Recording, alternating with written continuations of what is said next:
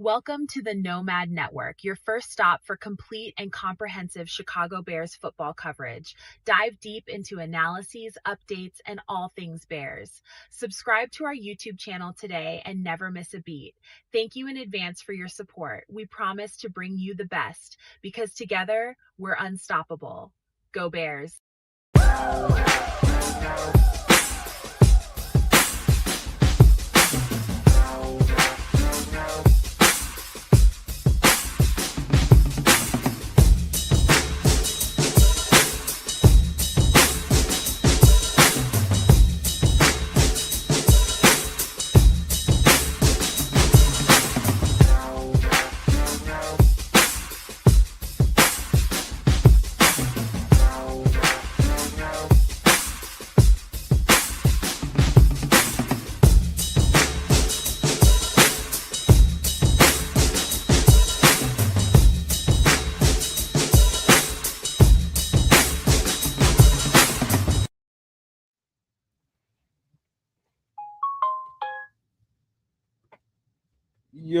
Yo, no maniacs. Long time no see. Welcome to the Nomad at Night. And just let me get the stuff out of the way real quick. I got a story to tell y'all, but I'll save that until we go around the horn and we get human about the show. We'll get into that. But man, there's been a lot of Bear stuff going on. A lot of Bear stuff still going on. Some recent breaking news. And maybe not so much, but we'll talk about it all, man. It's a lot to cover.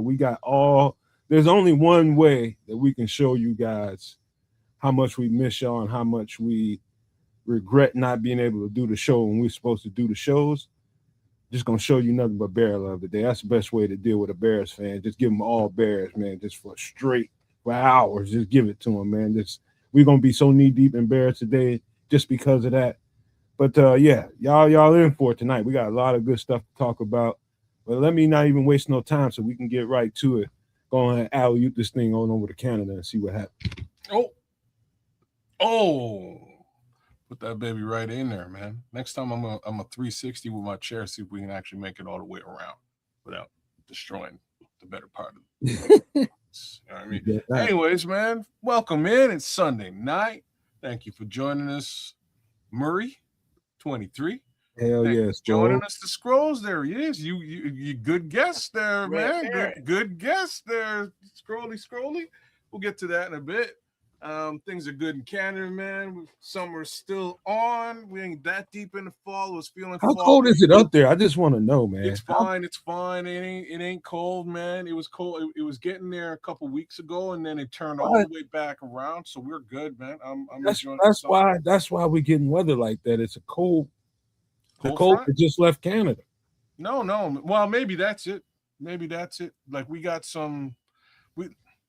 I don't know what it is between us and you, but we kind of we tend to have the same weather, and we're not even we're not really that close to each other at all. It's kind of weird, but yeah, I don't know, man. Weather's been all right. No. Let's you guys got all that tornado stuff. We had tornado warnings too, but nothing ever touched down. It just didn't touch down over here. Seemed to have obviously touched down for you, and you were a little bit worse for wear. And like I said, we'll get into that a little bit in a little bit. But things are pretty status quo for your boy, man. I'm just glad to be back without echoes and sounding like apocalypse. King Booker was saying last time around, man. Sound is good. My voice is good. And yeah, man, things are okay. Everything is status quo where I'm at. No questions. And glad to see we got a little bit of preseason football to discuss. That being the case, man. Shout outs to King Booker. Levante just jumped in. Big ups to Paul Rodriguez. What it do, Paul, man? Good to see you, bro. And Triple R, what do you say, my man? He's down the rabbit hole with us. Oh. Yeah. My kind of guy, Levante. Yeah.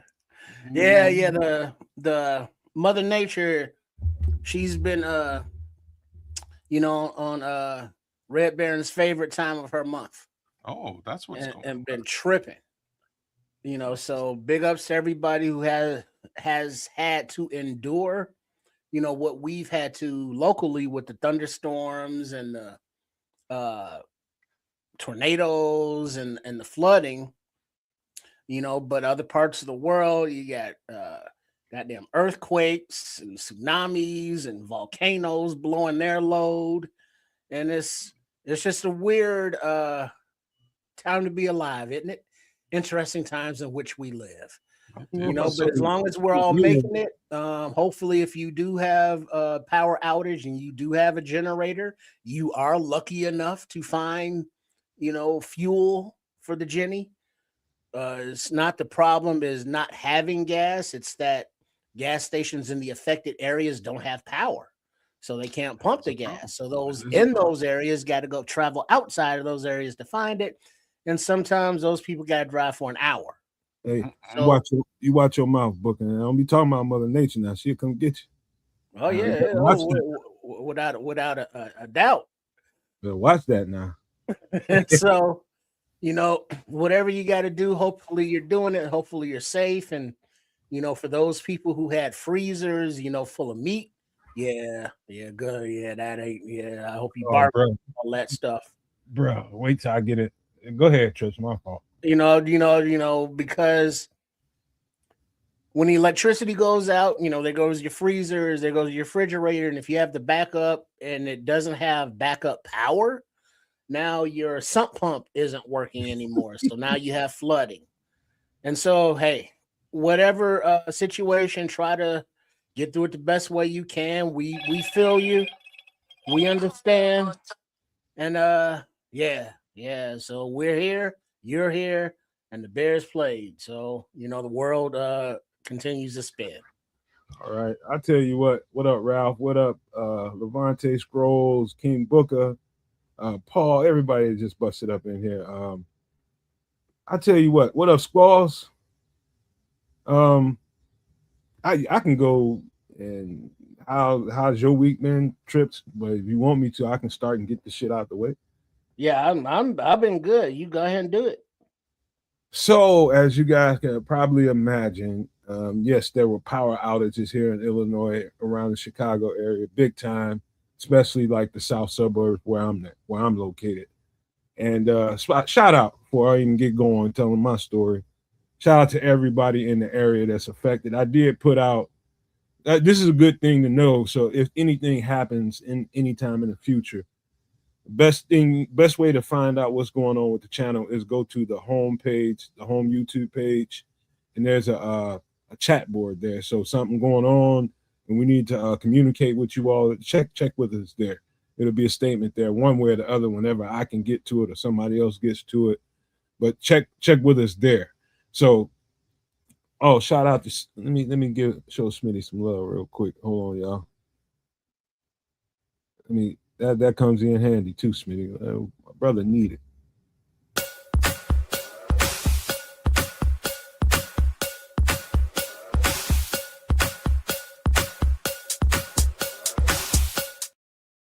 Shout out to Smitty with the 10 gold coins. 10 jewels, I guess is a gold coin. Thank you, man, so much, man. We need it, man. I hate to be asking people for anything, bro, but I'll tell you one thing. There's some shit I got to do around here.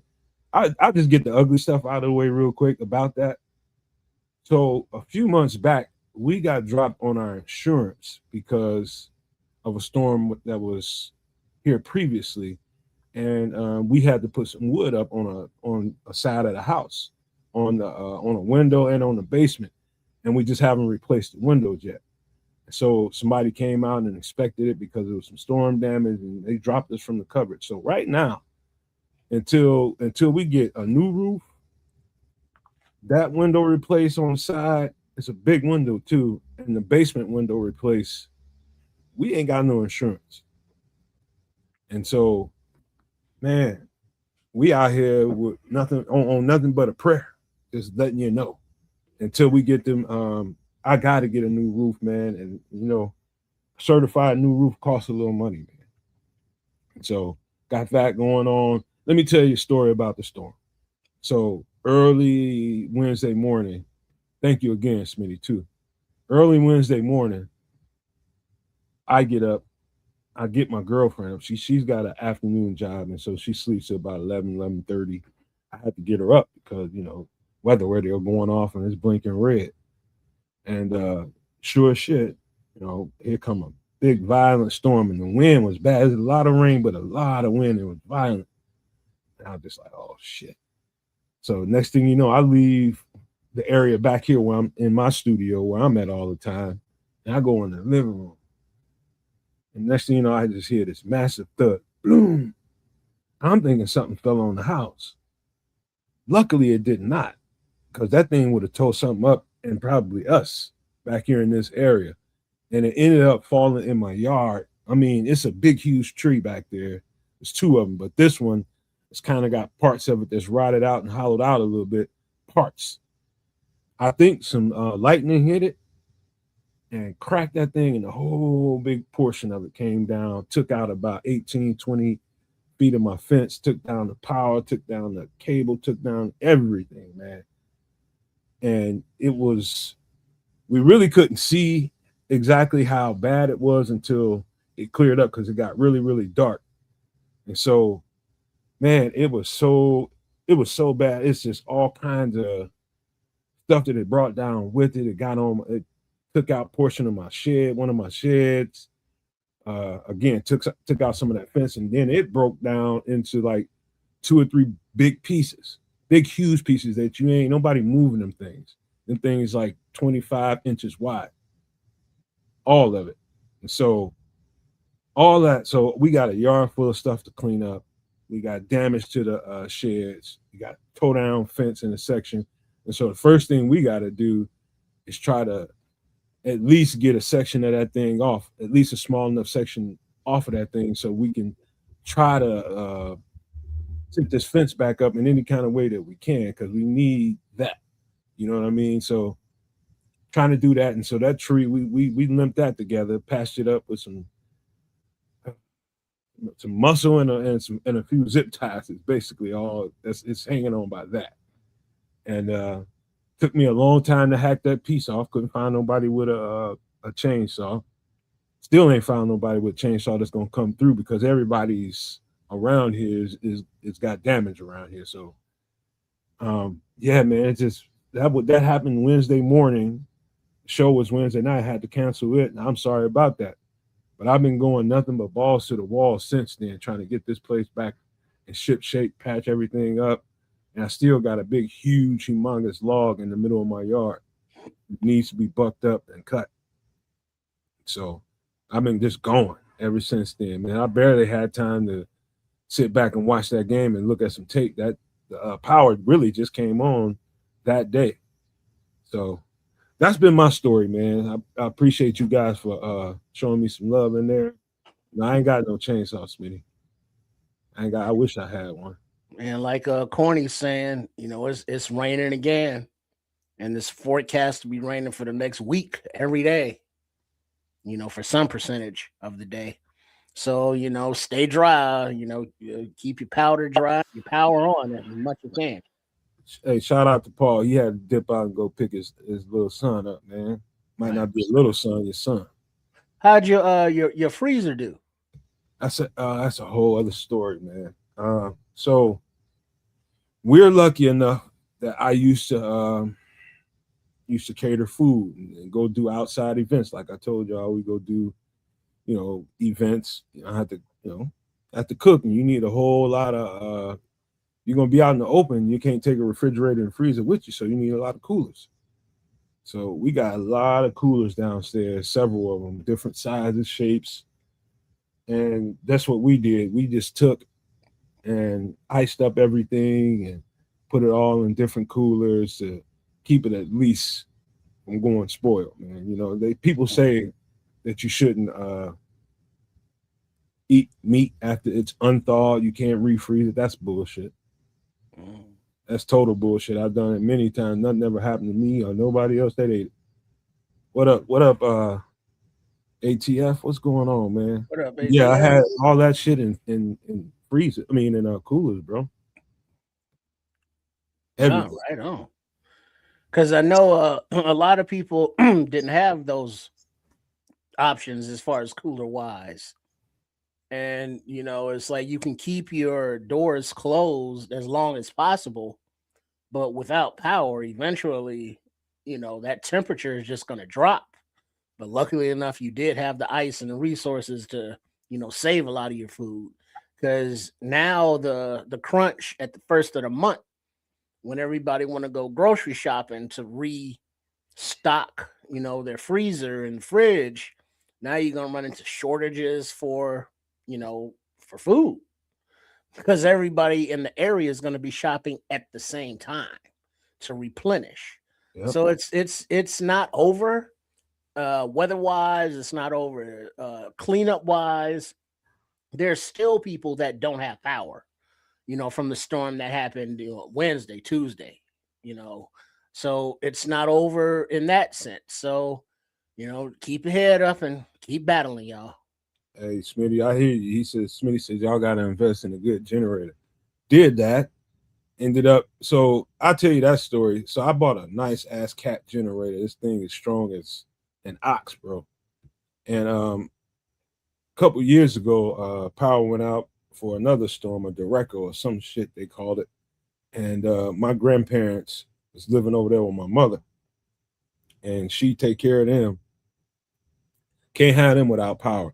Bought her a generator probably a year or two before that and put it in a garage just for safekeeping.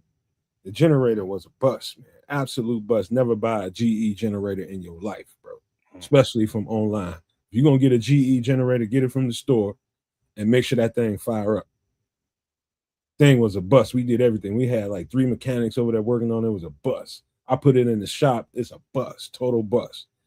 And so ordered that online and had it dropped off to my mother's, and I put it in there for safekeeping for that moment. Thing didn't work, so I had to end up taking mine over there so that they had some, some air. You know what I mean? Can't have old people over there without some motion. You know what I mean? And so I just, instead of going to get it, I feel better with them having it over there in case something happens instead of me. I can function. Well, Now, but now I don't know their health requirements, but grandparents of not on yours, but of that age or any age, just think of medical devices. If you got the sleep apnea, you got the CPAP machines. If you are a diabetic or got the sugar, you need to refrigerate your insulin. yeah. So generators are now, a medical necessity as well as the fuel to keep them, cranking out the wattage. My pops has some. My granddad is my pops. He's my dad. He had some kind of nitro or something for his heart that needed to be refrigerated. Nitroglycerin. Something I don't know what the I guess. And yeah, I had to do something, man. It was either that or they was gonna have to come stay with some other relatives and they ain't want to leave. And so you had to just work around that when they get stubborn like that, bro. You can't do nothing about that. What up, Dante?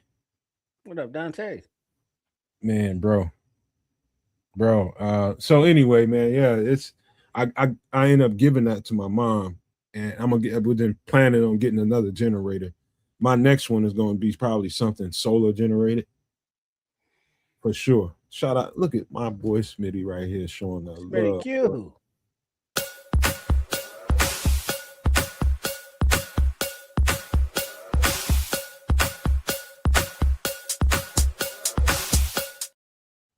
With the 200 joules. That's a prayer for sunshine, I think. I think that's what he's trying to say. Me too, bro. Me Indeed. too. But definitely the next Jenny you get, it should be as many fuel intakes as possible. Whether it be a gas and propane or a diesel and gas, or definitely solar. That definitely has to be one of them. So yeah, I mean, because you can't plan on, well, I know this fuel is going to always be available, because it's not. Even on the cloudy days where the solar panels aren't at their maximum, productivity, you can fall back on the kerosene or the diesel or the gas or whatever it is. So look at the combo fuels. You're right. You're right. What up, Ron? Just busted up in here. Dante, thank y'all for being here. We finna get to real football in like 2 minutes. Trust me when I tell you. But yeah, it's been my girl. I didn't realize how traumatic it was. So my girlfriend, she's supposed to go to work. She had to call off. We ain't got no power. She ain't taking. That chick ain't going nowhere without taking no shower. Forget that. And they have provisions at their job for people who, let's say, something happens at home or you can't make it home, you get snowed in. They got rooms and room and board for them over there in the hospital. And so she could have went to work and took a shower there, but she saw me and all the shit that was going on in the yard. She just felt like she couldn't leave me with it. I was like, what you gonna do? You know what I mean? You an effing girl. That's like dudes work out there. But she just wouldn't do it. And I said, fuck it, we'll call off there. And we went from there, man. She was helping me with anything she could. But when she finally went back to work, which was a couple days ago, she called me and she never calls me. Oh, my boy James Hunter. Hold on.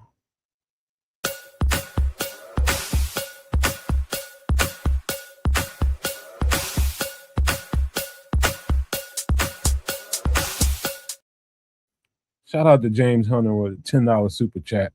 Y'all don't make me cry up in here, man. He says, glad everyone came out of it safe with no injuries. And I mean that, man. Thank you, man. And my girlfriend, she's emotional just like any other female, but not to the point where she is at work and just thinking about how bad it is over here and leaving me here with it. She just was like, she called me and asked me, was I okay? I'm good, man. I went out there and did what I could, doing what I can, every day, just chipping away at it, not worrying about counting on people to come and help you. When you at the end of the day, what you can depend on is you. And that's what we got right now. But thank you so much, Jim, man. We appreciate it, man, for real. So she called me crying, and I was just like, she's like, you okay? I said, I'm good. She was just like, I just got to thinking about all that shit, and it just broke me down. When you look at it when it first happens, before you get your hands on it and start cleaning up stuff and patching it up, it's traumatizing, bro. It is traumatizing. You got all this shit in your sheds, and all of it costs money. Like I told y'all, we just got dropped off a State Farm because we had a couple of little, I guess, inadequacies in their eyes, and now we gotta get another roof. And man, it's a beat, but we're gonna get to it though. One way or the other, we're gonna get it done. Thank you though, man. But yeah, that's the story, man. I don't want to. It's a lot to talk about, and I really don't want to get emotional about it. But every day, I just been going and blowing every day, bro, since Wednesday. I'm tired, but I want to do this show just as much as these guys want to do it. I want to make up for, the time lost, man. We got a lot of Bear stuff to talk about. So whenever kids stop, eating chicken bones, we can get to it. All right, man. Look at him. He can't even say nothing because he's too busy chewing. Thank y'all. This food is good though, man. I'll tell you that much. Good what food. You eat, man? I'm trying to wait on you so that once we start. You've done a great job. I applaud you for it. But I'm snacking on a shawarma platter. Shawarma platter. You said a will platter. go away in a moment. All right, man. Smitty showing us some more love, man. We got to show him.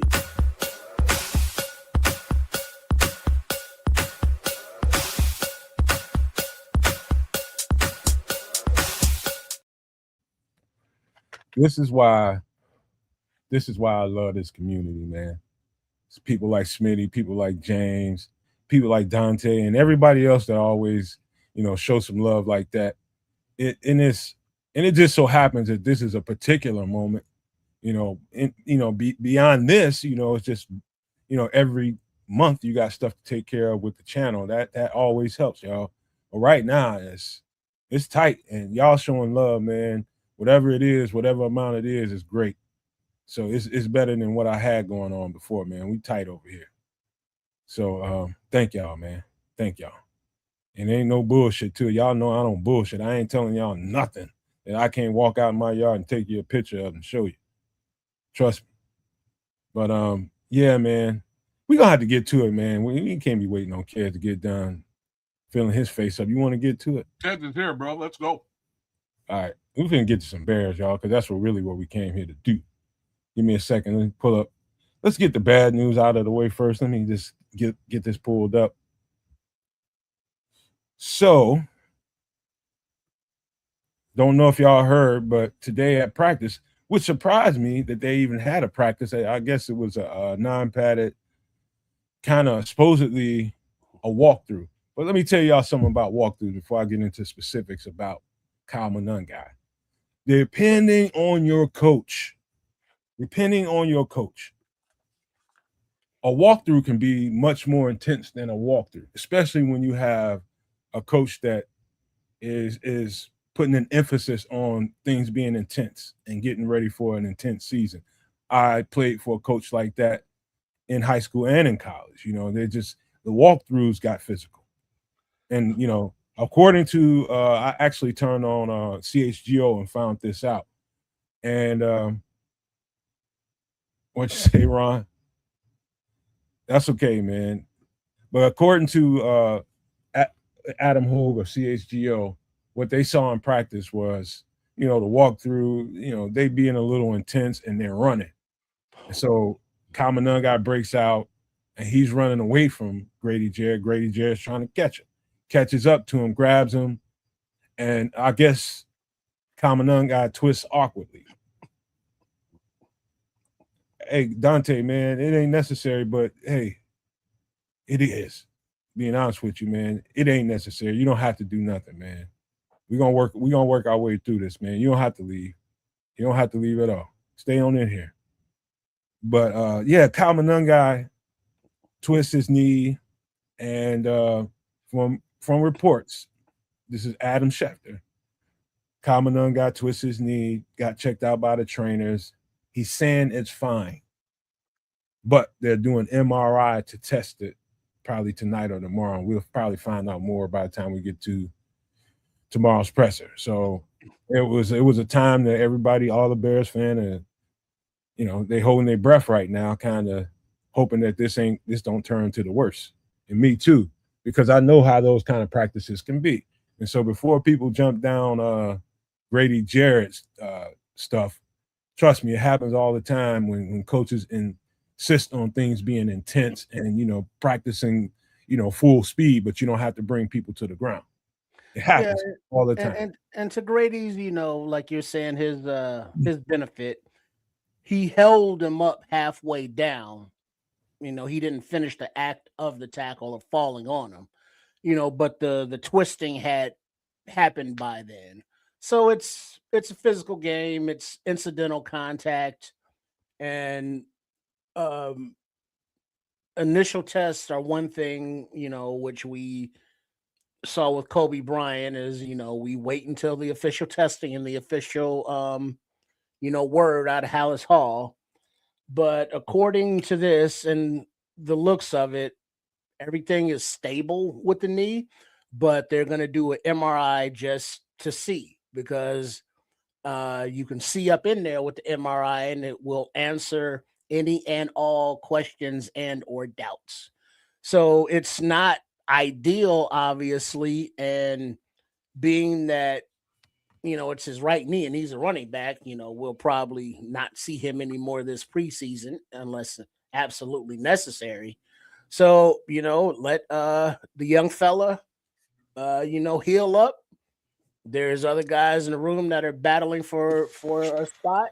We know that he's pretty much locked in, so keep it moving. You know, the intensity of a practice like that, when coaches insist on you run to the ball full speed, then the fucking instincts kick in, and you do something you probably regret later on, just because that's just how it is. You know, I've been through that a couple of times, you know, in practices, and for damn sure it went up when we ain't supposed to be taken to the ground. You know, there's only 3 people on the team that ain't allowed to touch the ground. 2 of them don't count, the punter and the kicker, but the quarterback, of course, is the other guy. Everybody else is kind of game. they wired for sound or for a better way of saying it. It can go down. And I've been in practices where that went up, just because, hey, we ain't supposed to be tackling. No, we ain't, but hey, you keep trying to run from me, I'm gonna throw your ass on the ground. That kind of shit happens every practice when you got a coach that insists on a whole bunch of testosterone filled dudes running around and basically thudding each other. Now, I'm not saying that Grady did that on purpose. I know he didn't do it on purpose, but just the intensity of the moment, man, it just happens, man. I just hope don't nobody go too crazy off on Grady Jarrett because of that, because anybody could have done that. Well, definitely not the news I wanted to hear. I was really expecting a lot from this particular player this season. And to be frank with y'all, man, like whole lot of injuries, not just for the Chicago Bears, but across the NFL this preseason, man. Like there's other teams that look very similar to what we've been experiencing. So it's not an anomaly, you know what I'm saying? But again, big ups to Kyle, man. Hope you get better soon. Hope you're back at it as quickly as you can, and we're not really looking at something extended. And it's unfortunate that I wouldn't want to hold Grady Jarrett to account in any capacity. Hold on for a second, kids. We got to show some love here, my boy. Right on. Let's go. Red Bear.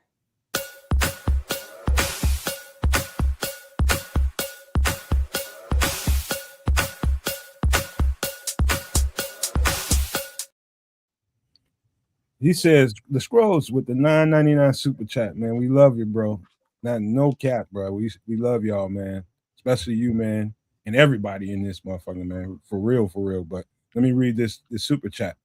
He says, last week I saw Tyreek bring Burden down awkwardly.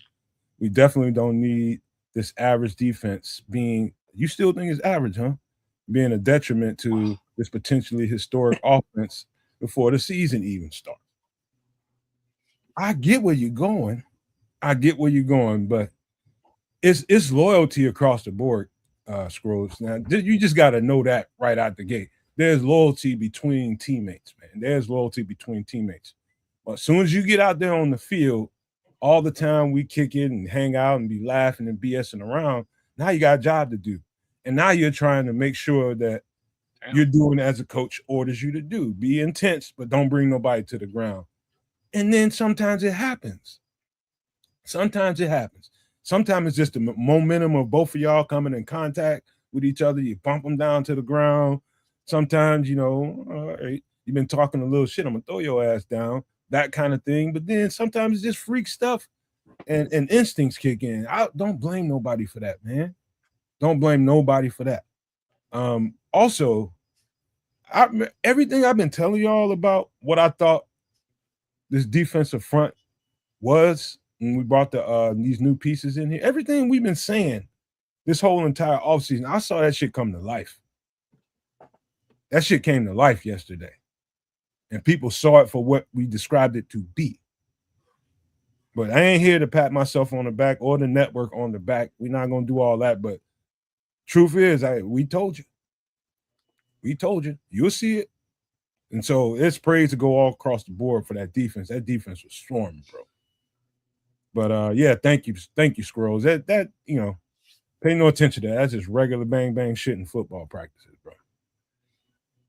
Go ahead. Right. No. I mean, a lot of attrition, a lot of injuries, and we'll have to see. I can't argue with what Scrolls is saying there because, the more injuries we're having on the defensive side, especially the key players on that side of the ball, it's next man up case scenario in that situation, but who knows what this defense is really going to look like until go time. So, hopefully we can make it out of this preseason without too much more additional injury as we go through, man.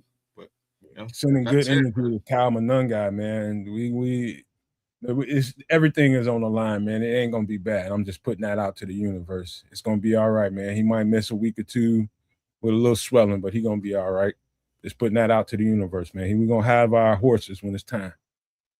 Well, we need them, that's for sure. All right, let me get to another little bit of a story that we talked about previously here on the channel. And I don't know how seriously we took it, but I know I did say that they better investigate this. And word is from, I think, last last name is Garofolo or something. Um, People have made phone calls to the Tampa Bay Bucks to inquire about Vita Vea. There's three of them that he noted, and the Bears was one. I know kids probably bang this story down because he got into the money aspect of it. I kind of remember that. But no, I actually brought this. I brought Vita Vea up to you. There's two players I brought up to you months ago that we haven't hit, and this is the first one. What's funny about this is it's less to do with the dollars and cents. I think they could move things around to make this work. Reality is he's a bit of an older character, and the price tag will be significant. Meaning, like, this could look a lot like Grady Jarrett. Just saying. The flip side is there's somebody else on the team right now who's really starting to turn heads and make a lot of noise. And I don't know if you go and you get a guy like Vita Vea in this scenario. Championship teams make championship moves. Remember that. Is true. No, this is true. I like what we have, kids, but there's certain moves that you can make, and we had by all standards, a poorest run defense last year, did we not?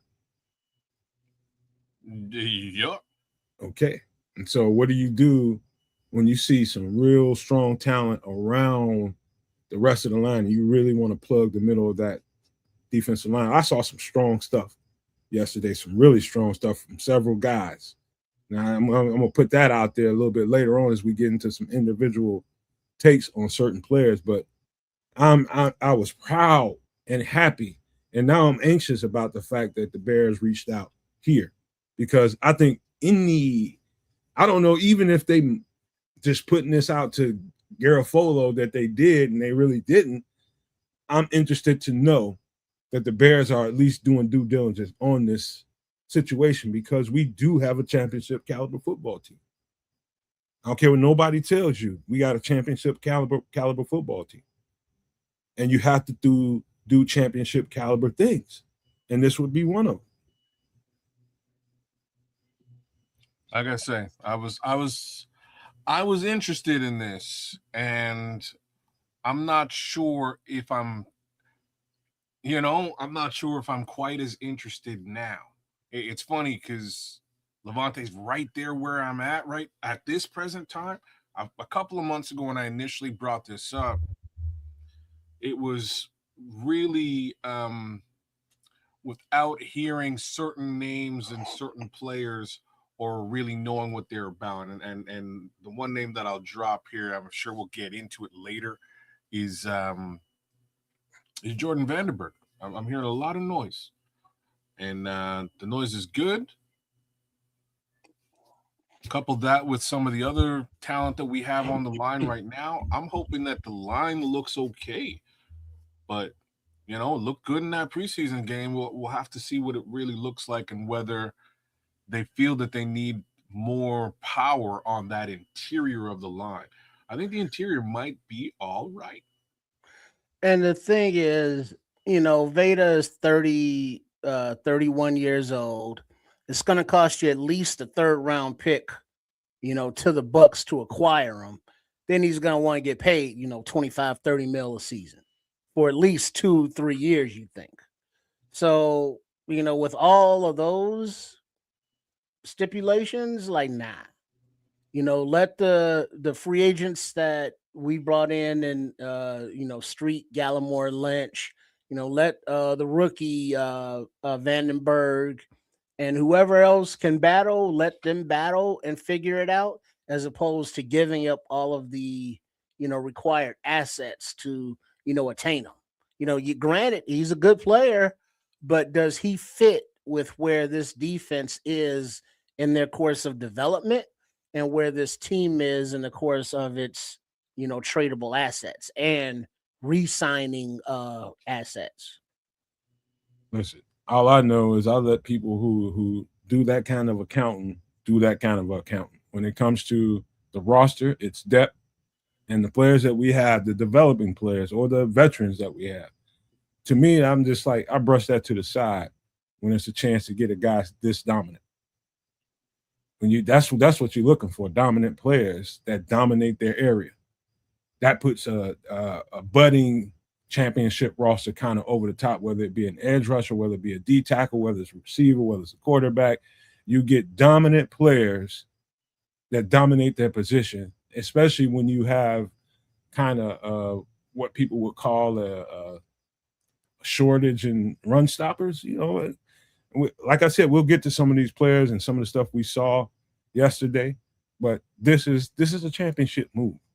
You do something like this. Well, So I won't be opposed to it whatsoever. I'll let people that deal with the money deal with all that kind of shit later on, but I'll be glad to put this player on this roster so we can go attack the shit out of offensive lines.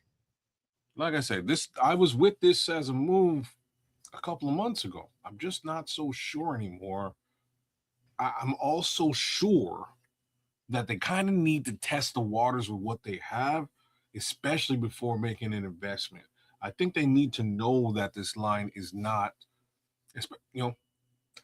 specifically the interior of this line. It's not where they need it to be before you go, and you make a deal for Vita Vea, especially at his age and at his price tag. Like both of those things are significant. Plus, again, I think we may have a couple of emerging players that, that bringing a player like of his ilk to the team might, it might be detrimental to the development and growth of the other guys. Yeah, I understand all that. Hey, by the way, y'all, I know y'all about to start cooking. Don in the chat, he about to start trying to cook y'all. I just want y'all to know, when we get done with all the fanfare and the Lions and the Bears, the banter back and forth. Let me tell y'all something. I know a solid guy when I talk to one. And even though I've never met Don Burr personally, only thing I've ever done with him is through a chat. Don was the first one when I put that message out on the YouTube page about what happened. He was the first one to come in there and show me love. He's the first one. So just put that out there, man. Don, I have fun talking shit with Don. I know y'all do too. But y'all don't take it so personal until y'all don't realize it's a human element to all this. Every time. So we can handle all that, man. We handle all that. So yeah. Any last words about Vita Vea? I would love this move. I think like I say, I was with this move a little while ago when it was funny because me and you, we were talking very specifically about that porous line and the loss of Ford this off season, and how I even brought back how you're saying, during one of the games last year that we need a fat boy. And it's not even last year. You were saying it was the year before we got Ford, and then Ford left. So I was under the impression we needed somebody to fill that gap, and like Vita Vea not only fills the gap, but he owns it. You know what I mean? Like he'll own that gap, dominate that gap, right? So I'm kind of with you. Again, the little caveat to this is I think you need a couple of weeks to go by before you pull the trigger on this move. Hey, Kez, can I mention something to you? I can say he's dominant. Everybody knows he's dominant. That's one thing. But when I go look at Vita Vea on tape, what's interesting to me and what proves to me that, I put him in D-line elite category. Yeah. It's when they're dominant. Like when they have to have it, Vita Vea is there every time. When they need a play to be had, Vita Vea is there. So he levels up when the time when it permits for him to make a play, when the team needs him to make a play, Vita Vea is dominant. If you go look at tape, you're going to see a whole lot of nice, powerful plays, real strong splash plays, but pay attention to the down and distance. If you go look at, say, highlights or something, Look at the down and distances when he's being dominant. That's another level of elite right there. It's when you're dominant. You're damn right. Like I said, I really like this as a general idea, and I wanted us to cover this a little while ago when I was excited about it.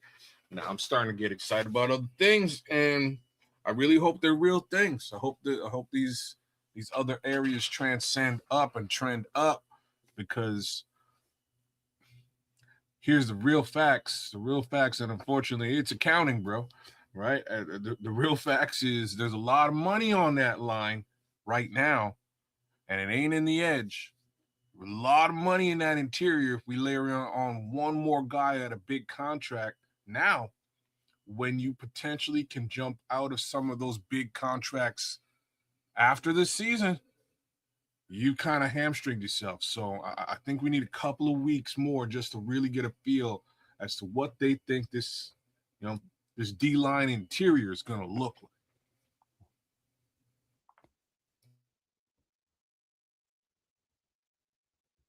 Yeah, man. I'm just laughing at the chat, y'all. They having it. But hey, just want y'all to know, we keep talking shit to Don, getting his ass when you got to. Just know, man, it's he real with it though. He real with it. Just had to put it out there. All right, let me see. We got some more, a little bit more news to talk about that we wasn't prepared to talk about. Ozzy Trapil has been activated off the PUP list. What? And part of me, and I heard Ryan Poles. I think he did a show. He did a interview with CHGO. He was talking about how there was a possibility a few days ago when they met with him, and I'm just like, okay, what does that mean? How ready is he right now? They put him they take him off the PUP list. That means, in most cases, that they're getting ready to get him prepared for at least limited contact. Yeah, not full. He was practicing today, Jim Hunter said. Yeah, doing one-on-one drills not with a player, but like with a trainer or a coach. And he was, doing his pass rush set, and he looked pretty fluid moving. I have to make a public service announcement. I have to make. Just don't say shit, kid. You're gonna jinx yourself. You see what he's doing? Just laugh. You don't got to say nothing. But you see what he's doing, y'all. You see what's going on. So that we have to address the elephant in the room. So last 2 shows ish, my mic and shit sounded like garbage. So after the show, I dipped out. I let these brothers handle the show. I dipped out. And when I dipped out, my boy came on and he was like, man, Ked's internet is all messed up. His mic sound like shit. And I'm listening to it and I'm like, man, this guy just threw me under the fucking bus. I ain't even on the show. But it's all good. I'm a fan up. So I fanned up. And after the show, I jumped on. We got to troubleshoot. Would you believe? Don't just leave it alone, bro. Just leave it alone. It ain't my fault. You see, I had to pause because I knew everybody's mic is good right now, man. You see that pause? You see that? I had to give it a timeout because I knew he would jump in and be like, kids, don't do it. God, I tried to tell you that before you even got started because we ain't having mic issues, so leave it alone. My boy's mic was causing the interference. That's what was going on. So we figured it out with some good old troubleshooting because my mic sound like garbage and then Tripp's mic sound like garbage. Nice. We finally booted him out the studio for a minute and it was like, wait a second, everything sounds like gold. How come it sounds like gold when he leaves? He came back in. All right, man. But it's all fixed. It's all good now. I just wanted to make sure that while I'm laying under the bus, it ain't my fault. You know what I'm saying? I have company. Hey, man, listen. No, your shit was stinking anyway, man, without that. But here, somebody told me I came here, I get paid to talk about Ozzy Trapil. That's what we're gonna do. I never ever would have guessed that he would be remotely in this conversation about. I thought maybe somewhere late season, game 9, game 10, somewhere after whenever we get a break. Maybe they start talking about taking him off the list. But I wonder, is this one of those moves that you have to do before you start doing your cut downs type. I don't know. But if they saying that he's out there at practice, doing one-on-ones, that means he's feeling good. You want to do it. So Dan Patrick came out last week. He had a couple of interviews, spent some time with the team, and his big reveal was that Ozzy Trapillo's feeling good and looking good and maybe back sooner than everybody thinks. So here we are, couple of days later, not even a week later, couple of days later, and what we're hearing is Ozzy's been at practice and he's starting, right? So he's getting things back up. He's developing again, and we're gonna have to see what the testing looks like, because man, if we get our potential long-term starting LT back in the building, I think that's best for everyone except for maybe the three guys who are fighting for that role today. I'm telling you right now, and I told you guys this before, and I don't know if y'all really bought it, but as I watched his tape before, he came out he came on like a lion, but he went out like a lamb towards the end. When I say he went out like a lamb, you start to see rookie mistakes, and speed was really affecting him, and he started to really struggle, and then boom, he got injured. What I mean to tell you guys right now is there's no guarantee that job is a lock for him under the circumstances. And I think that's probably why he's pushing himself. That's just my opinion. And, some people think, okay, it's Ozzy's job whenever he gets back. I don't necessarily subscribe to that one. No, I would agree with you there. I don't necessarily think that he comes back healthy as his job, no matter, who's playing. But also knowing that, what Nomad was referring to, let's just call it a rookie wall, if you will, before he got hurt. But looking at, the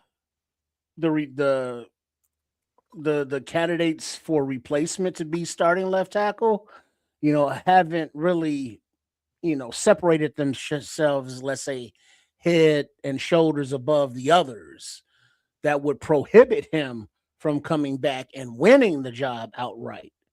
My whole thing was, at the time of the severity of his injury is like, oh shit, a year and a half or whatever.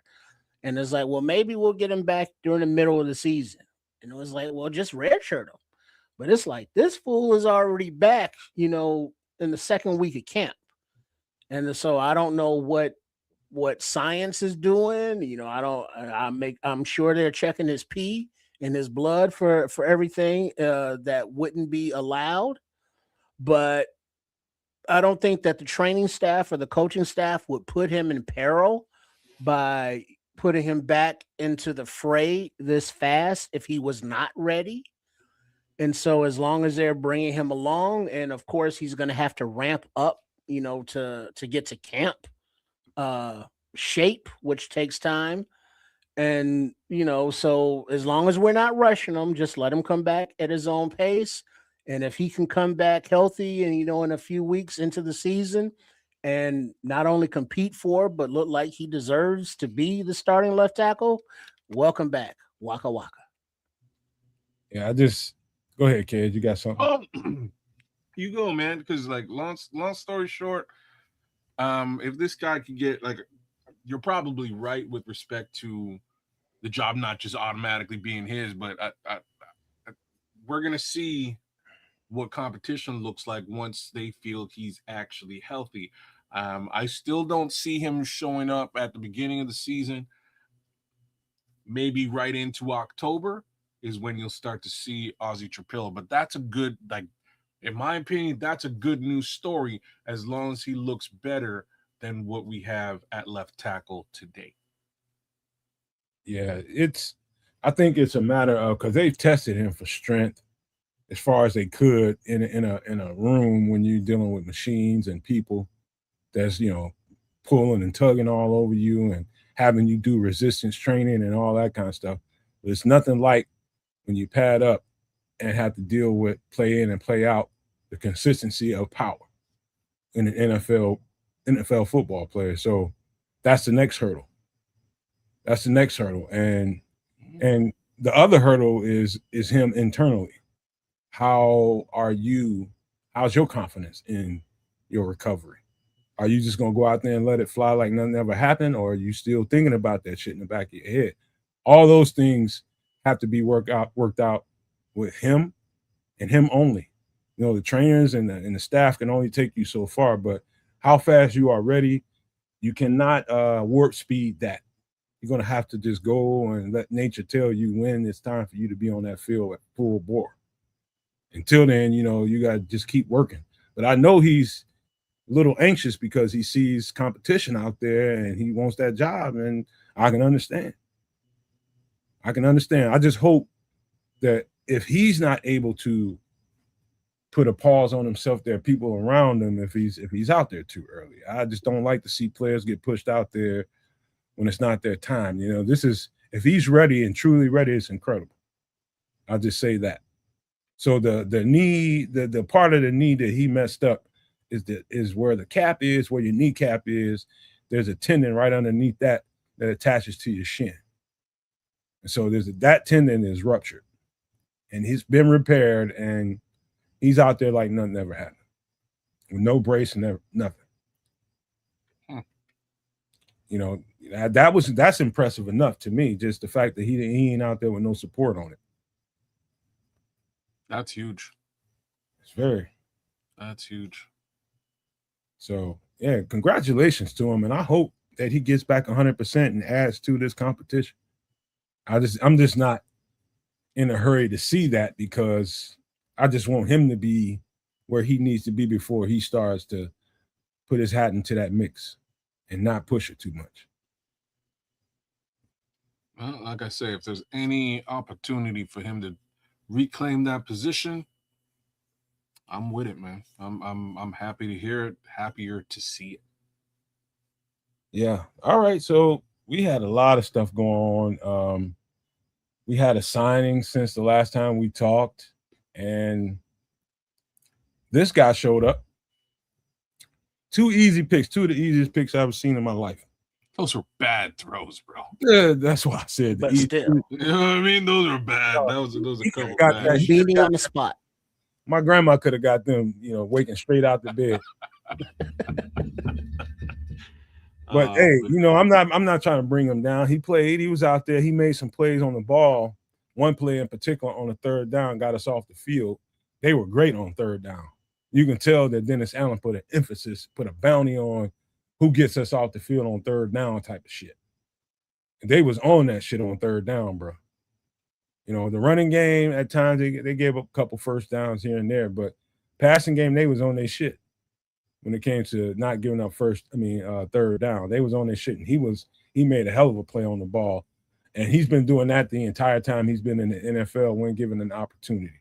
Beanie Bishop has always been a ball magnet, even though those 2 interceptions basically fell right into his lap.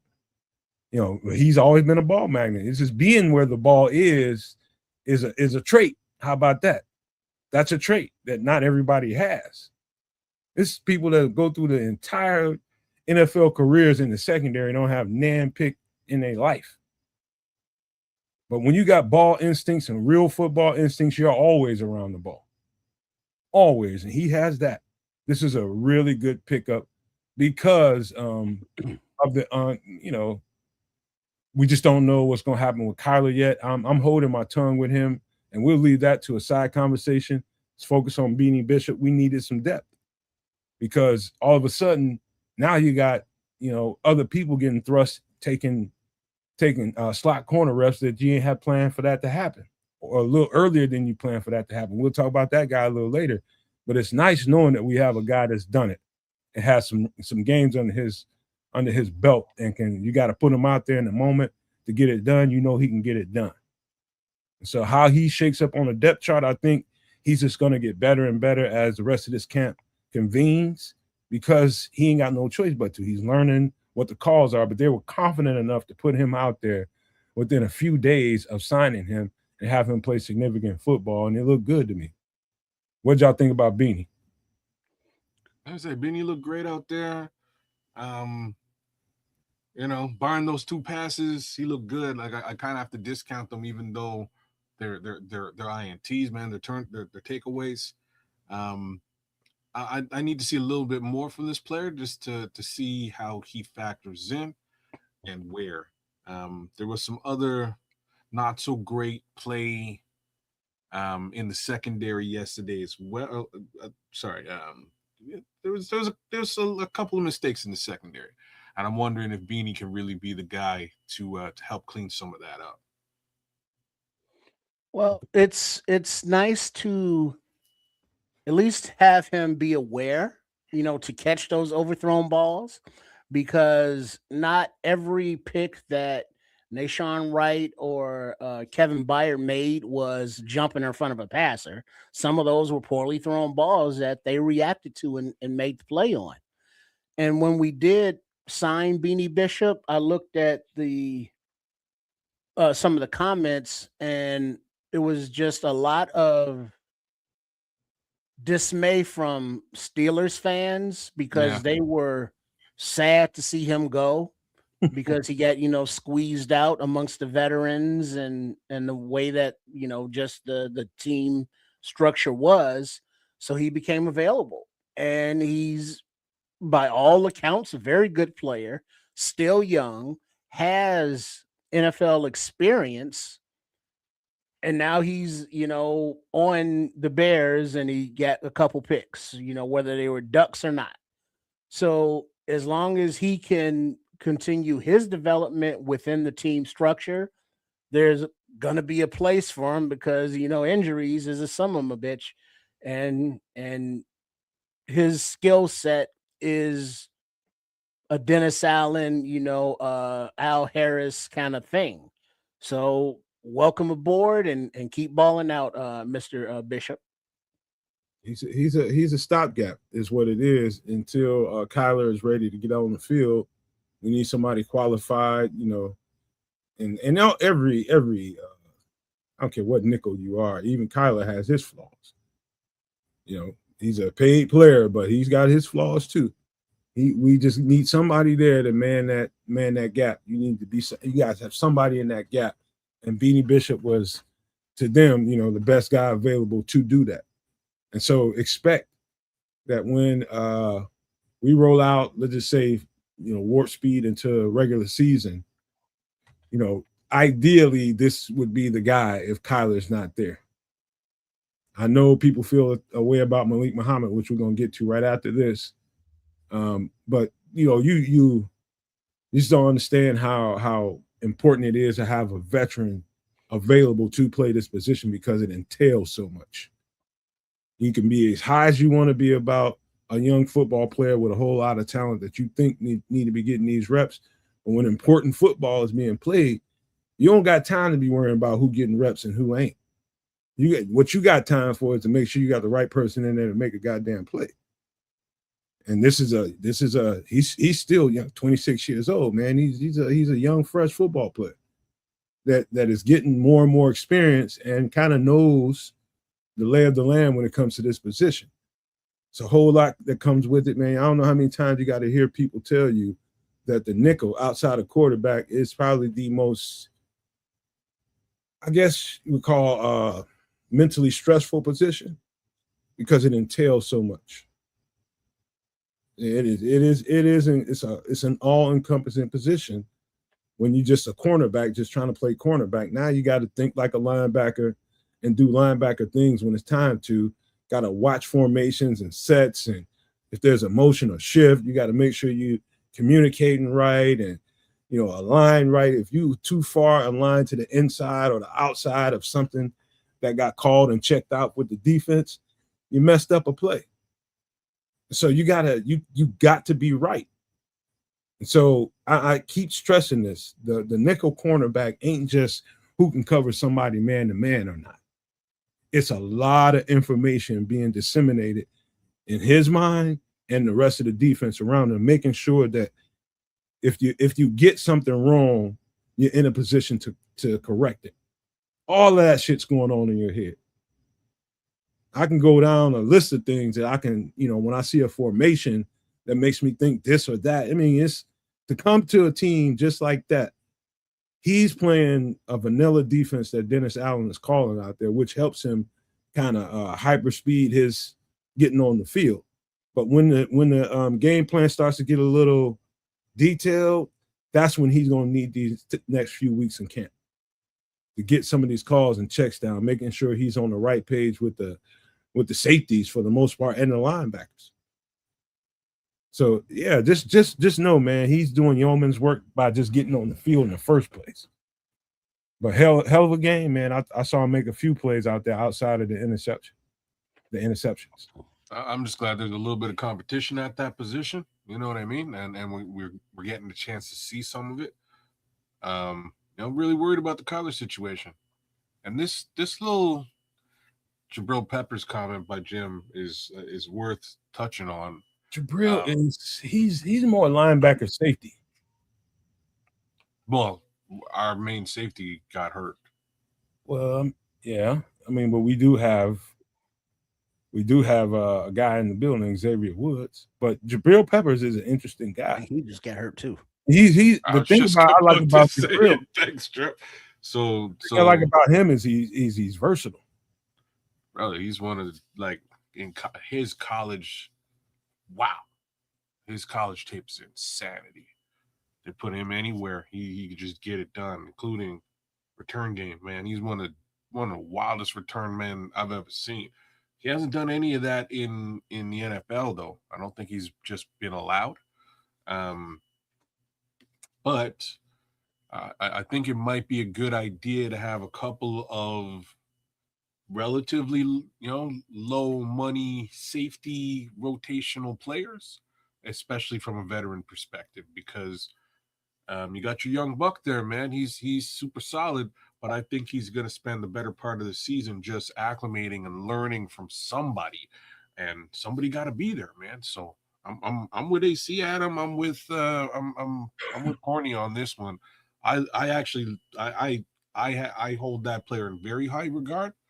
And I think right now you can't that college tape was explosive, but him as a college player and him as an NFL player, it's taking him some time to get to where he's at.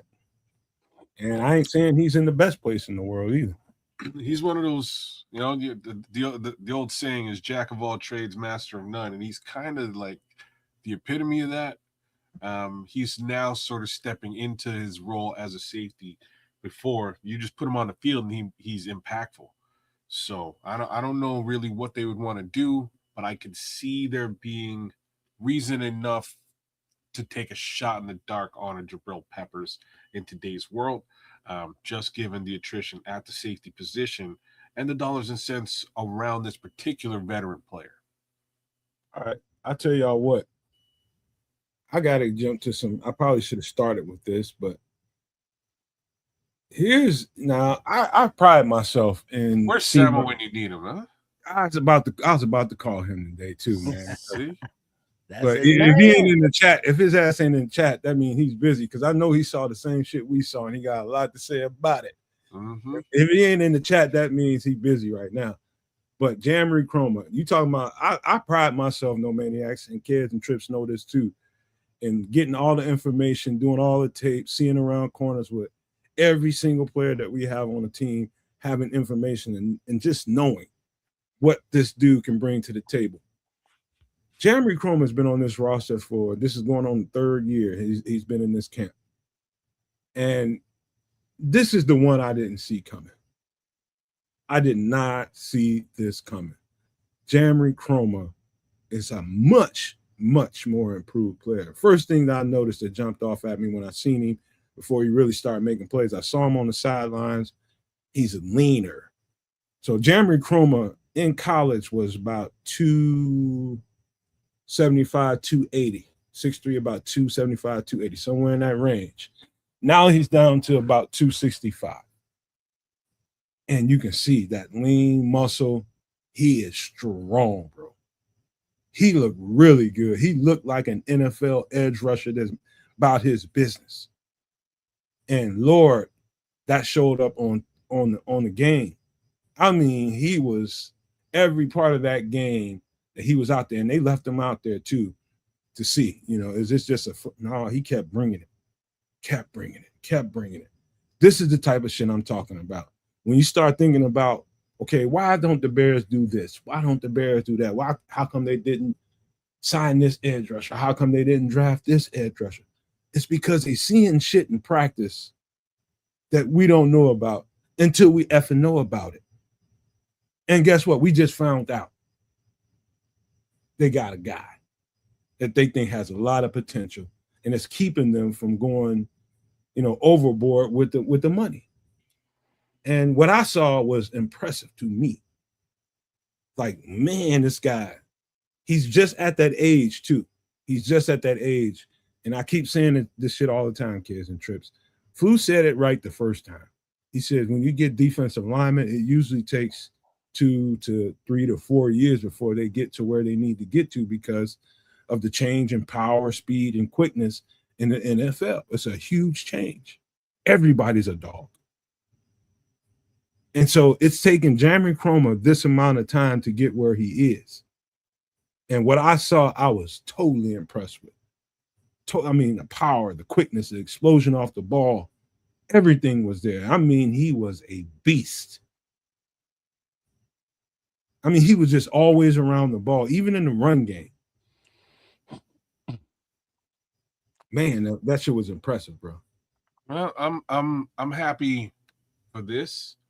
It sounds to me like they're going to have a really decent rotation, and that is important, right? Like, I didn't really see this particular player start to step up at any other time, or really, whether they actually gave him much of an opportunity to do so either is another question. But all of a sudden, you put this guy out there in a preseason game and give him the opportunity to shine, and he's shining.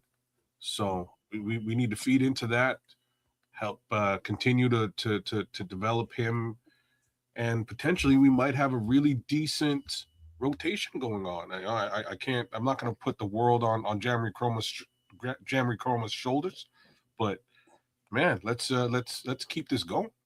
Well, there's a reason that Ryan Poles and company didn't feel the need to go edge, the way the fan base has, because they've been looking at Jam Rock Chroma, in the weight room. Welcome to Jam Rock. And so they're like, all right, we got to give this kid a chance. He's been here working, year 3. What you got? His body's developed mentally. He's more mature, just being 3 years later. And now we can see that in this first preseason game, Chroma led the league in pressures. I think it was like 6 or 7 of them. But along farther down in that list was preseason standout Travis Gibson, with the pressures. And it's like, all right, well, as long as Jerem Reed does not, just be a preseason fluke, there's definitely room on him for the team, because edge rusher, what? We need, some of that help there. So if this UDFA can keep producing throughout the preseason every time he gets the opportunity, and then that's going to make the decision come, the final cut down, well, the only cut down day this year, because there used to be 3 of them, now there's just 1. That's going to make tough decisions. So from Samo's love of this kid's traits from the time he was a prospect, to the work that he's put in to develop his self, mentally and physically, the sky's the limit. And, from UDFA to who knows where. Let's go Jam Rock. Hey, bro, let me tell you something. When we got Jamie Croma, he was pretty explosive for a 280-pound kid playing edge rush. He was explosive. And he won a lot of times, man. He got a lot of sacks while he was in college. Lots. But when you're playing at James Madison, your competition level is here and there, depending on if you ran into a Tennessee that week, You ran into a Mississippi or Alabama or Georgia. You got some competition, but for the most part, he's dealing with Walmart clerks that are big, and so that's why it takes guys like him and these other defensive linemen some time to get to where they need to be. But golly, man, what impressed me more than anything else is how much better he got with his hands. Like he just overwhelmed guys in college and just outquicked them, outpowered them, and usually that's enough to get around the corner or through somebody and get to the quarterback and get those stats. But what he's honed and refined is his hands. His hand fighting is gotten to another level and got them in the Bears camp to the point where I want to see this guy. I want to see more and more reps. I want to see him with higher and higher competition. And that's what they're going to be looking for moving forward, is putting him against the stiffest competition that they can find. They've been seeing it against the ones sparingly in camp, which makes them, a little excited. Okay, let's give him some of this stuff in a preseason game. But we're going to find out even more when they do the joint practices with who was it? Cincinnati first, and who was it next after that? I can't remember. The Bungles this week, right? Because they got the Bungles game Saturday. Yeah, the Cincinnati first, but then they got somebody else after that. I want to say New York. Titans. The Titans, yeah. And they're gonna really test him in those competitions because they want to see, okay, do we need to make provisions for him? We've been sticking him and keeping him hanging around on, the practice squad for the most part and working on the development part of his game. He got poached for about 24 hours by the Patriots, and they got him right back. That should tell you some things.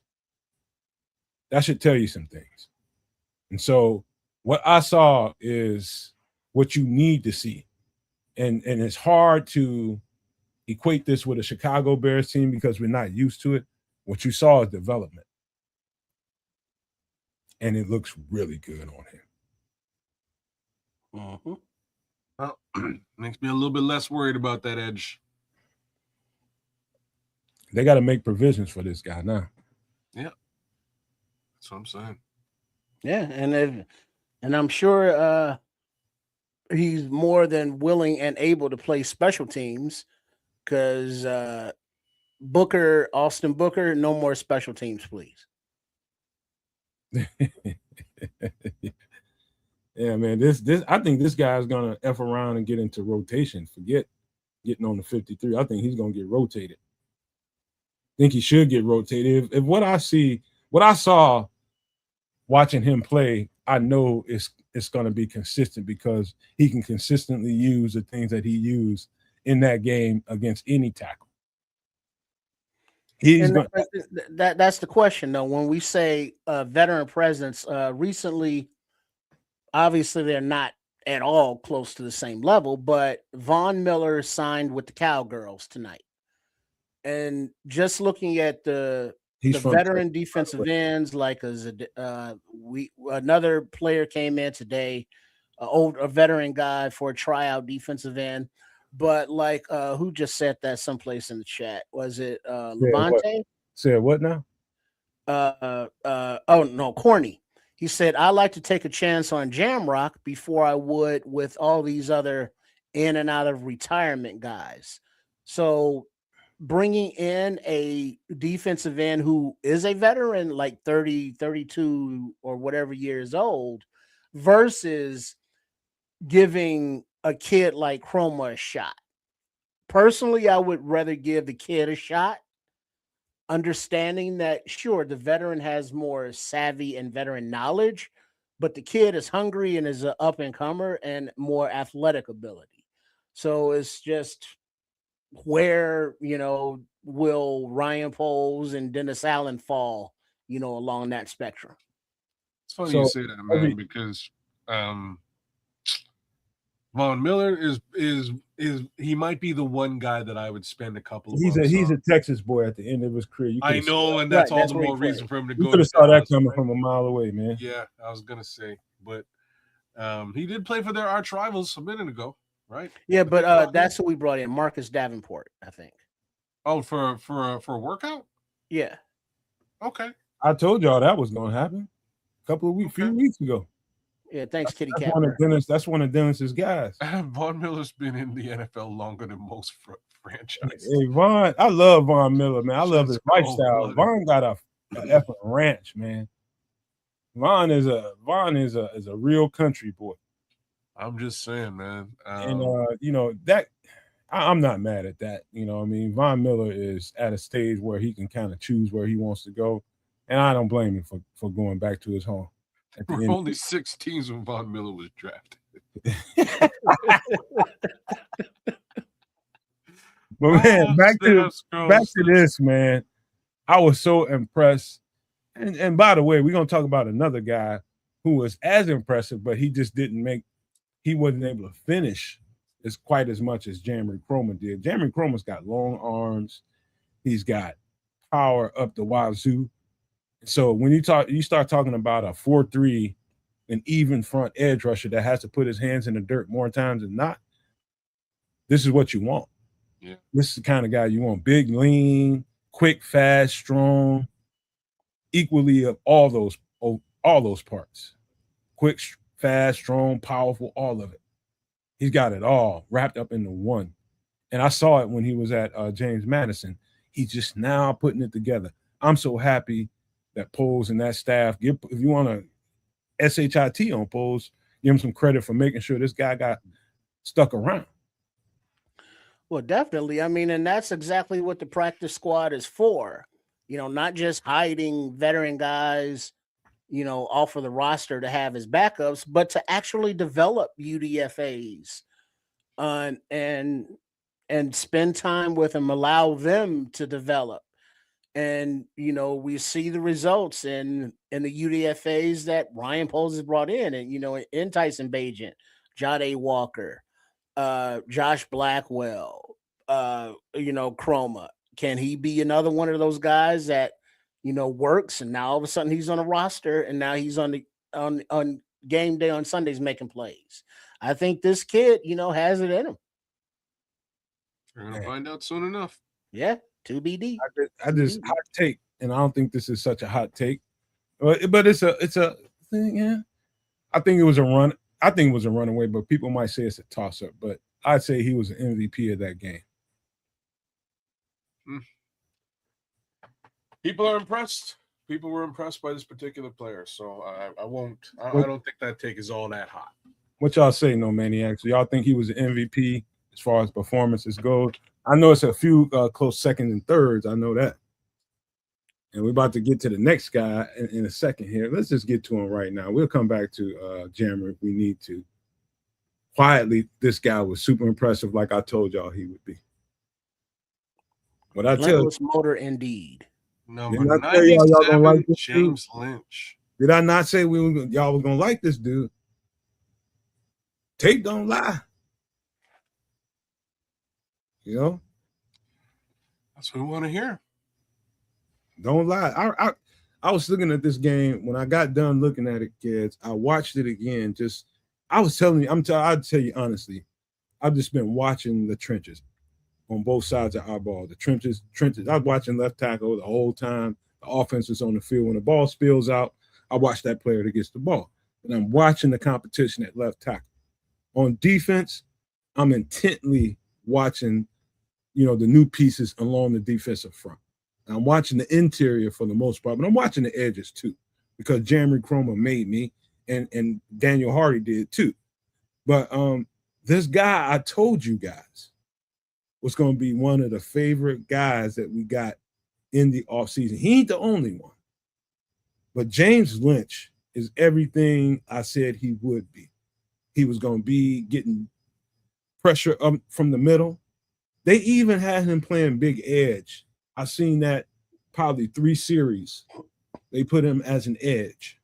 So he's versatile that way. This is a great piece that we signed. And I don't have to express it as much as I did before, because now people get to see it. But I was thinking about you kids and trying to convince you, you know, throughout the months of, you know, the moves that we were making in the offseason, that this defensive front is going to be better. And we don't really necessarily have to have this, you know, household name edge rushers to make everybody happy. I'm telling you, the front is a whole lot more talented. The middle is a whole lot more talented than you think it is. I was thinking about you the whole time, but I'm glad you got to see this shit in real time for yourself. Yeah, a bunch of those guys look real good, but like I say, I'm convinced is a tough one. You know what I mean? You can't convince me of shit until we get to September, bro. You know what I mean? When we get to September, then we're gonna see for real what this interior looks like. But Mr. Lynch looked great, man. He had a couple of partners out there that look good too. So shout out to James, man. Well, good on you. Good to see you out there making your impression felt, man. That's exactly what we need to see, and we need to see more of that same type of stuff out of Gallimore and Street and JVDB too, man. Yeah. It's The gonna good be a thing story. is, To him all. Let's get this guy his flowers. He played. but Lynch, he was as advertised in the sense that relentless motor, play to the echo of the whistle, never give up kind of attitude. And it looks like, there are only so many guys that you're going to be able to double team on the defensive line. And the showing is that, okay, we got a couple guys that may command a double team. Now, if we can get a couple of those on the field at the same time, or you get more guys that would command a double team, the more the merrier. But early results from a very small sample size, the results are positive for James Lynch. The first thing I noticed, and it's what I was preaching to you all and Cares and Trip as well, is the explosion off the ball is going to be much better. Speed off the ball, the quickness off the ball, the punch off the ball was going to be much greater with the addition of these players and what they're preaching. I saw it from all. Even Jervon, all the people that's talking about he's too slow, everybody was bringing that shit. And that was evident right away. And until the end, to the very last whistle, they were getting off that ball and they were attacking that line of scrimmage. And they really couldn't run on us unless they went outside and somebody missed a containment and somebody spilled outside. They couldn't run on us. And I think that travels. That kind of mindset, when you can do that, you got guys that are big, fast, quick, and can get in lanes. It was impressive, bro. I mean, it was like night and day from when I seen that line last year. Literally, that's what I was watching more of anything else, more of the left tackle competition, more of anything that was going on in that game. I was watching that defensive front. And them dudes was getting off that ball from the very first whistle, bro. They was getting off that ball, and it was impressive. And this guy needs to have his name be singled out and him being touted, man. Like, he's going to be a player for us, man. That rotation is going to be a beast, and I told y'all it was. Indeed. So I gotta pay a lot of attention to this interior case scenario as we go through these preseason games, because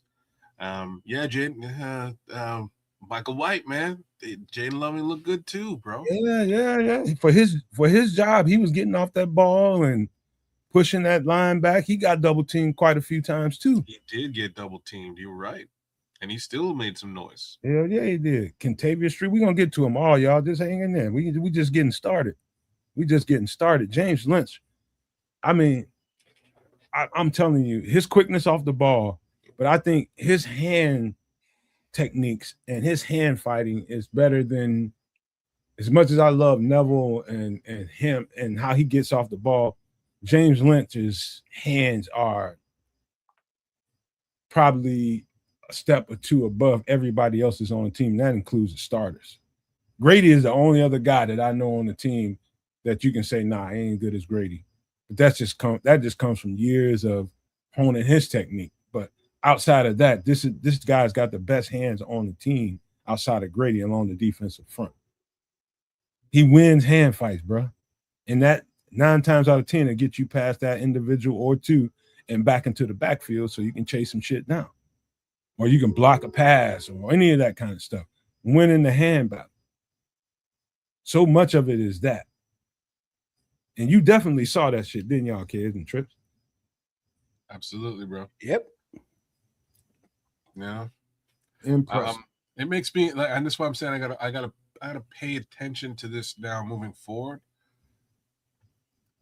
because there's a lot of up and coming talent in that DT room now, and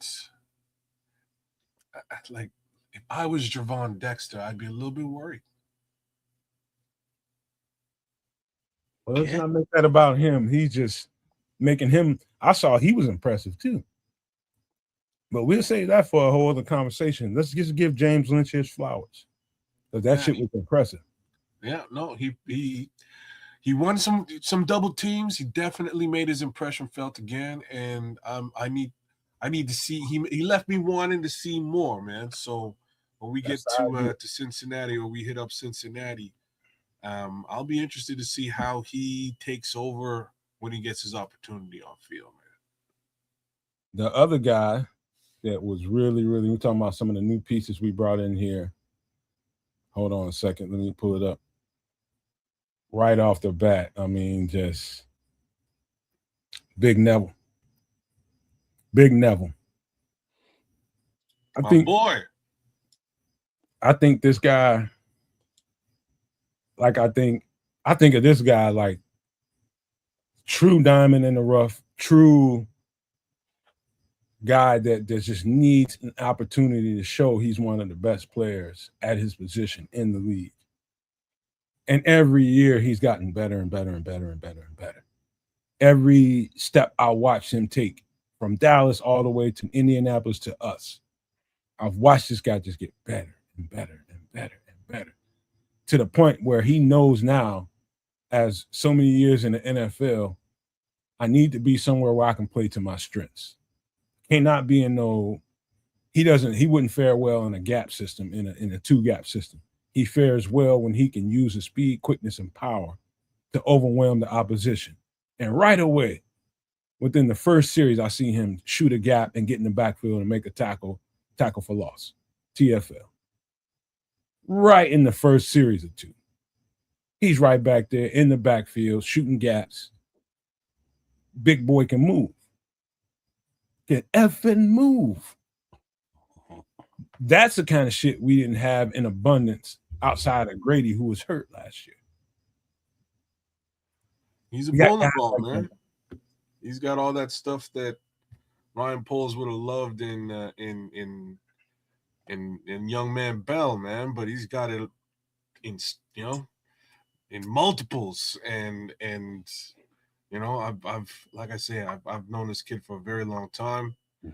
And I just need to see a little bit more, because I think he's going to be very destructive on that line. And not just him, him and this new cast of DTs.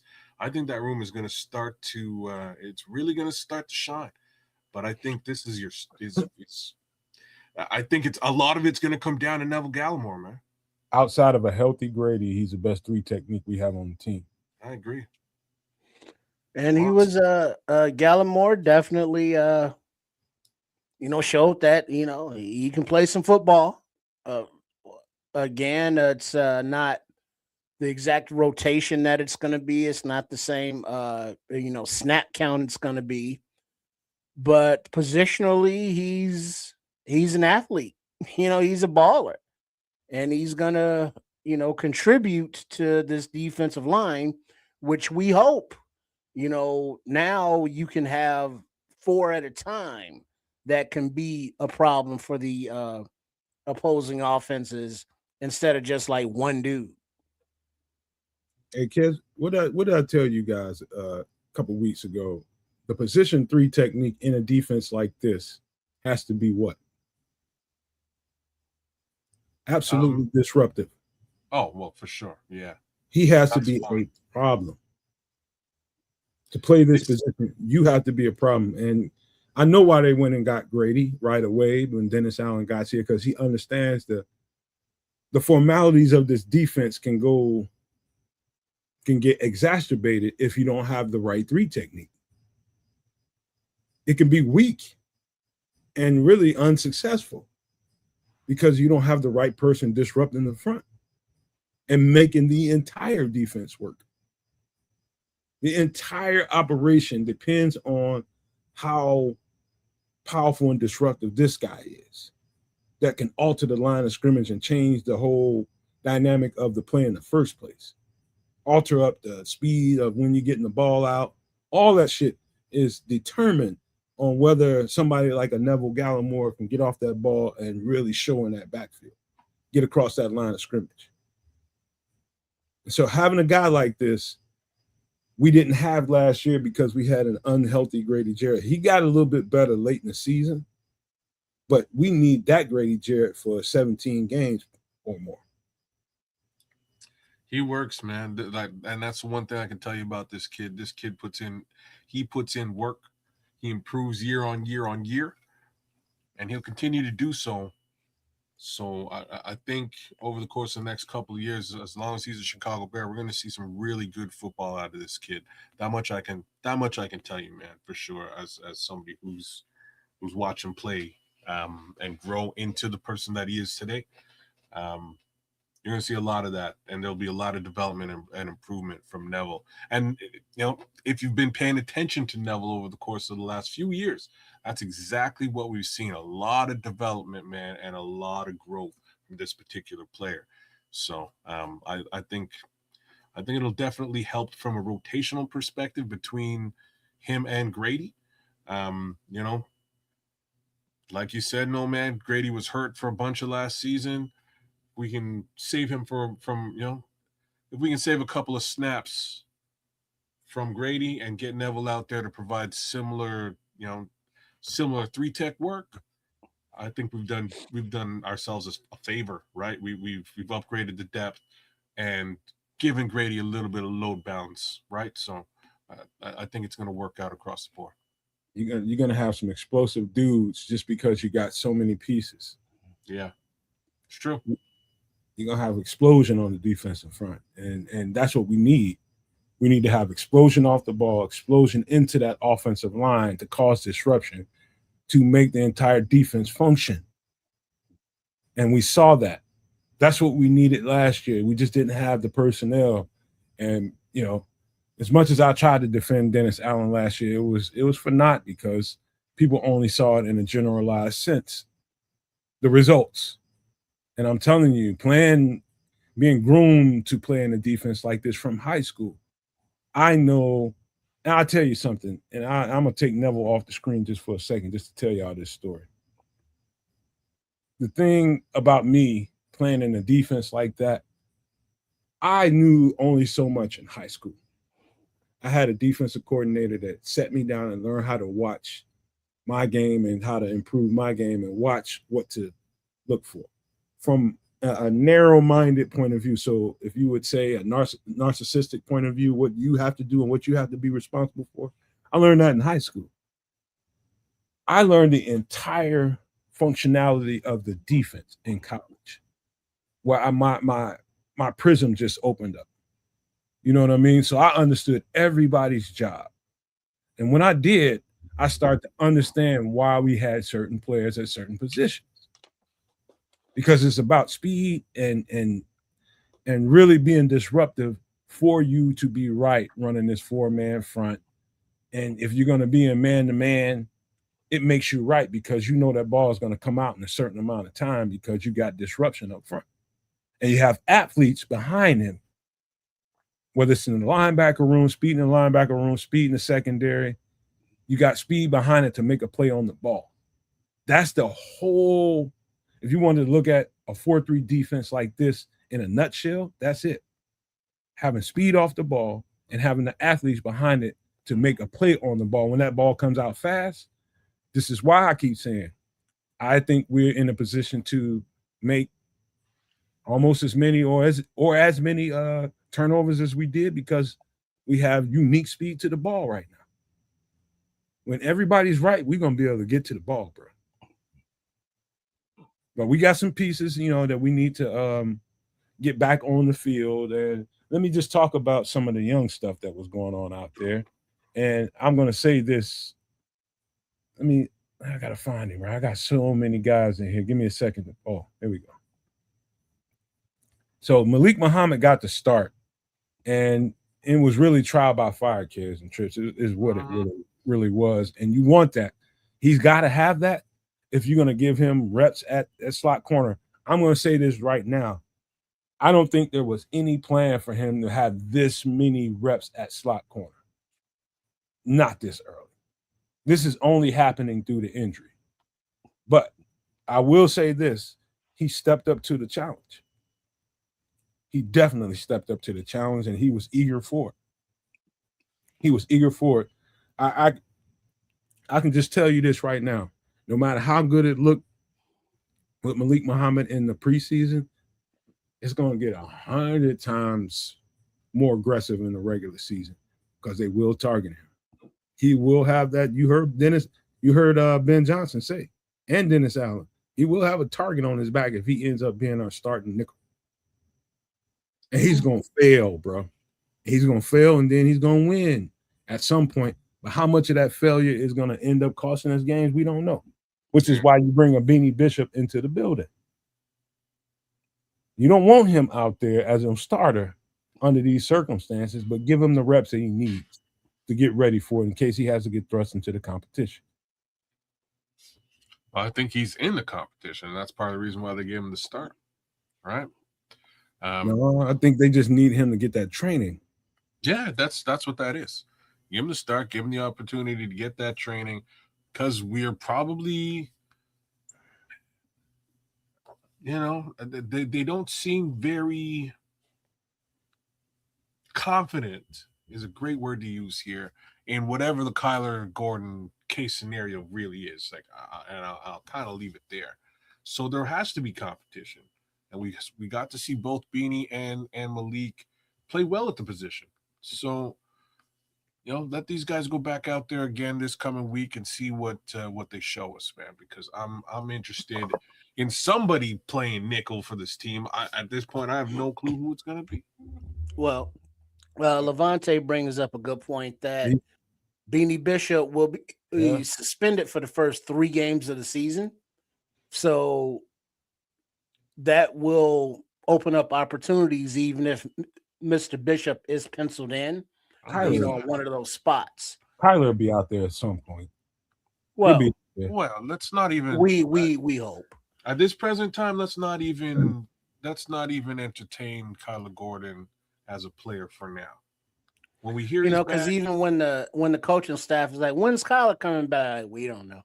He's pissed off. I could tell by his look on the sideline, but we'll save that for another. Right. Who's pissed off? But as far as who? Malik is getting the reps that he needs right now. Right. And I don't think you can get enough of them. I know you can't get enough of them because whatever you see in practice, you get used to because you're playing against your team. Whatever you see in joint scrimmages, which is going to kind of reveal some stuff. Preseason is you playing against a whole bunch of second, third guys. You playing, that's one thing. When you playing ones against ones, you're going to see some shit that you ain't seen, and that's going to be a real trial for him. Let's see what this ends up looking like. I like what I saw. I like what I saw because he was feisty. He was game. Let's just say that. That's the best way to describe what I saw. He was game. Well, he looked exactly like his college film. He would come up, and support the run, come up and hit you on the screens. Excuse me. And he's physical, he's fast, and he's smart. And so the more reps, the better. He may not win the number 1 spot, right now out of camp, but with injuries or availability, he may be pressed into duty. So the more he can learn, the faster, the better. Trip, I want to mention something that I saw over and over and over again, and not necessarily because the camera always showed it, but sometimes the camera did. You see, the camera picked up Al Harris calling him to the sidelines and coaching him up through this process while he was out there going through trial by fire. And that shit was You can tell that he was leaning on Al, and Al was keeping him game in this competition. Like, don't even worry about it, man. You're gonna be all right. Hey, keep trusting your eyes, kind of shit. I kept seeing him say eyes, eyes, eyes, and that's the like playing that position to get ahead of what might happen around you. You have to go back to the tape and trust what your eyes see. If you see these certain formations, you see these certain looks. If you are to believe what you see on tape and trust their tendencies, you have to trust your eyes. You have to. And okay, if I get it wrong, okay, I'll go over here and explain to the coach what I saw. He's gonna tell me what it was. I'm gonna tell you what I saw, and you can work them kinks out, rub them right on out. But you, like I said about Kyler before he went out there and got thrust into that fire, he's gonna have to go through it. If this is going to be the job that you're gonna have to take, you're gonna have to take them lumps that come with it, bro. And sometimes you're gonna get it wrong. Sometimes you're going. Now, one thing I will say about Malik that I noticed right away is, and I saw that when he was in college, he's sticky, like in a very aggressive way. He's going to get handsy. He's going to get physical at the line of scrimmage the best way he can. But I even I can tell when he's being physical at the line of scrimmage, I can see stuff working in the back of his head. So he didn't get totally physical like in a dominant way at the line of scrimmage. It's like, okay, I'm gonna make sure I get my hands on you like the coaches want me to, and then let's get into phase, into the route. It's not aggressive because he's not as confident yet. But it's coming. It is coming. When he does get the confidence that he needs, and that's gonna take a few ass whoopings for him to get to where he needs to get to, he'll be a dominant football player. Just like Kyler turned out to be. See, but you got to take the ass whoopings first. You mentioned you saw someone was pissed off on the sidelines. Not pissed off. No? You saw him, I'm talking about Al Harris. He wasn't pissed off. He was just staying connected to him because he's a rookie with a lot of expectations on him, and he was trying to keep him in the game. Well, you know what? Make your mistakes now, young buck, right? Like, this is the perfect time to make your mistakes. And I couldn't find too many better secondary coaches than Al Harris for you to be able to say, hey, look, I made a mistake out there. This is what I saw. What should I be looking for? How can I manage this better? And, that's all Al Harris right there. So he's in good hands, y'all. You know what I mean? He's in good hands. Hopefully Al can really coach this young guy up and get him ready. Because as the chat's shouting out here, man, there's potential for a couple of missed games for our other potential nickel. So we may have to ready Mr. Muhammad on the quick fast, right? Hey, I'm gonna tell you something. I love Al Harris and the way he coaches, man. And he's like a head coach for the secondary. And the way he goes about it, you got to believe him because he's not that far removed from the game where you can say, oh, he doesn't know what he's talking about. He's old, this, that, and the other. That happens with coaches, man. They're like, man, you old, man. You don't even know what's going on out here. That kind of thing happens. Malik is tied into whatever Al Harris says. Whatever comes out of Al Harris's mouth, you can see Malik is tied into it. He's braided it up. And that's going to kind of speed up his process a little bit. But again, I'm going to say this and I'll keep saying it. The guy came in with the Leprechaun's gold of talent. He got it all. Now he needs to put into his computer, into his system, memories. If that even makes sense to y'all. Memories. Bank them. And so you got enough memories so nothing fools you anymore. And that just takes time. That makes any sense to y'all. It's banking memories so that when you see shit over and over again, it never fools you no more. So you know how to react to it. And so Al Harris knows that this guy could possibly be thrust into a situation and he's getting them prepared for it. But he cannot prepare him for the memories he has to make. So that's what we're dealing with Malik. But what I saw And the onset was really good, man. It was really good. He was really game. Al Harris had that boy ready to play some football. Fast, sticky, physical. You know, I saw it all. Well, that's exactly what we need. So fingers crossed he'll be ready for those first couple of games, and we'll get him in there, man. See, give the boy a shot. What up, Let him Cliffy? make his mistakes in the preseason. Haven't seen Cliffy in a while. Oh, Cliff. What it do, Cliff? Yeah, they need to pay that guy, man. Man, I see your name, I get hungry right away, and I just ate about 10 minutes ago. That guy's he's about as valuable as air and water is. Yeah. That guy knows what he's doing, man. But yeah, that I saw really good things with Malik. Let's move on to another guy. Let's get into the competition a little bit. What'd you guys see? Before I start running my mouth about what I saw, I counted some things, but I'll let you guys give your take on what you thought about what you saw. You go ahead, Trip. Karan Amagaj, he played.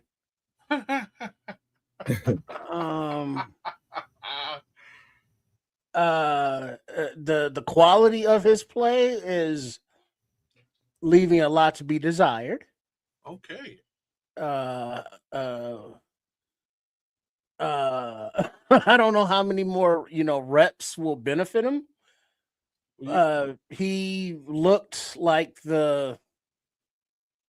let's say the second best left tackle on the team out of the two that played. Kids? That's kind of I should have started this conversation. I can tell you that right now. Of course you should have, because you're about to give this kid mad love. So you go ahead. I'll let you get I will take the mantle here, because what I will say, I'll tell you this. He started off extremely strong. And I counted the reps. I saw every rep, watched everything that happened, good or bad. I watched every bit of it. He started off really, really strong. But the more and more reps he got, I don't know if it was fatigue or just technique was kind of tailing off, whatever it was, but he definitely started to falter towards the end. And, at some point I was going to, because I saw, let me just stick with Karan. I think he started off really strong, but what I saw in his strengths can be worked with, can be worked on, and can be built up. It looked like if I had to give you one thing, just pull a card out of my back pocket and say, okay, give me one thing that made Karan Amagaji tail off at the end of his reps. If I had to guess, it would have been fatigue. Not playing this much football in a long time.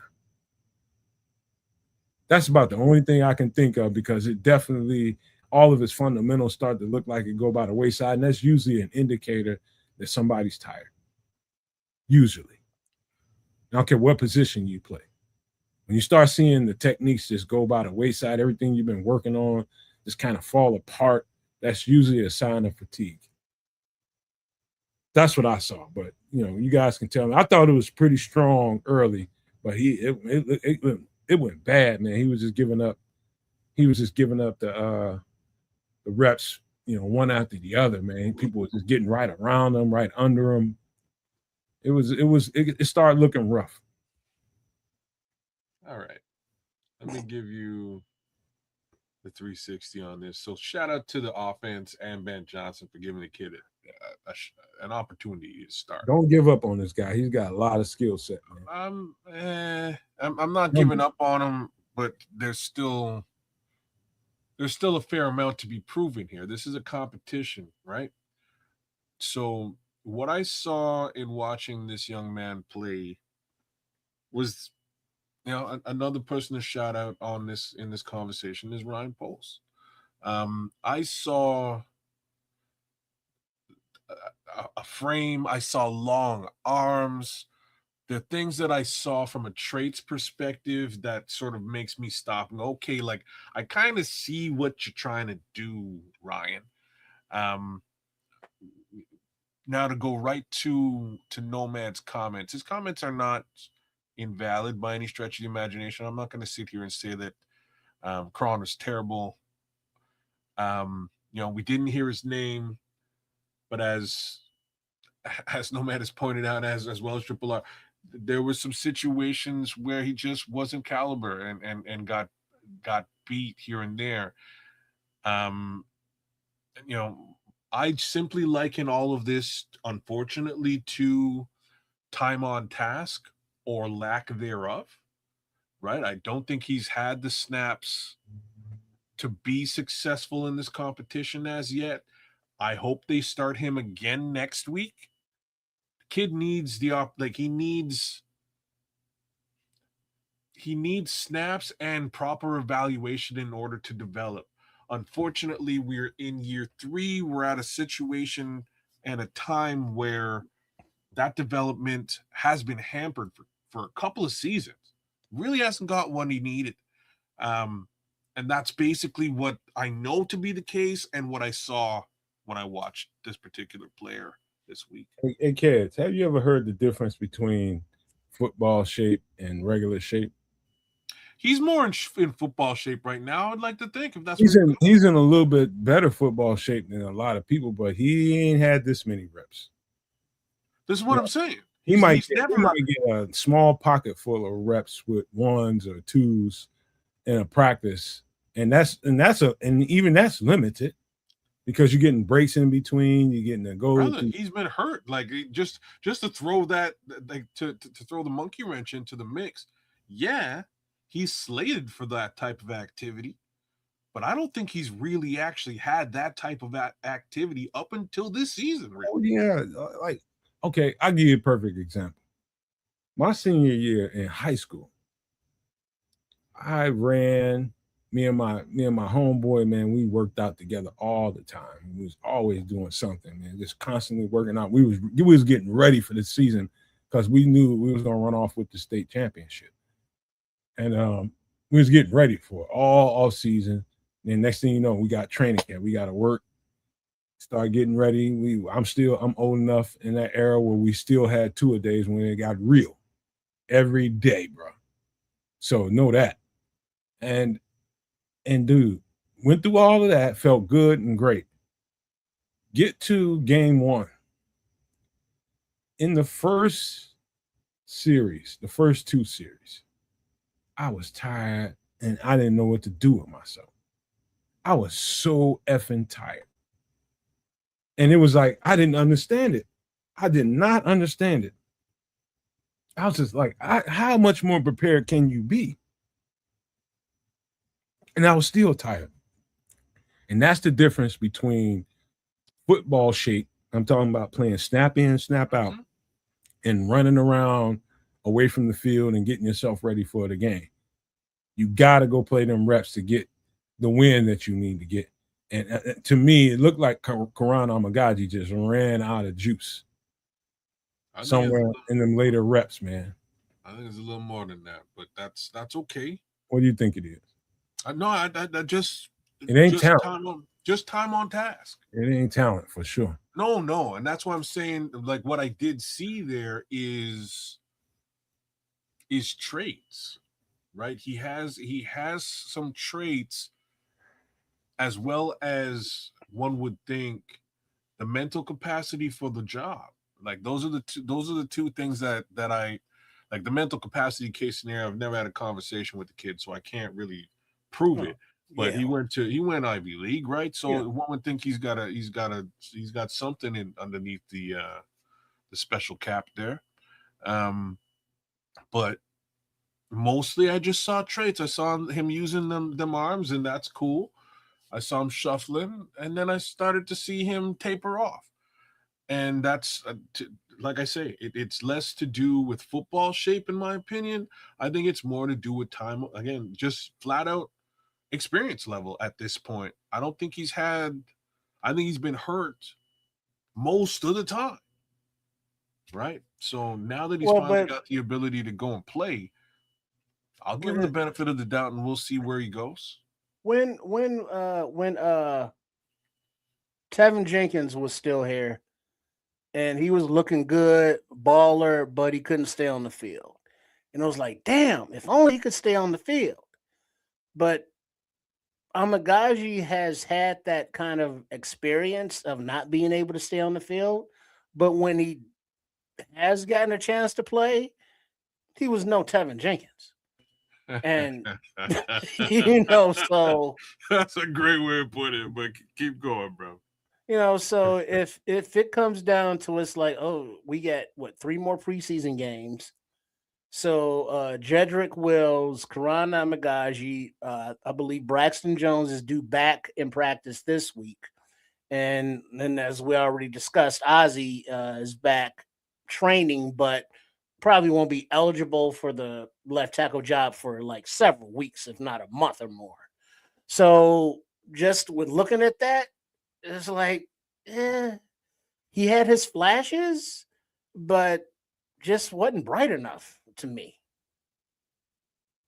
Yeah, I understand where y'all coming from, man. Yeah. I'm watching this shit play in and play out, watching what could be going through his head when he sees this alignment, when he sees a 6 technique, when he sees a wide 9. What's he doing? Is there something going on underneath the wide 9 that he's looking at, trying to make sure he's not getting set up for where he's so focused on the wide 9 that's way out to the left of him that he's not paying attention to what's going on underneath there.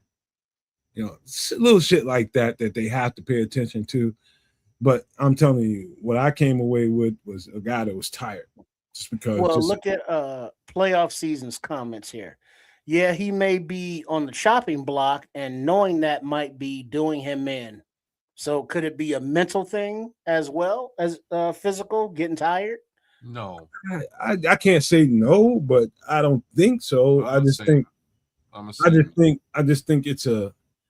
it's part kids, what kids is talking about, just not being available and being out there and playing real reps in real time versus practice reps and doing drills, one-on-one drills. That's one thing. It's just know that that's one thing. It doesn't equate to when you have to think about the whole entire picture while you're setting up to go one-on-one against somebody. You got to think about the play. You got to think about the snap count. You got to think about what your job is on this play.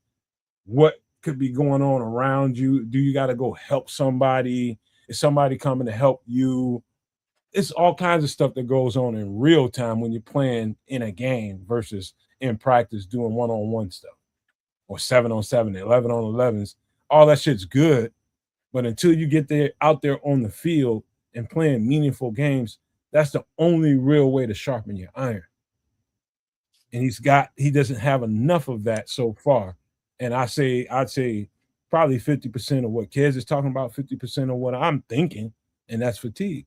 No, I think one leads to the other.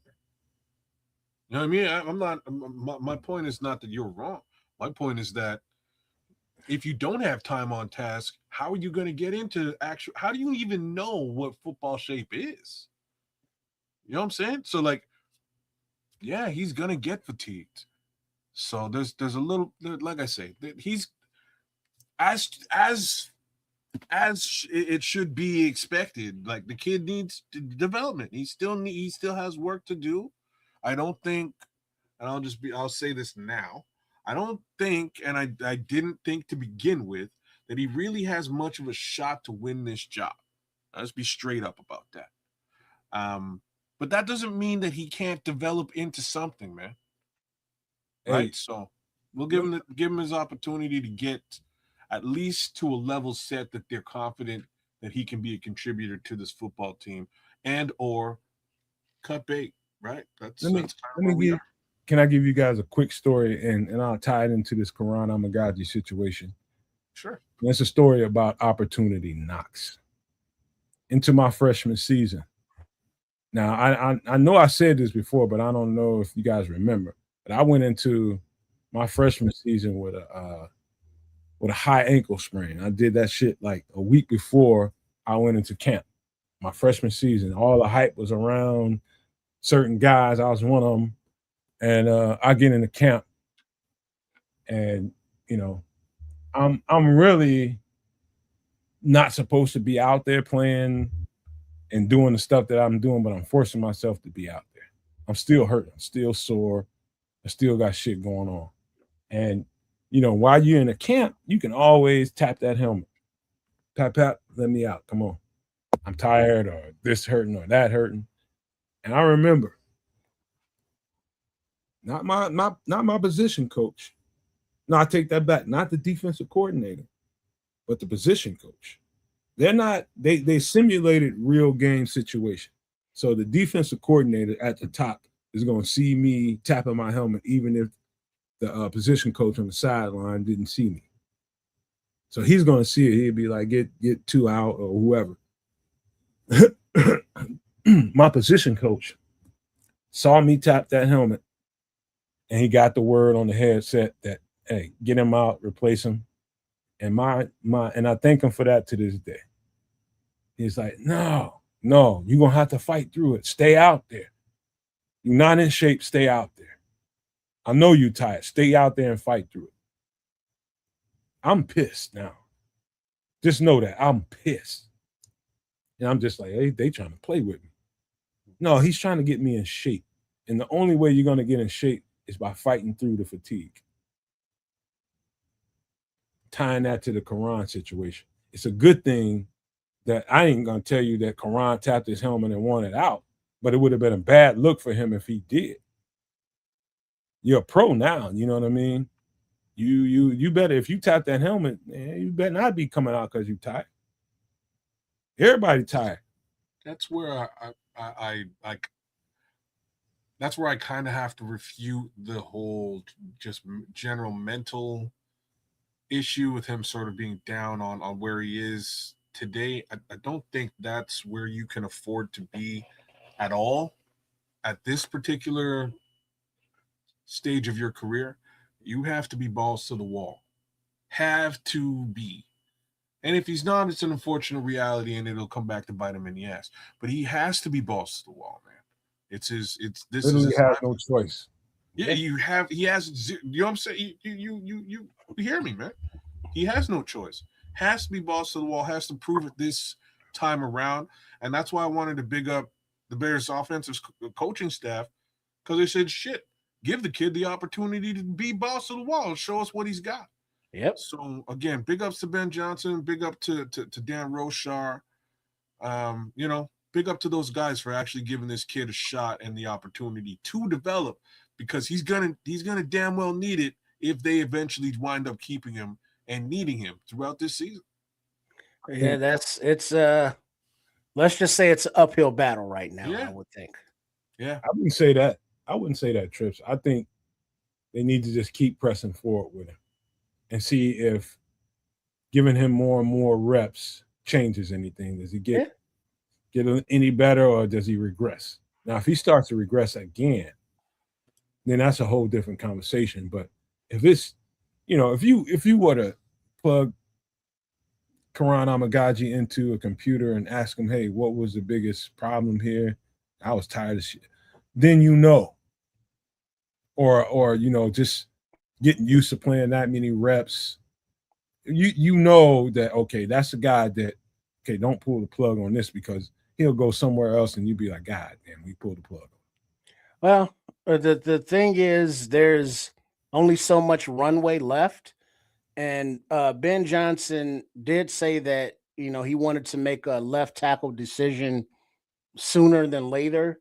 Well, it And ain't when gonna he said that, it was projected to be like this week.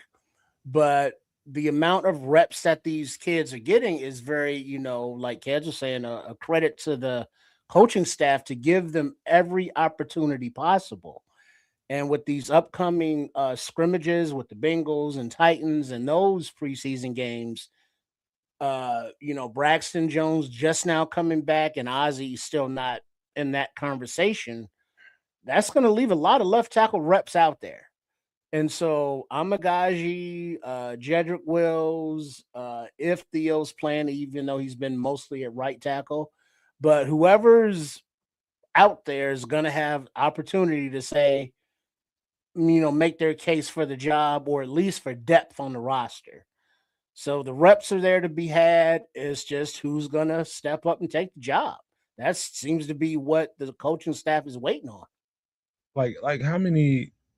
There's only so many first team reps against first team defense to go around in practice. So just know that. And then when you get out there in preseason, just know that a team overnight can choose, all right, we ain't gonna run none of our ones. We're just gonna put all twos and threes out there. So even with that being said, it's really hard to gauge what a left tackle or any tackle can be without getting meaningful starter NFL reps game in, game out, and you can see their flaws game in and game out. And so it's all you still, even when the coaches make their decision on what they want to do here, it's still not the big picture. You know what I Well, mean? but those reps though, they are, you know, evidence of the player being able to or not being able to, take what is learned in the classroom to the field, or hey, you lost this rep because of this, and now you got a few more practices on tape of him with the ones or twos and or threes, and if they're still making those same mistakes, that's not a good look. But if on whatever film that they can put up, that it's like, hey, remember when the coaches talked about this, I had to address it. Now I'm not doing that anymore. That's progress. So I understand that level of competition when we say with the ones, with the twos, with the threes, level of the uh uh man next to you, teammate wise, on the first string, on the second string, and such.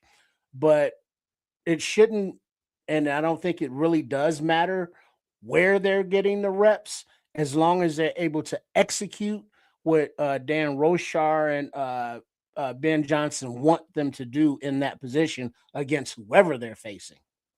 And you know what, too, Trips? Let me just, this would slightly agree with you a little bit because I remember when Ozzy got into the camp, he was getting all these first team reps and he sucked.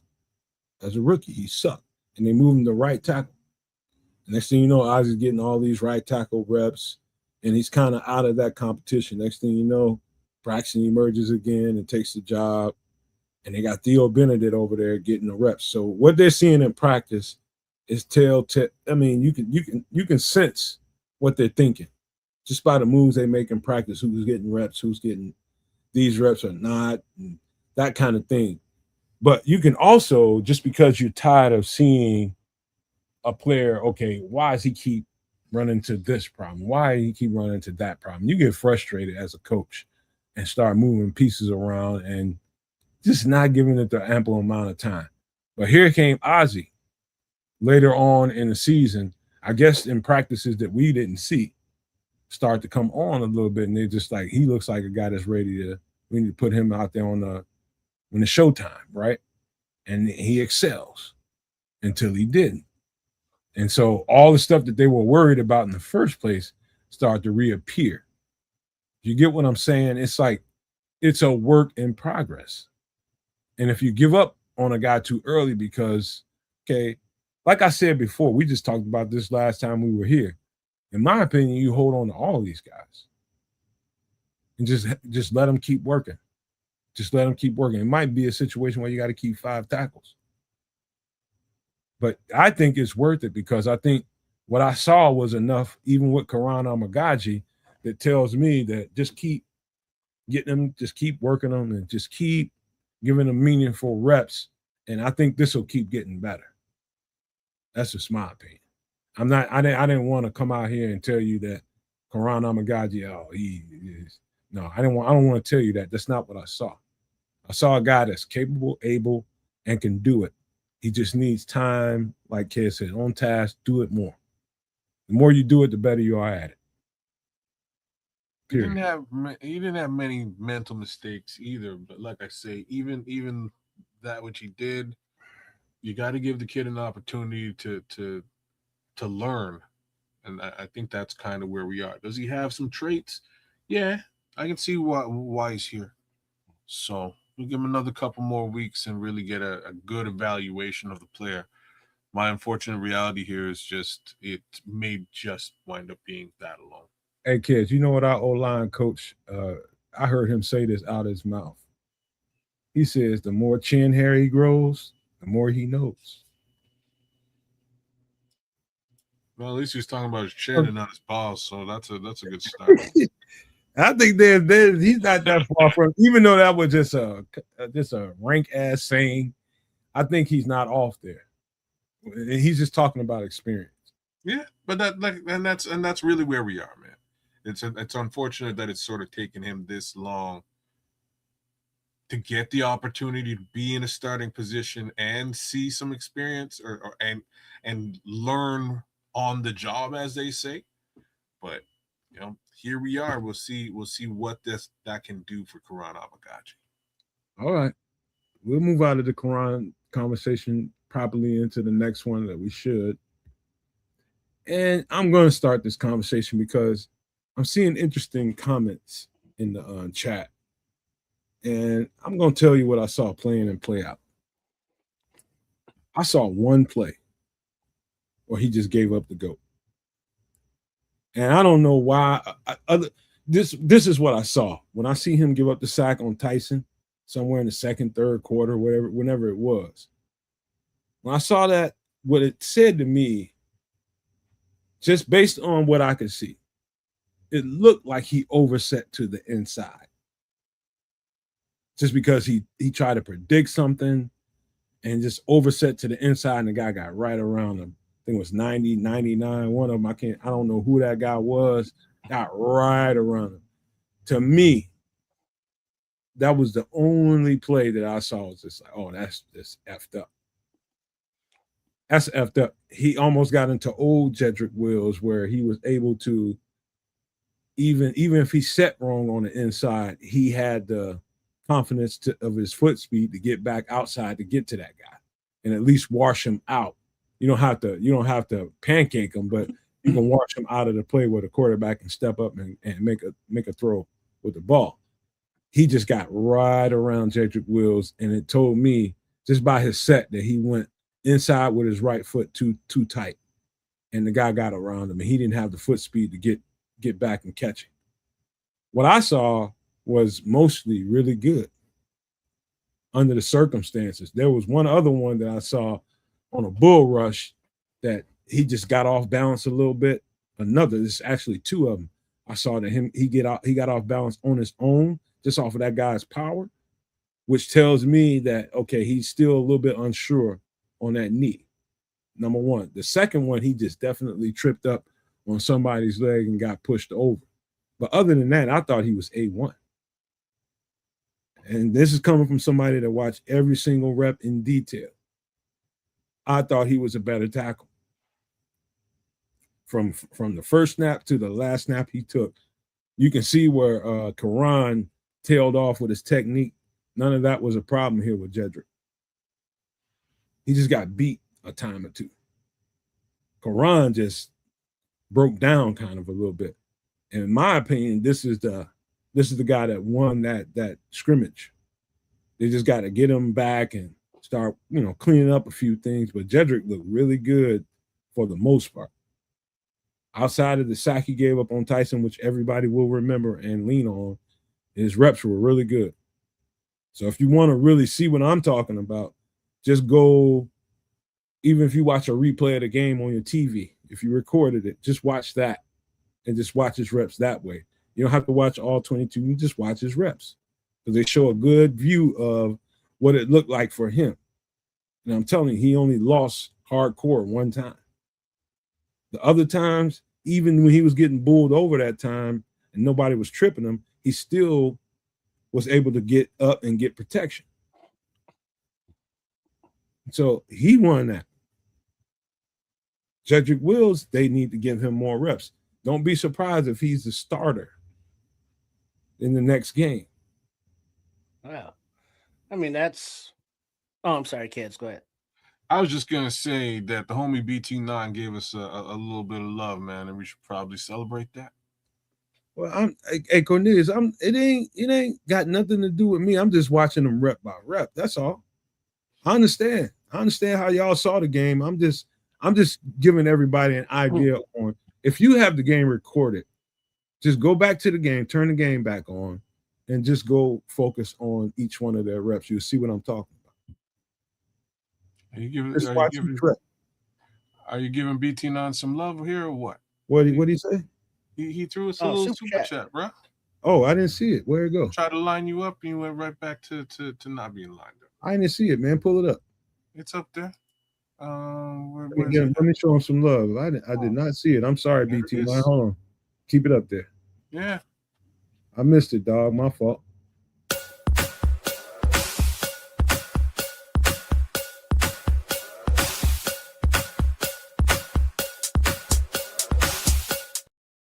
Shout out to BT9 with the $4.99 super chat, man. We love you back, bro.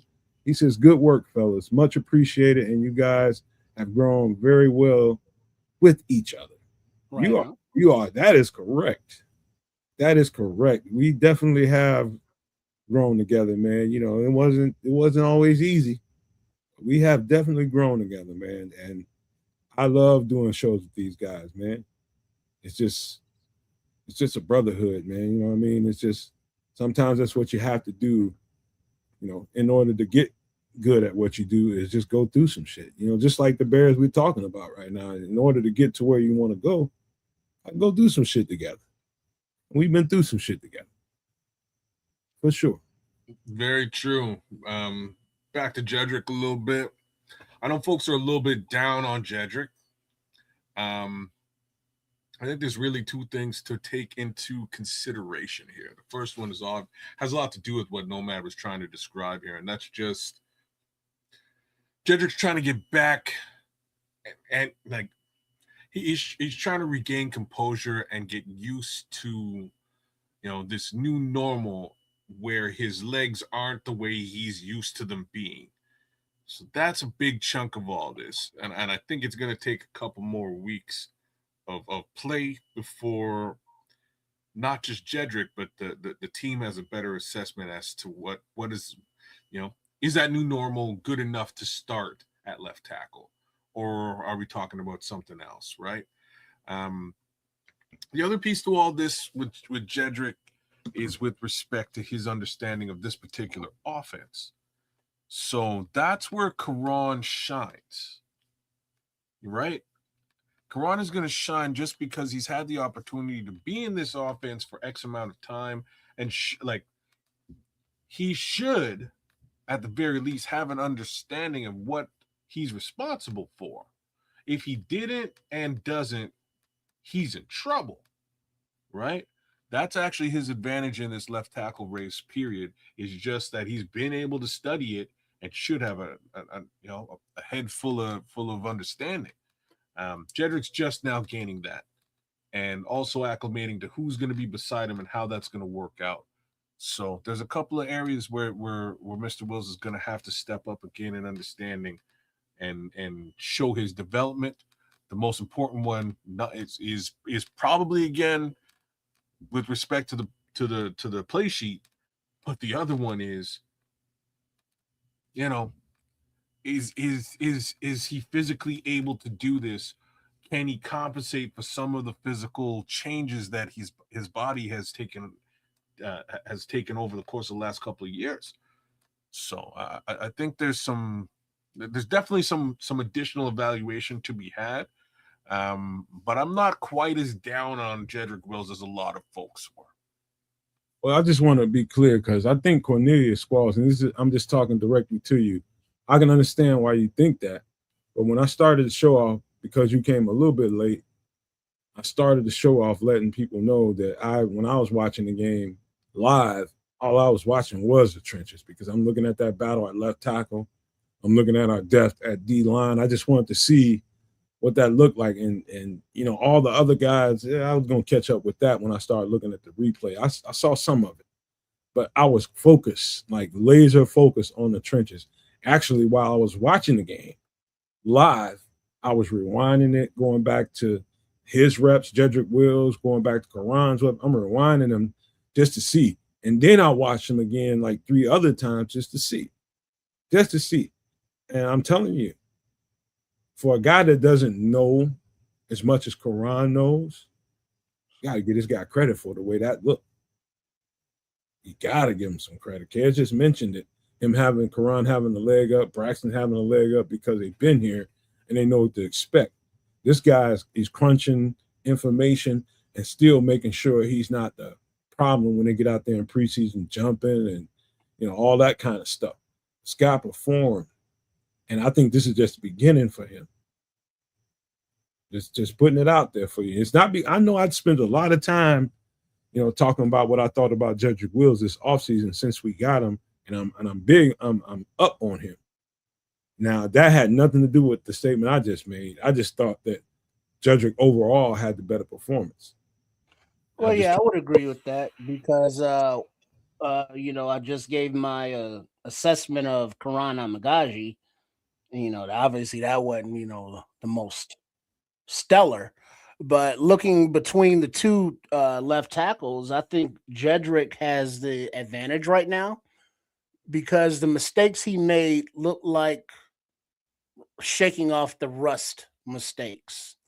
Mentally he knew where to be. It's just getting there and getting his body to do what it needed to do.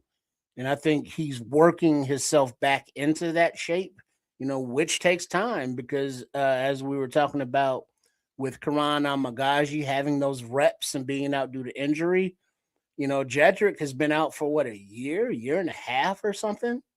Almost 2 years.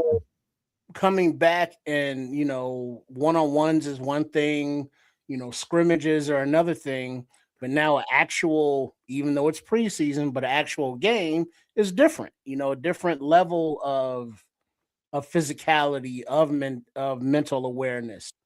And Jedrick, looks like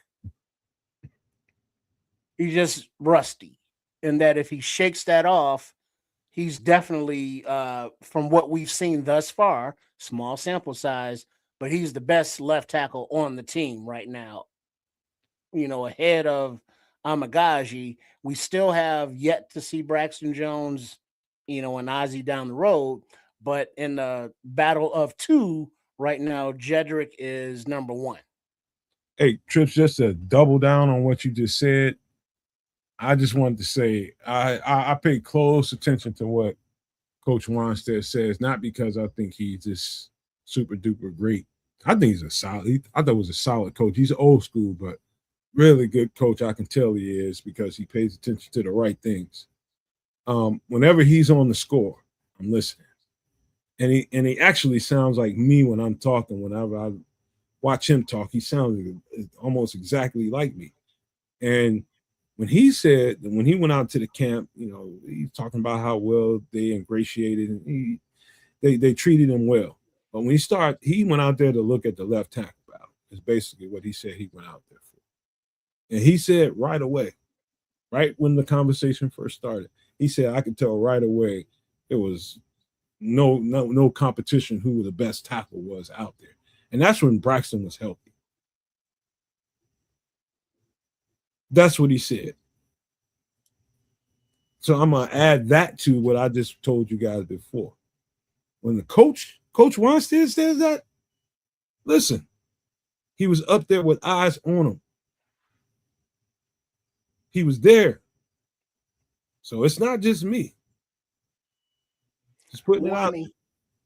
He knows that, and he mentioned that, okay, those guys had a leg up because they've been here in the system. They know what to do, and this guy's fighting an uphill battle. I'm just not waxing poetic because I like Jedrick Wills. I just know his pedigree, and I know once he gets it, what they're trying to do, he's going to be better than all of them if he's healthy.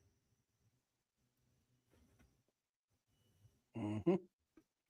That's the hopes, man. And that's part of the reason why I wasn't quite as down on this player. He's the reason why I think Ozzie is trying to hurry up and get the fuck back on the field. Well, I'm telling you. I don't know if he's the reason, but he is. Whatever reason it is, Ozzie, please. We miss you. We love you. You know what I mean? Like I don't think it's just Jedrick. I think Ozzie just got that dog in him. He wants to be back. Mm-hmm. But there's Right. also the fact that they went and paid Braxton Jones. I would probably look at that as being a major issue first, as You opposed gotta, to you gotta pay your backup. I mean, like Braxton, we could have done a whole lot worse than Braxton Jones for $10 million. no. No, but that's the thing. When you suggest that they keep 5 tackles, whereas a couple of them are still in their rookie deals. Jedrick and Braxton, cost real money. And if you want to bring in other positions, Well, so does Karan. Like he doesn't today. well, he's still on his rookie deal, so This, not but as this is what I'm saying. Like yeah. he Kids, doesn't today. we just But got he through will. looking at kids. We just got through looking at pretty much the entire free agent class of tackles and how much they would pay, and we ended up paying Braxton Jones heading into free agency $10 million. I think that was a solid signing.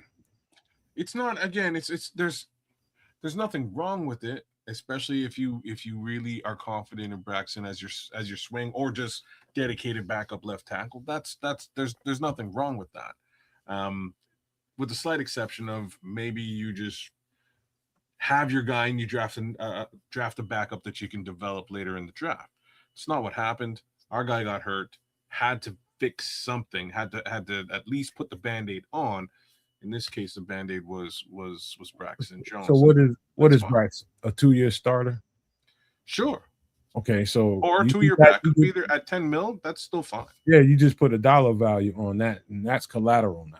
Yeah, that's fine. Right? Like he's in my real talk, he's not really somebody that worries me from a cap or dollars or cents or accounting perspective at all. It's fine. Once Ozzy went down, you kind of had to make a move. There's bigger names out there that you could have spent big money on, but at least this guy should be able to play football. And like I'm gonna knock on wood because we all know he's hurt right now, and we'll see how that transpires and moves forward. Because again, he is coming off an injury as it stands.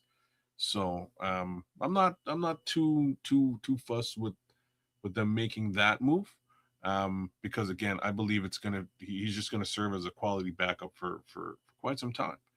Question is, do you keep a Quran because he's going into his pay case scenario? If he ain't got there yet and he can't prove it, what do you do? I understand, Yeah. but this competition is ongoing. I, in my mind, saw what I saw, and I just gave you my assessment of what I saw. Hey, respectfully to everybody that saw what they saw, they think differently. I don't feel no way about what you say. I appreciate your comment. Keep it coming. Just telling you what I saw. Yeah. But that's the left tackle competition. Let's move into another position. It's a little bit different. I'm just going to be interested to see what people say about this. What y'all see here? You're asking the realest question. What did we see here? We saw a guy we saw a guy play some good football, man. I'll just put it that way. He played well for a guy who's looking to secure that RB3 position. Did you see the long run, kids? Yeah. That's Okay. what I'm talking about. What did you see? Did you see anything at the line of scrimmage that just in case you didn't, I'll just tell you. Okay. So they busted out some power. Yeah. That is obtuse to what we normally run. Our bread and butter is wide zone, stretch plays, things like that. They busted out something that I heard them talking about. They're trying to install more of during this camp. Now we're talking about Roschon Johnson and how well that looked. I found it interesting that when they decided to go power, they had Roschon Johnson in the game. I saw power maybe one more time, and I watched every running back rep, but I noticed it one more time, and that was when Coleman Bennett was in the game late in the game. But the other stuff was stretch plays and stretch play action and all that kind of stuff. When they put the power installs, Roschon was in there. Coleman Bennett was in there. And one of the plays that Kez is about to explain to you guys about, that's the one that leaked out into a touchdown.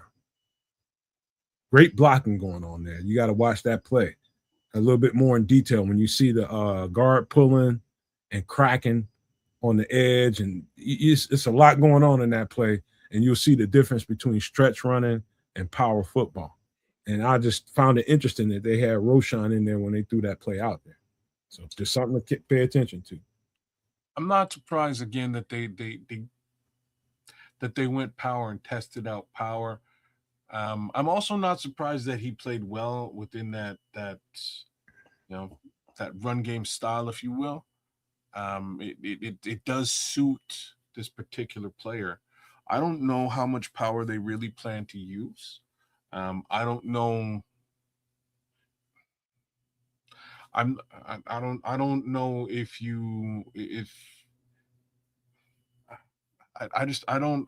I don't think this touchdown or not, man. I don't think this player is long for this team.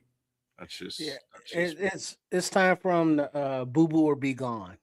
yeah. I clean that up. So I mean, sure, he, as mentioned, he's getting the opportunities. It's not like he's, well, how come he's not getting any carries? Nah, he's in there. We know he can play special teams, but as far as his contributions to the running back room, all right, he had a okay game, but Salvon Ahmed, had a nice game. The UDFA Coleman Bennett had a decent game, and so it's not like there is no competition. We're pretty much writing in Swift and Monangai as long as they're both healthy. Knock on wood. And then so running back 3. And if you're keeping 5 tackles, you damn sure ain't keeping 4 running backs. So are they keeping 4 running backs? So you got Ahmed, you got Bennett, you got Brown is still here. What can he do for you? So you got Ahmed, who is got that history with running back coach Stutesville.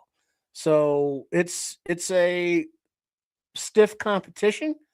And according to the Browns game, Roschon was okay, but other running backs were more better, in my opinion. Yeah, I don't, like I said, I don't think he's long for the team for kind of for a specific reason. And yeah, money is involved, but I think that Salvon Ahmed.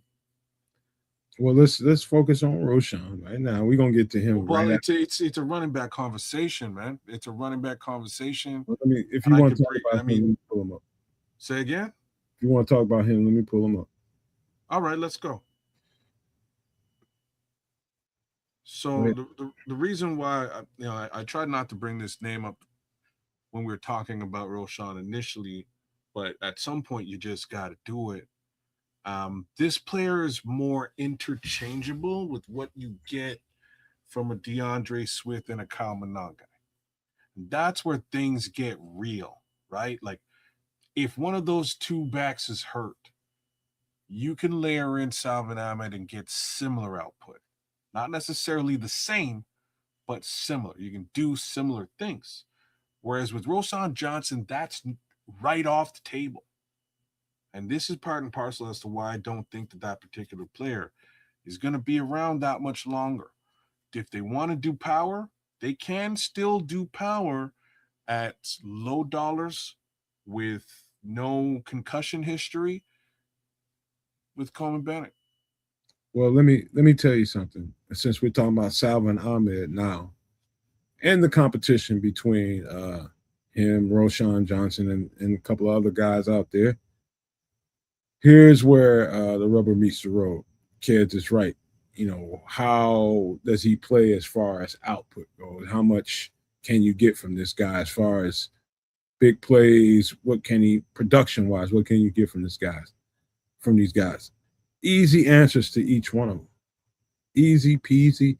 But the one thing, canary in the coal mine for all of them, which is what kept Roschon here. 2 things kept Roschon here. Stout pass protector. Stout on special teams. Can Salvon Ahmed step up in pass pro and be the stalwart that Roshan Johnson has been when given those opportunities? That's the question, because we're on a team that emphasizes pass pro and a coach that emphasizes pass pro. Just know that. Before everybody start jumping to the conclusion, he's great with the ball in his hands. I told y'all that. I just preached about him for 2 or 3 weeks straight. And I told y'all this dude is explosive as all F. Wait till you see it. And you saw it. But at the end of the day, when they put him in pass pro situations, when it's third down, when you got to have it, how sturdy can he stand up? That's the question remaining here.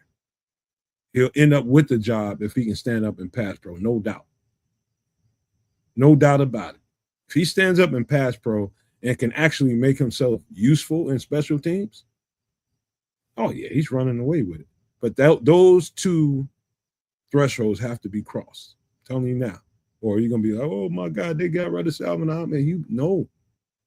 There's a reason for all of that. You got to be on this team. Ben Johnson ain't going to have you on this team if you can't stand up and pass pro. It's funny because that's like the only, like, so one thing that Roshan Johnson does well. Like, if I was really, it's funny. Corny was saying, sorry, not Corny, Cliffy in the chat, Cliff Victoria was saying, like, Roshan Johnson doesn't really do anything well. To refute that, there is one thing he does well. Two things. What's the other thing? Pass pro, and he's good on special teams. Oh, okay. All right. Yeah, like, I can't, man. It's valuable, more I don't want to valuable. do this. I don't want to do this again. You know what I mean? I don't want to do this. And I'm not saying there's no value in special teams. I'm just saying that I don't want to judge the value of the third running back on this team specifically by his special teams value. Unfortunately, you have to, kid. You have to factor that in because it's important. You can get, well, hold on. You can get you special teams spot on this team as a third running back or fourth running back on the roster, and you can't have extra value as a special teamer. They won't keep you. There's I like this guy in the NFL. I think he's really explosive. He's a really good football player. But all you can do is run the football, catch the football. You got to do other shit. Fair. But you can also get your special teams value from other players in other positions. It doesn't have to be at the running back position, right? We've already spent X amount of years with Travis Homer here, and not to knock Travis Homer's special teams value, he was super valuable as a special teamer. One of the better special teamers in the entire league. But once Kamanangai and DeAndre Swift go down, like they did together at the same time virtually last year, he's an afterthought. They didn't even think, we need to go and get other running backs in that are available in free agency because we can't even trust this guy to run the rock. That can't really be a viable case scenario for the Bears moving forward, at least not in my opinion. Kids, who's been the biggest Salvon Ahmed cheerleader since he got here? No, I hear you. If I'm telling you, if I'm his biggest cheerleader in the Chicago Bears fan base, and I'm giving you other parts to the nuance, please believe me, bro. Please believe me, y'all. If he's going to get put to the test, he's going to get put out there in preseason with ones. And he's going to get maybe twos, but more than likely he's going to, at the end of it, he's going to get out there with ones. He's going to get put in a particular situation where he has to stamp a screaming right down the pipe linebacker or somebody, a slot corner, somebody that's coming flying right out. And if he don't stamp him, it's going to be the difference between whether they keep him or not. Well, I can't imagine that running back coach Stutesville is not going to have, players that don't protect the quarterback. Now, I know that's a very strange thing to say since he's coming from Miami, what they got Tua and all. But you can't. Please don't blame the running back for Tua. Yeah, exactly. You know what I mean? It was not Salvon Ahmed's fault. Right, that was the offensive line. But it's still to be determined if Ahmed is capable, of blocking and protecting the quarterback against, number ones if he's in there. And I'm sure as camp and goes along, he's in preseason, he's going to get more reps, to prove that. And Roshan is good at that, but his skill set is just kind of like meh going into what is this, year 3 or year 4 for him now? Which He's one right is in a contract. Like he's about to get a contract. Not this season, but he's in the same year So I mean, as it's time for him to show that development. That he can be more than a special teamer. Injuries. That he can actually run the rock and in- and do all the things necessary. So I mean, this is another a room, the running back room, where the competition, for the is depth interesting. is very tight and competitive. I just say this ahead of time. This will be far and away, as far as assessments go. And when you're breaking down your roster and trimming this thing down to 53, it's probably going to be the most difficult one they've had to do so far. And when I say difficult, this is what you want. Like, we've been through some seasons, a couple of them, when you can pretty much see exactly what the cuts was going to be. It's like, man, waiting for other teams to cut people. Yeah, it's like There's we that too, picking yeah. up scraps and shit. I mean, we're in a position where we're just like, damn, we got to cut some good players. You know what I mean? And that's where you want to be. And I'm telling you, I said from the very beginning. I don't know who just said it, that he had the inside track to get a spot on this team. He just had to come in here and show it. And right away, he's giving those. He did, man. He showed it. Yeah, he's. I think they'll keep him on this roster, but I think there's a threshold that he has to cross. It's just something very impressive when you see the home run speed, and it's like, well, why is Ahmed running and the defenders are like jogging? And it's like, nah, bruh, those fools is trying to catch him. They're running too. But his angles, his feet, his vision, and then the speed on top of it, that's something that Roshan does not possess. This and like let's not forget, like, this is the first time we're seeing Salvin Ahmed in a Bears uniform, and it's a thing, right? We've been saw Roshan Johnson over the past couple of years, and there's no question as to whether he got his number called, got snaps, had the opportunity, because he has. Ain't nothing happened. And I just want to remind y'all, the only thing that went down was a whole lot of concussions, right? Hey, So I'm let me point something else out to you guys that I bet you guys didn't notice. Now, you get a running back that just now got to the team. He's still pretty new to the camp, right? Pretty new to the training camp, right? But they got him here. He's been here at least a week and a half, something like that, maybe 2. I'm not sure. But see how fast they got him out of the game after that big play? Whereas when you're in the preseason, you trying to give those guys all the reps you can give them because they're auditioning. For a guy that might be on the belly end of the roster, they got his ass out the game pretty quick, didn't they? He ain't play no more after that. yeah, but he's been signed, right? So when you sign a guy for It's like, a lot of guys that got signed, kids, is going to get cut. no, this is what I'm about to, like, exactly where I'm going, right? So when you sign a guy for $1.5 million or in and around that, cutting him's easy. It's not a huge loss. You can cut him, but you also have to project the potential signing of other players who may or may not be caliber. And if you have a guy on the roster who is caliber, you don't want him to go out there and get hurt. Take him off. Give him a couple of runs. See how he does. Oh, snap. He did great. That's what we wanted to see. You sit this guy down. All right. It's like, oh, wait, you did what? How far? All right. Yeah, that was good. All right, go That's sit all we down, get needed to yourself some see. Gatorade. Yeah, we need to evaluate the other guy who we might actually have to pay this coming season. Let's see what he is, because we've seen him and he ain't really done. Oh snap, he did something today.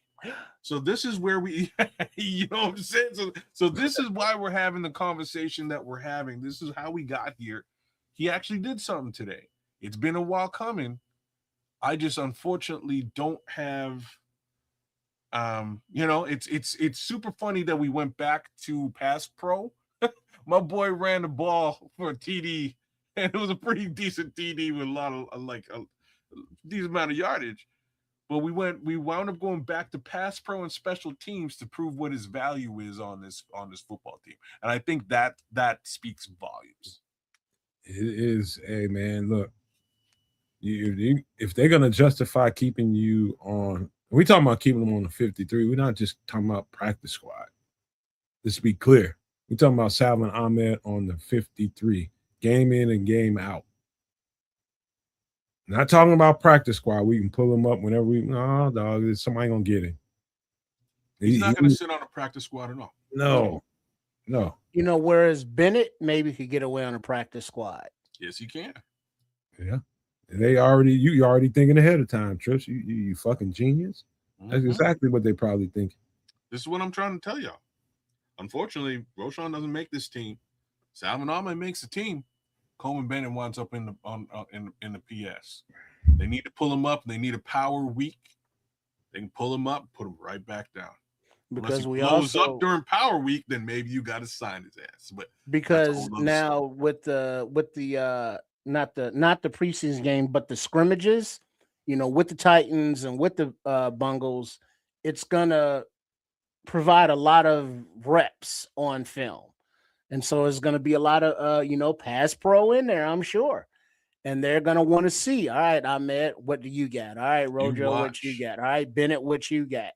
And from what we've seen from this coaching staff at every position, they are giving a fair shot to every player, to prove their worth. And I don't think that that's going to be any different in the running back room. And whereas, Rojo has the tenure with the team, that don't mean a whole hill of beans if you're not being productive in the way that they need you. And trust me, they're going to give Coleman Bennett a whole lot more reps moving forward. And, he's going to get to show his worth.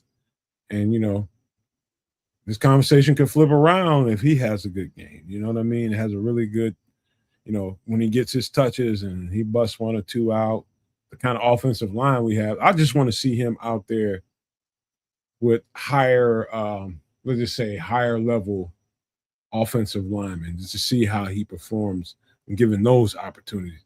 He could be doing some stuff in practices that we ain't hearing about. And, with ones. That's why it's important. And no matter where a guy is on the roster, as far as depth chart goes, making sure that they see meaningful reps against, they call it in football practice, good against good. Yeah. Put him in there with the good and see how that forms out. Yeah, because you can't have, some running backs running behind the Tooney when you got others running behind a number 60 Heigl. That day, not in the same league at all whatsoever. So you got to give them opportunities to run with both. Yep. You're talking about two different leagues, bro. But I just, of course, I'm happy with what I saw. But it's exactly what I told y'all, man. This motherfucker's explosive, slippery, and can pop. He can get out wide and run away from everybody. And now, if it comes down to it, I know that they want to be fair and that it's not ultimately his decision. But, if you got Coach Stootsville saying, hey, I know what Ahmed can do. He's shown what he can do. I'm not as familiar with Roschon Johnson, but I've seen what he can do. I like Ahmed better.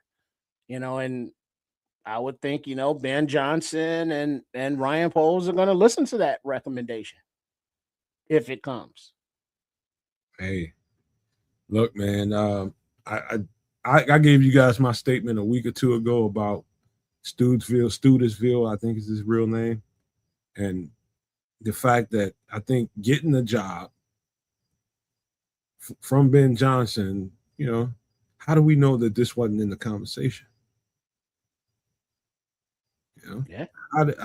If I was the coach and I'm looking at Studesville's his track record, and I'm looking at the talent that he's been working with, who's he been, working with? Okay, I like him as a coach, but who's the guys he's been having his hands on? Okay, what about this guy Ahmed? How good is your connection with him? You think we can bring him in here? And what do you think about him? Oh, I think the world. This guy's gonna be, if given the opportunity, I think he's just. And those are the kind of conversations that we're not privy to, Trips. And you get a guy on the team, and then he shows you, and they snatch him out of the game. It's like, oh, he was right. He was right. He's good. Have a seat. So yeah, man, but he's gonna get put to the test even more. He's gonna get put in that pass pro situation, doing a couple of special team situations to see if he can thrive there. But he's gonna have to hop a couple of hurdles, man. And I'm just telling y'all, that's just the way the game is in the NFL. Can't just be a one-trick pony. All right, let's talk about the other guy, the younger guy. Give me a second. Let me find him. Which I thought, he got one play out there. Give me a second. That everybody remembers. Coleman Bennett, rookie running back. What'd you think? I saw a couple of other good runs where he stayed disciplined to the running lane, and he picked up some powerful, nice little yardage. But I don't think he had enough reps whatsoever. I think they have to not only give him more reps, but give him some more meaningful reps to really get an estimate of what they think he can be. But also, don't give him such good reps that as soon as you put him on the practice squad, I Pac-Man his ass up. So you got that you got to play with too. Muted, kids. Sorry, I was gonna let you roll with that one, man. What do you think, Trip? I definitely think he will get more reps as the preseason and camp rolls along, especially now with Monangai, down for however long. That's more running back reps for the rest of the room. So Bennett will get his fair shake, and from what I saw this past week, good vision, good patience. Seems to know what he's doing. He's got quick feet. He got to the corner on his little touchdown run. It's like, all right, so you got the speed to get there to race you to the edge, and he looks like he's pretty good. Now, we didn't see him in pass pro a lot, but I do remember some of his college tape. He was pretty stout in pass protection. So, still as yet to be seen here, but he looks like he is talented, at the running back position. So the competition is there for Sean. Bennett, I believe, has like excellent ball retention as well. He catches a ball out of the backfield. I already mentioned he's able to pass block. I don't know about his special teams of ability at all. I'm sure that will be explored, as they explore what he can do physically on the field. Just got to see more. Yeah. That's all. Exactly it. More. More.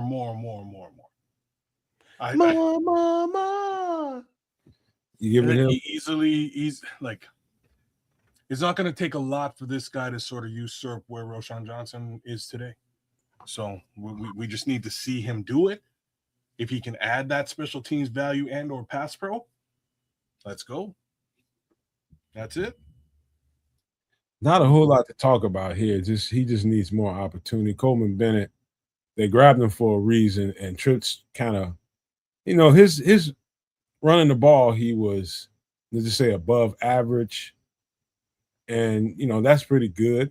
But other things is, I think, what attracted a coach like Ben Johnson to him, and Trips pointed it out. That pass pro, he'll stamp your ass.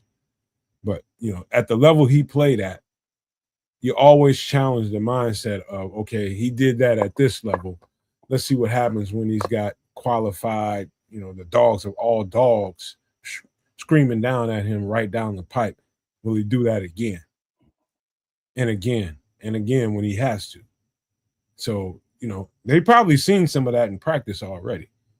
But giving him those opportunities on the field in those situations, we'll see. Because I guarantee you, I keep saying it, you better pass protect in this guy's offense or you won't be around long.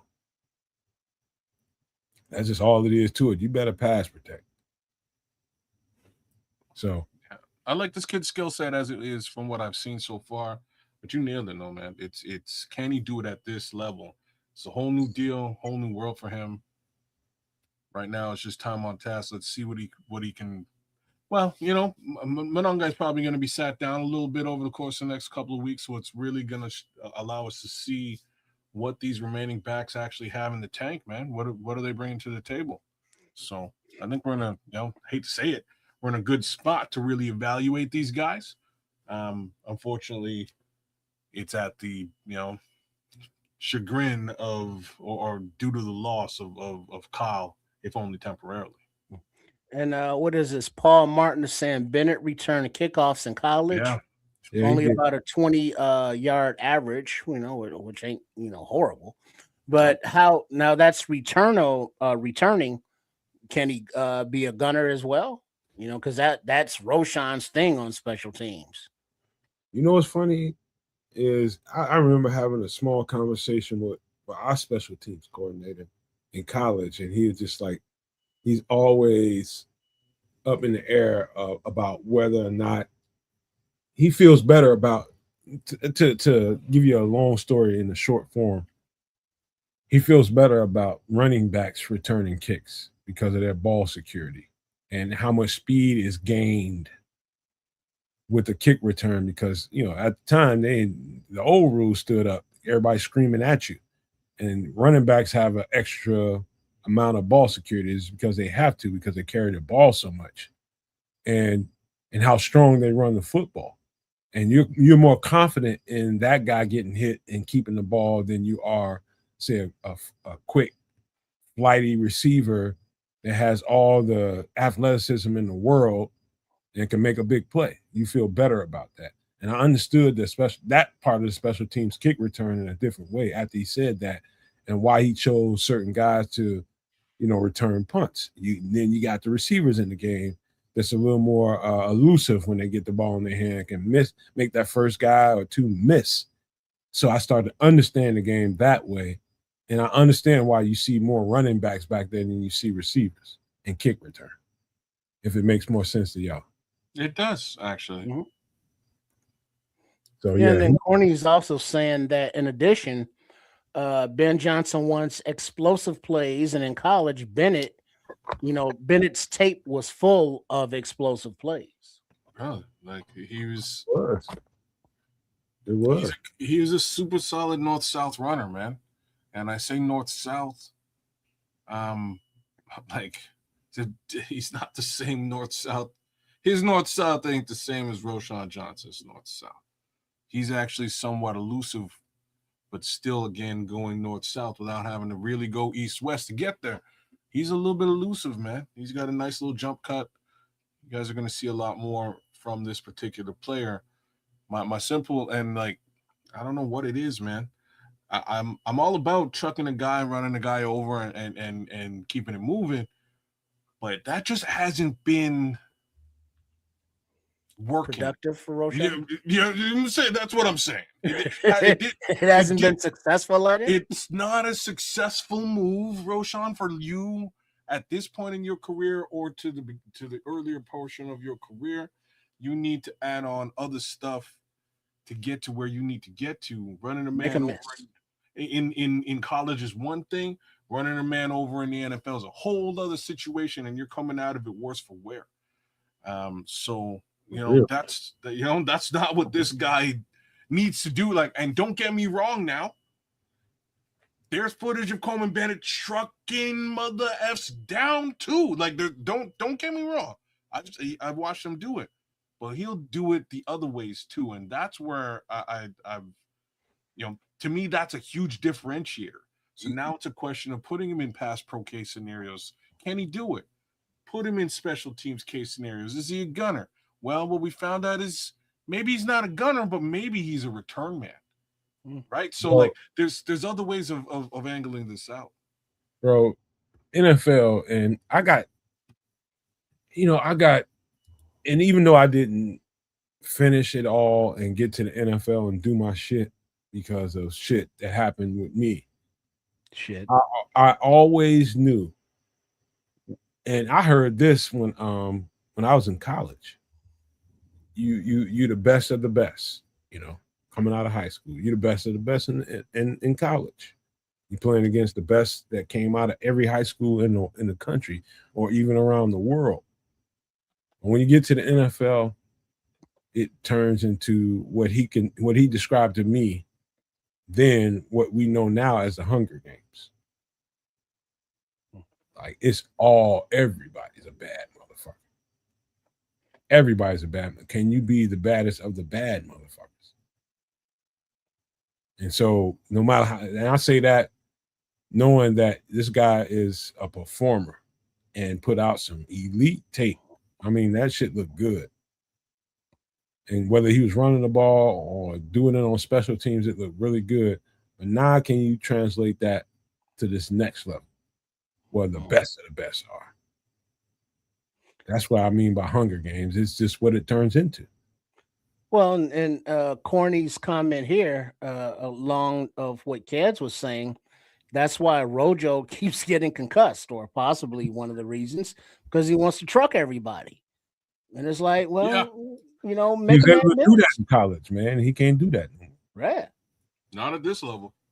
Nope. He's right. Absolutely right. You got to adjust your game and figure out a way where you can achieve on a high end on this level to keep a job. Number one, it becomes a job, a job. You want to keep an income, you better figure out some shit. And I like Paul's comments here. If Bennett's ceiling is former Bear Adrian Peterson, I think that's okay. Who said Adrian that? Peterson was a hard-working little fella. He would block, he would run hard, and he would catch. Hey man, dude, it's one of those things where I'm at an age now where I can look back on my days playing football and know that I was a ridiculously I didn't understand everything that I know now, and I was uninformed.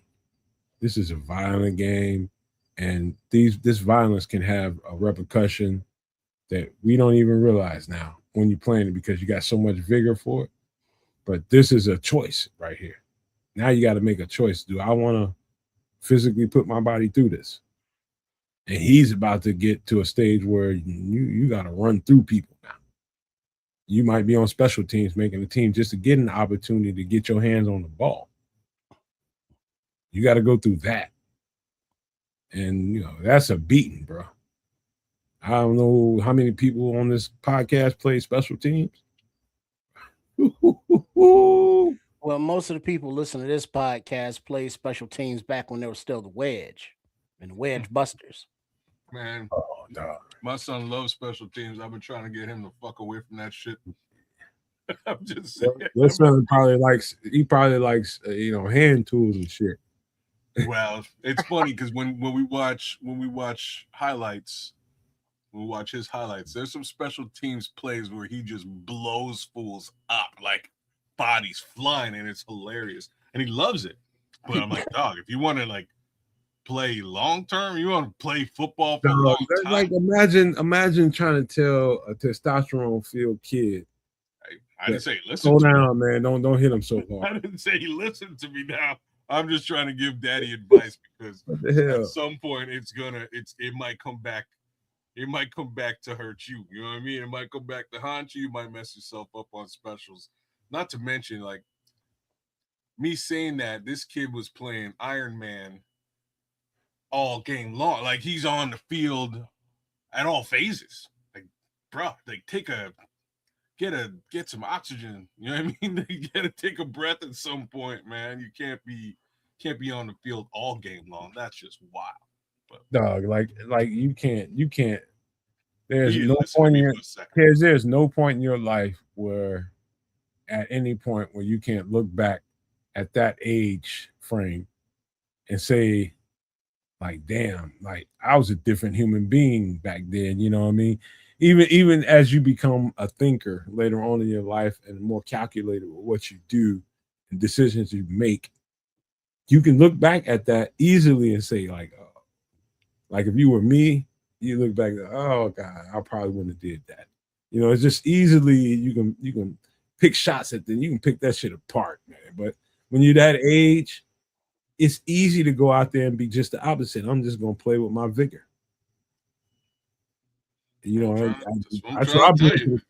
Calm that down and save it up. Save that vigor for like putting a quarterback into the dirt. That's when you need the vigor. Like that's when you need. He's playing it all over the field, man, during them days. But it is what it is, man. One day when he got little styles, he'll see it. Oh, for sure. He'll be saying he'll come hollering at me, going, "Dad, I've been trying to get this guy not to play special teams because like he's a quarterback." You know what I mean? Like it'll be a very similar conversation. This little motherfucker running through fences and shit. Mm-hmm. Just calm down, relax. Trying to get his ass to chill out, man. He won't chill out. No. Okay. I remember that. No. That's how it goes, though. But that's what it is. NFL football is Coleman Bennett trying to find a way to get a place on the roster. And I'm not going to judge him at all right now. I just want to see him get some touches and see what happens. That's all I want.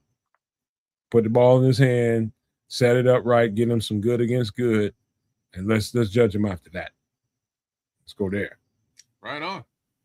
All right, let's get to there's opportunity there, Coleman. Yep, it is. Let's get to another guy that quickly was in and out really quick. Did you guys see Kentavious Street? Yo, I didn't notice Kentavious. Real talk. You missed it. He only got a handful of reps, but it was good. It was good. Yeah? Oh, yeah. What did you take away? He's exactly what I told you he was. Quick, powerful, and fast. Okay. And can give you an ass whooping at the line of scrimmage. That's what we need. All three of those new guys that we got. So did all three of them only get a couple of reps, though? I think it worked out. For whatever reason, they put James Lynch out there more than everybody else. Than the other two. Because they were splitting him out wide a little bit more, giving him reps at edge. Oh, really? I think I told you at the beginning that he was getting edge reps, big edge reps. And I was just like, that's interesting. They're looking for a supplement in case they need it. Well, they want to have a rotation, right? So I guess that's a good idea. Find whoever you can kick out because there's thoughts of doing that with Shamar and thoughts of doing that with Dale as well. But if you can do it with another guy, cool. Yeah. We're talking about James Lynch, y'all, but we should be talking about let's give him Street.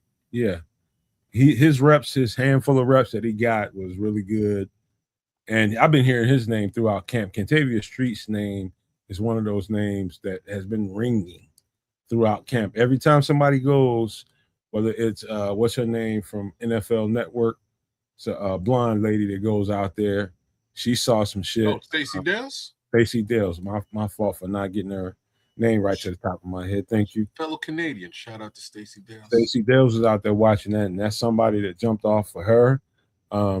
Dave Wanstead also mentioned that, like, this guy here, pay attention to that guy, number 93.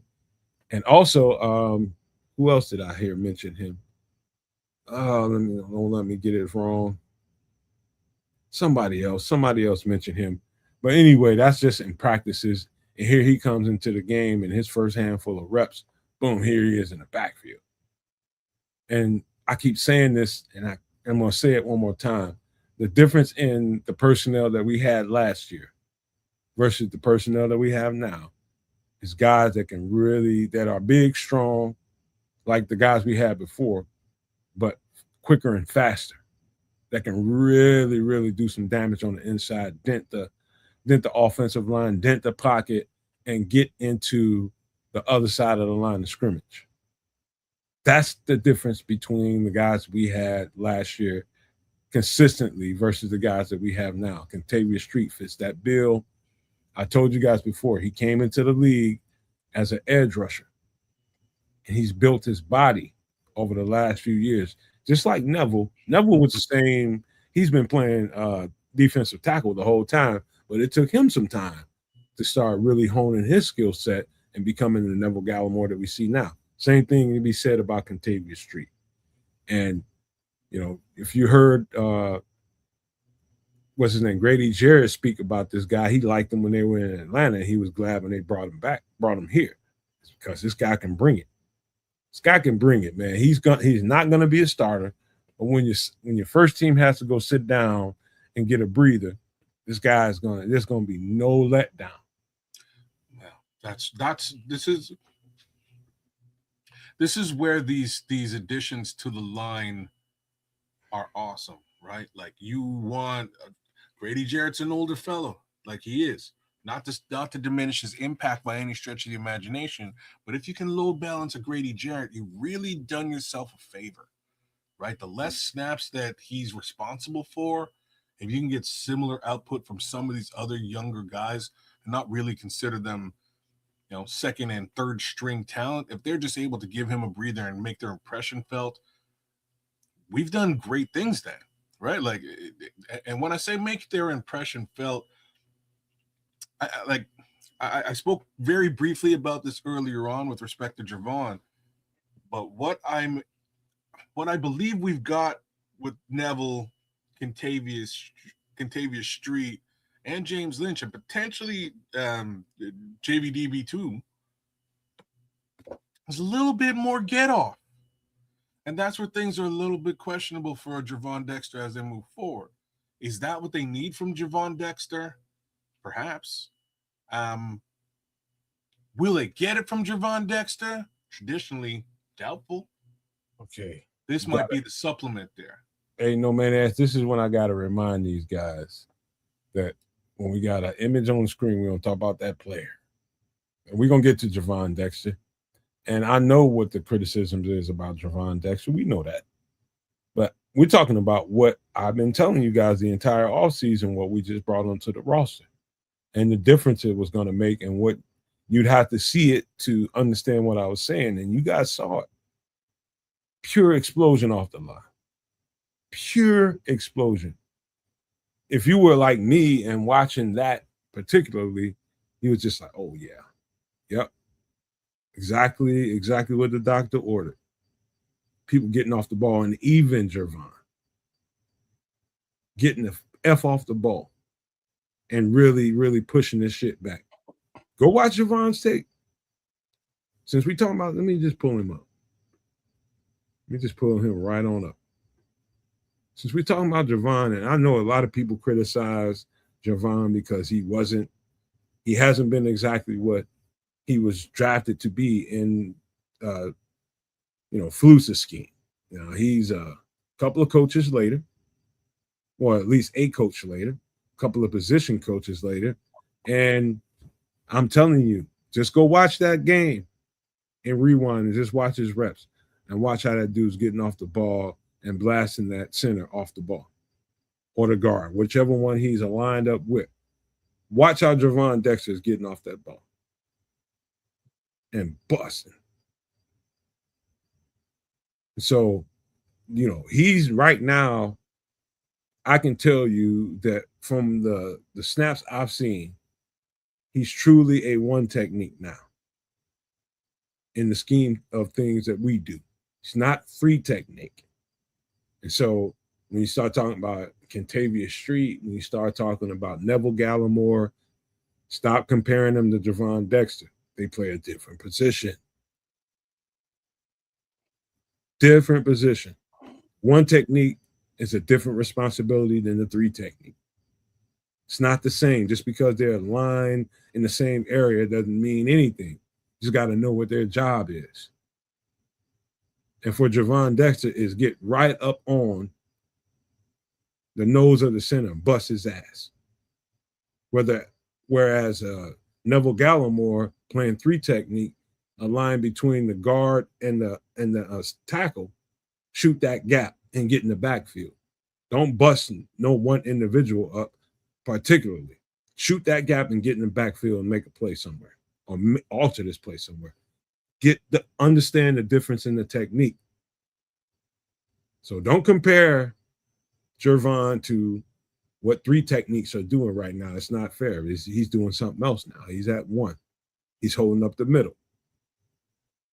So just know that ahead of time, but his reps look really good. Yeah, it's Javon Big Dex is in that situation, much like others that we've mentioned, where he's been here for a while now, and it's understandable that this was a flus pick, if you will. So this system is different, but him as a player, we've seen his body develop, getting stronger, losing the baby fat. Now he's getting off of the ball faster, but it's still a very small sample size to know if he has, really improved. I mean, because last season, from the interior, a crap ton of pressures, like 5 or 6 sacks. That's very respectable for a defensive tackle. But I think as a fan base, maybe we have too high expectations, higher expectations than he should have reached earlier.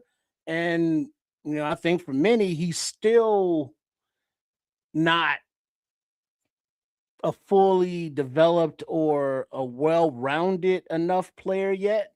You look at contract extensions, which I'm sure he's looking at since he got a new agent. And, defensive tackles, 25, 30, 35 mil. I don't think Dexter's even any place close to that level. And I don't know if he would ask for that amount, but if he wants to get paid like that, he's going to have to really show a lot more than he has. And now it's still early in this process of this season, preseason camp. So he still has an opportunity, but he still has to step up and seize that brass ring. Do you guys think he has what it takes to do that? So long as I think so. So long as people understand the difference in position that he's in. So long as people understand that. And I think a lot of people just are defensive linemen on the inside or the defensive lineman on the inside. They're all supposed to do the same thing and don't work like that. Just know they've gradually shifted him to a 1 technique.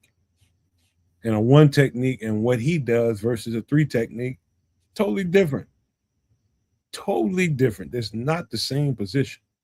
And so now he's trying to thrive in the middle in a 1 gap system, whereas he did that at Florida in a 2 gap system. And so he's going from technique to technique to technique since he's been with the Bears, and now he's just trying to thrive where they want him in the middle instead of, firing off the ball, shooting gaps like Neville and these other guys get to do. So just know that, I'm not trying to make no provisions for him. Just know he's in a different role now. Well, like True is saying, he's years into his career and he still plays way too high. I could say that every rep that I saw from Jamari Chroma, he popped out of his stance, literally hopped out of his stance and got right into height. And technically, That's the absolute wrong thing to do when you're playing his position. You're supposed to lean into a guy, get bent a little bit, and have some bend to your waist and back, so that if you had to, swoop around somebody, you got that going on. He hopped right on up, and it still was the same. He got to the quarterback. Well, but Jamree, when he's like 6'3", though, right? He is. Yeah, Big Dex is like 6'6", 6'7" ish. So Man, that makes a hell of a lot of difference with the leverage. old habits are hard to break. Well, just one major thing to say is one of these two players has been playing and or starting for the Chicago Bears for at least 2 seasons. The other has not. Just watch the clip. I'm just saying, Jeremy Chroma standing up is one thing. Time on task. Dexter probably shouldn't have any excuse at this point. He should be playing pad level low in year 3. All right, I'm gonna just tell y'all this. Like I told y'all about Tyreek. Watch out. People got a lot of goddamn shit to say. People got a lot of complaints and just thinking about what they didn't see thus far and what they didn't get thus far. It's a whole lot of gimme, what have you done for me lately? Just watch your ass. I'm just gonna tell you right now. That's all I'm gonna say before we move to the next guy. And this guy, this was interesting right here. I thought this was very, very, very interesting watching this guy play. Why can't I find his? Hold on. Oh, you telling me I didn't put this in there? Oh man, I forgot to put it in there. Hold on, y'all. Just talk generally, y'all. Give me a second. Well, generally speaking, not this Wednesday, kids, no maniacs, but next Wednesday, the last Wednesday of the month, Chef Trips. He will be in the house for a live cooking demonstration. I don't know what's on the menu, but it's something to do with something. Trips. You know, because it's time for MF in the kitchen. Motherfucker in the kitchen. So make sure you all are tuned in for that. So the last Wednesday of the month, be on the lookout for it. And then today's Sunday, so this Wednesday, some extra sauce, and then I think we'll all be back again Saturday to call this preseason game against the Bungles, right, kids? What time's the game, brother? 6 p.m. Okay. Central. All right. Saturday, 6 p.m. Central. All right. I can do some Saturday work. All right. All right. So here's one of the honey darlings of the training camp so far. And I did another image of him. I just could not find it. But this is good enough right now. Caden Davis has been one of the more talked about guys in Bears camp, at least for the last 3 weeks. I don't know how long we've had him, quite honestly. We've had him for at least a couple weeks, but I keep hearing this guy's name, and I couldn't wait to see what he looked like on the field. And it looked good so far, really, really good. It's making plays, making, good on opportunities given to him. I just wanted to see what you guys thought about what y'all saw with this cat, man. I thought it was pretty good. Look good. Looked like he had a relationship with both of our backup. Sorry, did he play with Tyson? I know he had some reps with Tyson. Did he get any reps with Chase? I'm pretty sure he did. I thought he had some reps with Chase as well. I think he saw every quarterback out there. He looked like, I wasn't expecting much from this particular player just because we've got so many bloody wide receivers on this team at this present time. But he looked all right, man. He looked okay for what it is. And so did the quarterbacks that he played with. Question is, Kaz, do you think he'll turf out like, say, Maurice Alexander? Well, they like that guy. I think how many Kansas wide receivers can he keep on this team? Well, I think we're looking at right now wide receiver 6, Caden Davis. Thank you. Right? Like, can you really keep 6 wide receivers on this team? You think? I think they will. You think they're gonna get excited? Let me just go back through this show for a second. You So we think they're got gonna keep tackles, 5 left tackles, 6 4 wide running receivers, backs, 5 left tackles, 6 4 running backs, and and 6 4 receivers. running back, and 1 for special teams. running back might get the axe. I don't know, man. Well, but just look at Caden Davis, and throughout camp, every camp, Caden Davis made a catch. Caden Davis in the back of the end zone. Caden Davis from Tyson Bagent, was Caden Davis. And the preseason game, Caden Davis out there blocking. He's out there catching. He's out there running routes. He's a 4-4 guy.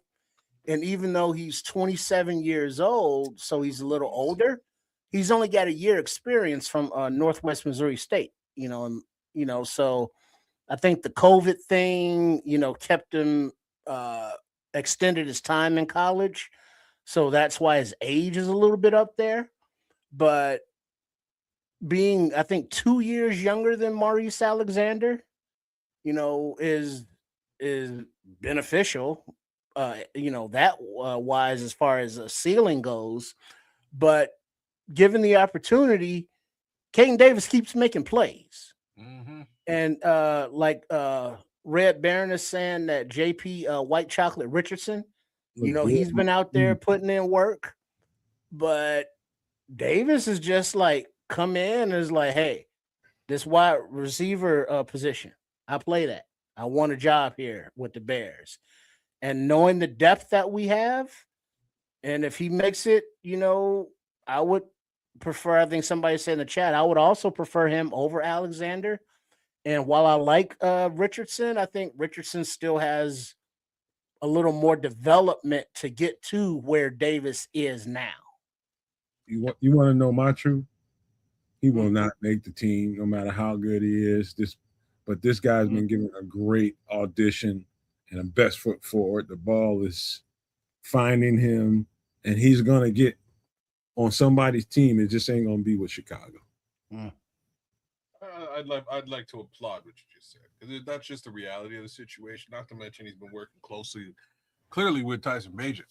He's kind of Tyson Bagent's guy right now, and that's great. I think, as we move forward with these preseason games, we need to showcase that connection between these two players. For Caden Davis to find a home somewhere else in the NFL, because I think he's a talented wide receiver. I just think that this room is nuts, and there's just no, cracking this room gonna be hard, bro. I'm sorry. But also really to showcase Tyson, man. Tyson's got opportunities, or at least he could have opportunities out there elsewhere in the NFL. And I think that does, at this present time, benefit the Chicago Bears.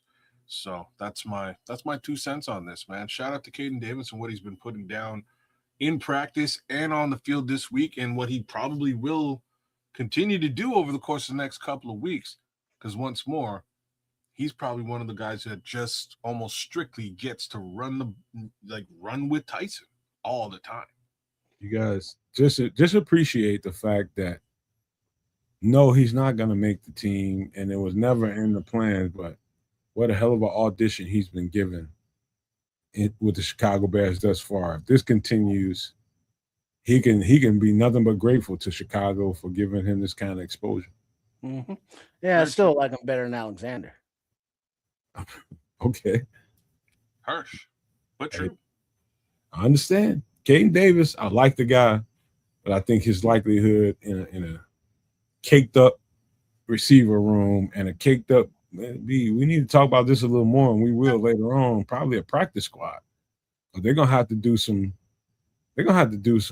yeoman's work to make sure that practice squad has the right guys on it. Just knowing that wide receiver room must be it's yoked up.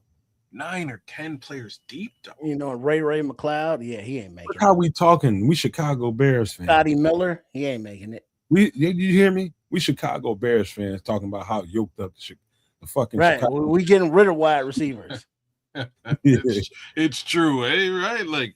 I'm sorry, you can't play here We've Yeah, never we said too this deep, shit son. before. You good as fuck, but you can't play here. You can't play here, man. We were saying we were a couple of years ago. We were lucky to have some of these guys on our team. He said caked up pause. Pause. Scroll, shut your nasty ass up, man. Red Baron, boy, I swear. Yeah. That's funny as shit, though. We got. But yeah, I mean the talent level, well, 4-4, Caden Davis is a 4-4 guy, so he's got hands. He's 6'1", 193, so he's not little dude.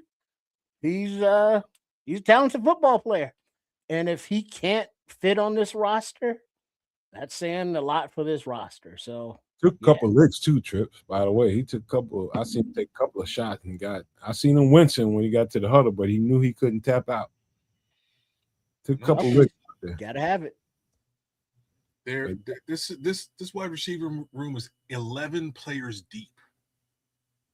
Like that, just you have an offensive-minded head coach when. I don't think there's ever been a year where the Chicago Bears have had 11 wide receivers signed to the team.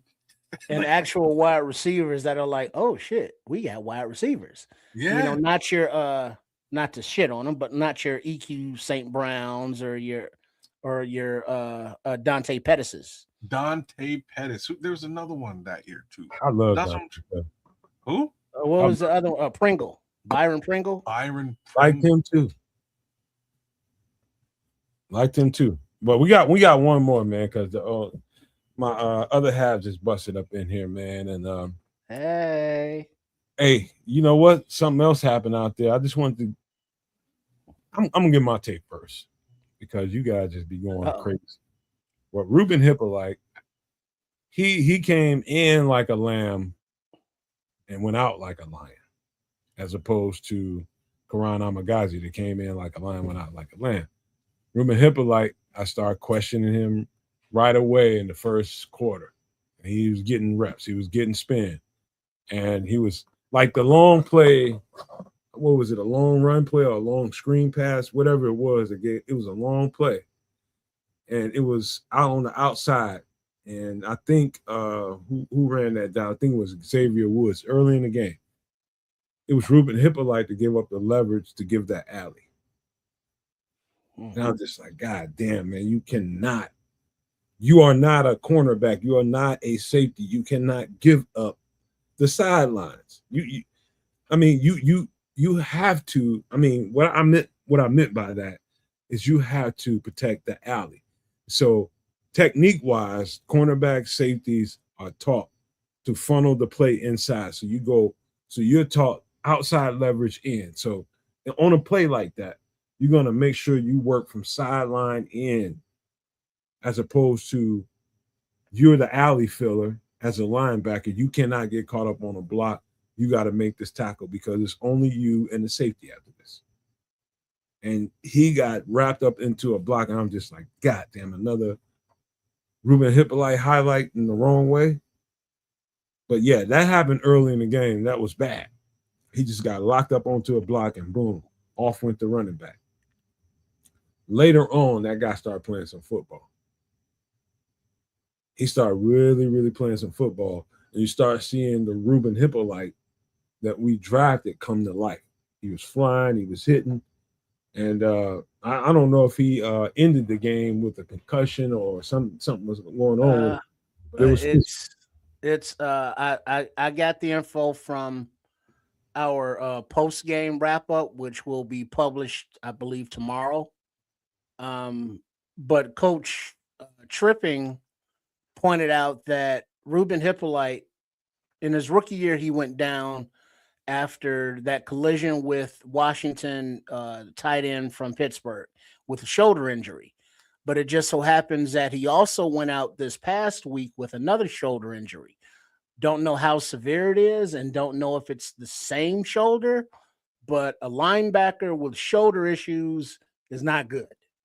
But his speed is obviously, very evident. And, aside from, making the mistakes of giving up contain or not staying at home, the only thing I worry about is just his his physical health. And he's gotta keep that worry off the minds of the coaches and the administrators too, so that they feel confident in putting him into, the game planning. That's what he's got to get to when they start drawing up the plays for this week. They start, confirming who's going to be on the roster, who's going to be up for this game, dressed and ready to play, who's going to be on the practice squad. Where he don't want to be, he needs to continue to figure out a way to keep him on the 53. And that's what he's got to do right now. Stay on the goddamn 53. If you start getting off the 53, you're in trouble. Well, I don't know if that was really due to injury, etc. last year. I have no clue really what it was. What I will say is, again, when you're drafted and you have an opportunity, give an additional injury to the position you play, and they go out and find somebody else to take your position and start him, some ain't right. Some's fishy in Denmark. So we have to sort of look at what he does now and whether he can carve out a role for himself. What I am going to say, although I'm generally down on this player, is that he didn't play terribly this time around. He actually played quite well. He played more like the Hippolyte I saw in college. Well, thank you. That we are sort of hoping to see at some point and just never did. He played fast, saw ball, attack ball, right? Like, I think there's a little bit more, and you nailed it, right? Like, he leaves a little bit to be desired with respect to coverage right now. I think he can grow in that arena. But, again, the speed that Ryan Poles was looking for when he drafted this particular player, it exists. It's a thing. Can you hone it in and give him the development opportunities he needs to become a little bit better in the coverage aspect? I think these are all areas where Ruben needs to grow, and shine, and hopefully he has the opportunity to do all of those things, because this linebacker core could really use speed like he has access to. It's just the rest of the game that he needs to sort of round out. But one more time on task, more actual snaps should help those things along, because Lord knows he barely made it on the field last season, if at all, like a couple of snaps here and there. I'm not sure if he was really well viewed last year's training camp. I don't recall him getting very much run during last year's training camp either. So hopefully he can really make the most of this year and get to where he needs to get to show and prove that he should be a part of that room. Hey, kids, this might sound like the dumbest science you ever heard in your life, but all you got to do is watch. From you? No. From me. Dumb science, man. And I got to say, what I see in Ruben Hippolyte is a guy that is used to being physically dominant on a college level. What he hits crumples. We got a bunch of that going on, but continue. And that's the stupid science of, the difference between the NFL and college. You get to the NFL, what you hit may crumple you. And I think that's what Ruben Hippolyte, when I just think about it all in totality, whenever I see him play and he come up hurting, it's because he's going full speed into guys that he normally folds up. And it ain't working on this level. And he's hurting himself. He's just used to guys just when he hits, it caves. It ain't like that on this level. You better hit him right or you gonna hurt. I mean, it's a good observation you're making right now. Right? Like, can't afford for him to be hurt on a regular basis. He has to get used to and acclimated to, playing NFL football. And I'm just not sure, a little bit of time on task there as well. More opportunity to play should hopefully round him out. But, do you think he's in football shape right now, man? Oh, he's in plenty good football shape. It's just that's what I thought. Getting the callus of an NFL hitter. Season. That's what a linebacker is. You got to hit people And when you hit people, it needs to be a statement. You got to get guys on the ground, and he's doing a lot of hitting. And when he's coming up, he's not feeling good. Yeah. And that just You hit tells with me, the shoulders. yeah, I mean, that just tells me that what you're used to hitting that hard is going to have give to it. But on this level, you better learn how to tackle more than hit. That's what it tells me. Get people on the ground. Stop trying to cave people in. And that might not make a whole lot of sense because you want to see your linebackers crack people. But guess what? He's not that kind of linebacker, though. Yeah, he You know is, man. Yes, he You think is. so? But at this level, bro, That's what he big thinks is of his himself. brother? Like, he's not that big, though. Ruben Hippolyte, crack your ASS, bro. And he's learning that these some big, strong, lot bigger and stronger. I mean, consistently football players than the guys that he was blasting in college. It ain't the same. You can do some of that and get away with a lot more of that in college than you can in the NFL. These guys have a job just like you. He's a better size than I really thought he would be. He ain't strong enough yet. 6 foot, 236. That's not terrible. It's still hurting him, man. I'm He's watching. He just looks light in the ass for a linebacker. He does, man. He does. And like all that speed, you would again think he's light in the ass. But I don't know. I guess he's, like I say, he's probably a little bit thicker than I would have thought. He's got his shells. What I mean by shells is the underpass that he's got on that you see right now in the image. Those are shells that he has on his shoulders. His shells need an upgrade, obviously, because every time I see this guy make a hard tackle, I see they it looks good on film, but when they continue to keep the camera on him, I'm watching him wince. Okay. That's a good observation as well. He's just hurting. That shit hurts him. So, I was finna get all off into a whole other conversation about a guy that ain't playing right now, but that's a different conversation. We'll save that for Wednesday night. But overall, great performance, man. I thought he played overall well outside of that play where he gave up the alley where I was pissed off because if I was on the field with him, I'd been cussing him out. Probably getting beat up in the locker room because he's so big. But yeah, you can't do that, man. That shit that'll get you off the field and at the back end of the bench real quick. You better not give up that alley like that. You got to get off that block and make that guy hold you. It better be a flag after that play if that guy streaks down the field for holding, because you better get off that block.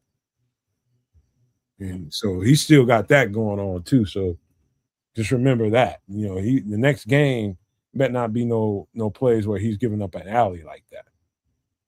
He won't see a whole lot more preseason time. Yeah. Real talk though. Make them mistakes now, Ruben. This way you can learn from them and apply the opposite to the opposite skill set into your bag. Make those mistakes now. Now's the time to do it. Get your opportunities and do what you can with them. So that's where I am with this player. Trips, anything before we wrap this up? Nah, well, we good. Hopefully he's okay, good to go, and he works on those shoulders and his just field awareness, which comes from more reps. But in order to get those reps, you got to be healthy enough to be on the field. Yep. Look at Scrolls went to go see Ari Spears, a comedy. Went to a comedy last night. He came and chilled next to me and him and his wife while his opener performed. Cool dude. That's what I'm talking about. I met what's his name? Sinbad before he got sick, and it was similar to that. Similar kind of scenario. Sinbad, I don't know if people ever watch Sinbad, and I don't know what people think about his comedy, to be quite honest with you. But Sinbad is absolutely hilarious when he was healthy, or he had the strokes. Absolutely hilarious. Never cussed one. His comedy was different. It wasn't wholesome, but he wasn't very vulgar. He didn't curse. He's more slapstick. Yeah, I would say that he's more of physical comedy. I saw him at Tennessee State, down there with my girl, man. And wow, he's one of the more underrated comics. And I'll tell you the funniest MFer I ever seen on stage was Tommy Davidson. Tommy Davidson is probably the most underrated comic in the world. That dude is absolutely hilarious. Scroll, do you ever get a chance? You see Tommy Davidson in your vicinity. Anywhere in your vicinity, you got to go ride 120 miles to go see him. Effing go see him. I'm telling you, that motherfucker's hilarious. You know, I appreciate that, you know, as far as artists and being able to go see them when they're, you know, alive or performing. I saw that a Hard Rock casino thing has Boys to Men coming up soon. And it was like, man, you mean men, the senior citizens? They still touring and performing? And I'm like, do I have any desire to go see him? No. You know, do I still like some of the classic albums from back in the day and know all the lyrics to? Yeah. But it's like, do I have crowds and noise and it's loud? It's like, Yeah, you like certain comics, depending on like I'll tell you one thing about comedy, man. It depends on your sensibilities. What kind of humor are you into? You know, there's different kind of humor out there. I don't think people understand that. People just think funny is funny. No, not necessarily. You know, you might be into a different kind of humor, you know, sarcastic humor, you got slapstick humor, you got, you know, just a little bit more thoughtful and just some stuff that, you know, you got genre kind of humor. It's just, dude, humor is, you know what kind of person you are. You know what makes you laugh. Find that comic that emphasizes on that. There's some comics out here that really have honed their craft and can make you laugh. You come to their show, they're gonna make your ass bust the fuck up. And so, like even like Red Baron saying this year, Chappelle, Del Rey, and Aries. It's like even if you've seen, you know, Chappelle's the Chappelle show, his movies, his stand up, you know, going to see him in person is just a different experience. Even if he tells the same damn jokes, you know, because you're there, you're in the moment, you're present, and it's just different.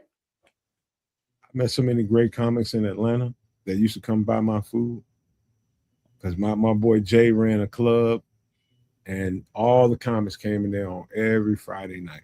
All the great comics, they all came through Atlanta. I seen them all, bro. I seen them all.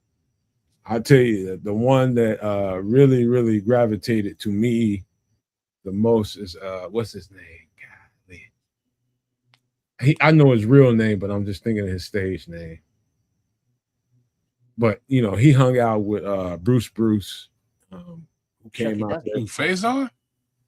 Faison was out there. He'd been out there. His big ass came and ate some shit. I was cracking jokes with him. We was cracking on each other. Said, big ass. I said, why do you come out here getting one hamburger? You know, goddamn well for the end of the night, you're gonna come out here with two more and take them home. We was busting on each other. See, he was talking about my haircut and all kinds of shit. We was having all kind of fun out there. But yeah, they real motherfuckers in real life, man. They just, so that's a roaster comic right there. Oh, yeah, we was roasting the shit out of each other, bro. If you like them kind of comedians, they out there in abundance, bro. Just busting your balls. Yeah, you like some people. There's some comics that their whole act, their whole set is to see who's in the crowd so they can get on your ass. Shit, Don Rickles. That's depending on what you like. If you don't want to be embarrassed, don't go to certain comics shows. What the hell is you wearing? You got a Tommy Bahama on? Oh shit! Who told you to come out the house dressed like that? Somebody put the camera on this son bitch. I never seen a Chappelle, man. I want to see him live, but I ain't never seen his. That's one of my guys. That's one of my guys. But yeah, comedy shows, man. If I go out and just go have a good time, you know, some people might want to go to this place or that place. People like to go dance and do different kinds of shit. If I want to go out and have a night, I like to go to a comedy set. I like to laugh. It's always a good move to go check out a comedy show. For me, it's funny because where I'm at is like there's a lot of a lot of notable comedians have come from my neck of the woods. Tom Green, um, fucking Dan Aykroyd, like a lot of notable funny motherfuckers. Norm Macdonald, like there's a list. But my good friend, he does comedy here. Kid I grew up with, played basketball with most of my life. He also runs the Yuck Yucks, or at least he used to run the Yuck Yucks comedy venue here in town. So I used to go and watch these motherfuckers, like I mean, young raw cats coming up on a regular basis, man. And it's so cool to see how nasty some of these motherfuckers can get. Like sometimes they're so raw and nasty that it's cool being in the front row and getting to heckle them and talk smack to them. Especially my boy, man. My boy go up there, and I'm just like at some point in the show, I'll be like, "Fuck you, Chris," and that he just works that right into the material. Oh yeah, that's Keds. He's an asshole, and then he just work it right in, and it's always a good time, man. So I suggest you go and see even the lower. Chappelle and all them guys is good. Like one guy I really always wanted to see was Patrice, man. And Patrice is gone.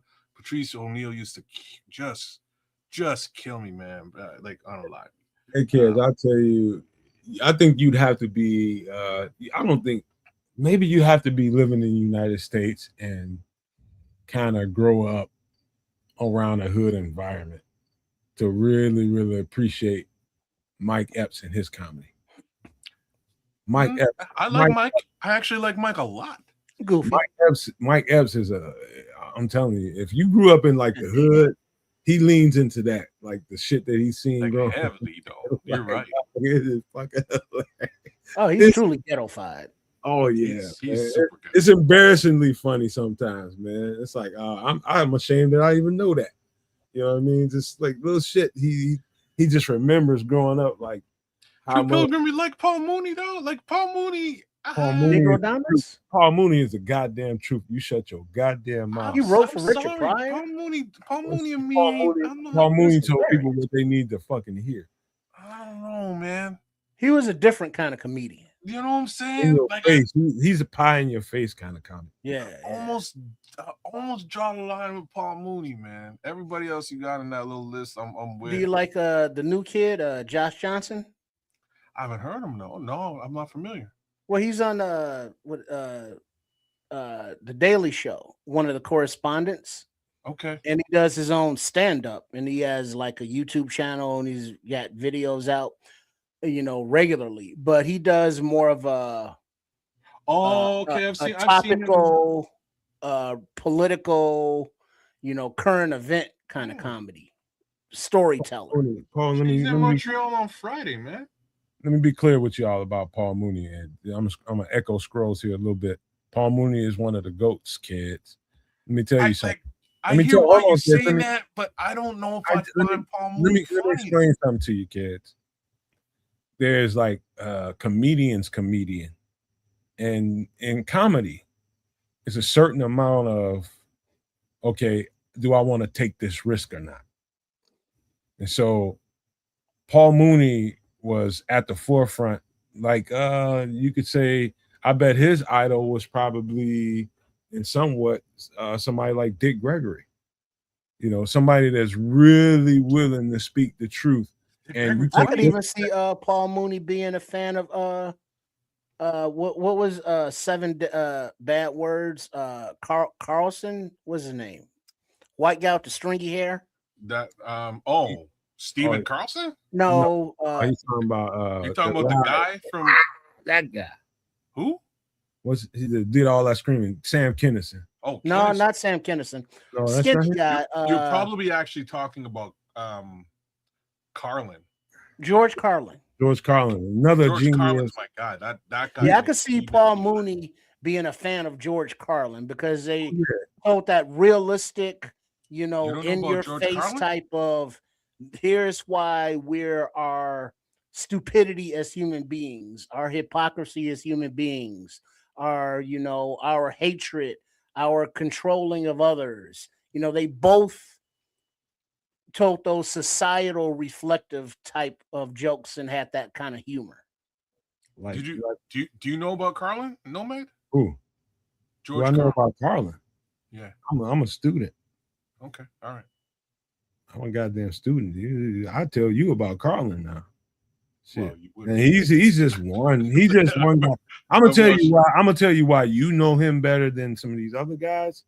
Is because he was not like your black man that's willing to go up there and tell the truth, the same as he has. They delivered it in a different way, but because he was white, he got more exposure regardless. You know what I mean? He still got to the masses as versus say a Paul Mooney or Dick Gregory or somebody like that. They didn't get to see the kind of fame and popularity or even the money that George Carlin did because they were black.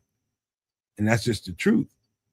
George Carlin, if he was a black man, would have been shunned, put to the side, and you'd have never really heard a whole lot about him. But because he was a white man saying the same things that a lot of black people would have loved to say, he got away with a whole lot more. That's just the bottom line. That's why he's more popular in that genre than most other people. But a real test of time is to, go back and play one of their specials, from the 60s, 70s, 80s, what have you. Does it still make you laugh? Bro, Carlin shit is like, in it today's doesn't world, age. In today's world, in the year 2026, it's probably more powerful than it was when I was watching it in the 80s. You know what I'm saying? Like I got into Carlin in the weirdest way. I got into Carlin out of been watching comedy. Look at how he says it. He doesn't even have a first name. That just shows you how George popular his comedy got. Being a white guy saying the same shit. He just called him Carlin. He's the philosopher. I call him the philosopher Carlin. Really is what I call him. But he's I got into him out of all things, Bill and Ted's Excellent Adventure. That's how I got into George Carlin, man. George Carlin is fucking Rufus in the movie Bill and Ted's Excellent Adventure, and that kind of got me to go, who's Rufus? Oh snap! He does comedy? Like, he wasn't even funny in this movie. And I checked out one of his specials way back when, and I was absolutely hooked. Because at them times, I was, like you said, you're a student. I was studying different comedians just as something that I did from Pryor, Mooney. Like I said, didn't really take on Mooney. Eddie Murphy. It had a lot to do with Eddie Murphy's rise at the time that sort of pushed me into really looking a bit deeper, but also had a lot to do with Bill Cosby too, man. Well, look at True Pilgrim's comment here. I look at Carlin like I look at Dick Gregory. Mm-hmm. I respect them, but they didn't make me laugh that much. They make me think. Yeah. Exactly. So think with humor. Let me just say this, man. The thing about George Carlin and just talking to a couple of comics out there, the comics that I got to meet in Atlanta, and a couple of them got a little full and they started talking about how they set up their sets. And so just know, whenever you go watch any of these comics anywhere live, just know there's planning going on. They have to get your attention first, number one. And the next thing they do after that is a plan and a structured format to get you captivated and get you into what they're talking about. Otherwise, you're going to boom the fuck off the stage, number one. Thing I say about George Carlin, that was, I think he found out that how you play defense, being a comedian, is be extremely fast and kind of staccato in your approach. And so he just rapid fired everything with a whole lot of intensity and then give you time to get, okay, I didn't like that you said this. He's off to the next subject. You forgot he pissed you off because he said this or that 5-10 minutes ago. You into the next thing he said. Staccato. You just think about what you saw when you watched George Carlin. He's just coming at you, blasting you, water hosing you right in your fucking face. And when he walks off the stage, he just leaving you thinking about a whole lot of shit. Yeah. True enough. That's when, some of the times when he would say the punchline, he would give it a few seconds because it had to sink in for people because they had to think about it. I was like, oh shit, I get it. He just water hosing. He just straight water hosing you right in your face. And then when you walking away, going to your car after the show is over, hey, did you hear that part when he was talking about this? That's the point in his And comment. it's like, oh, that's what that meant. Yeah.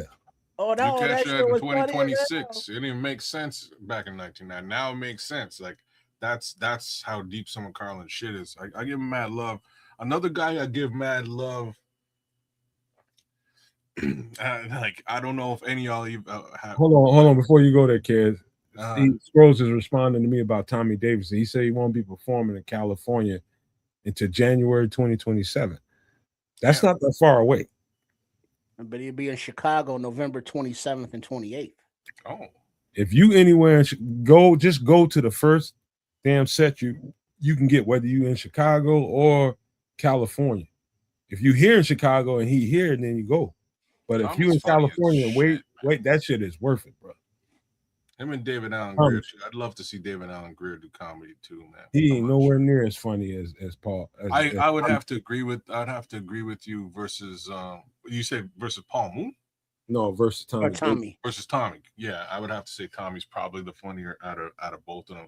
But David Allen Greer is funny, man. He's talented. Very talented. He's very talented, man. Oh yeah. Beyond funny, he's talented. They're all sketch actors, and they're all let's just call it.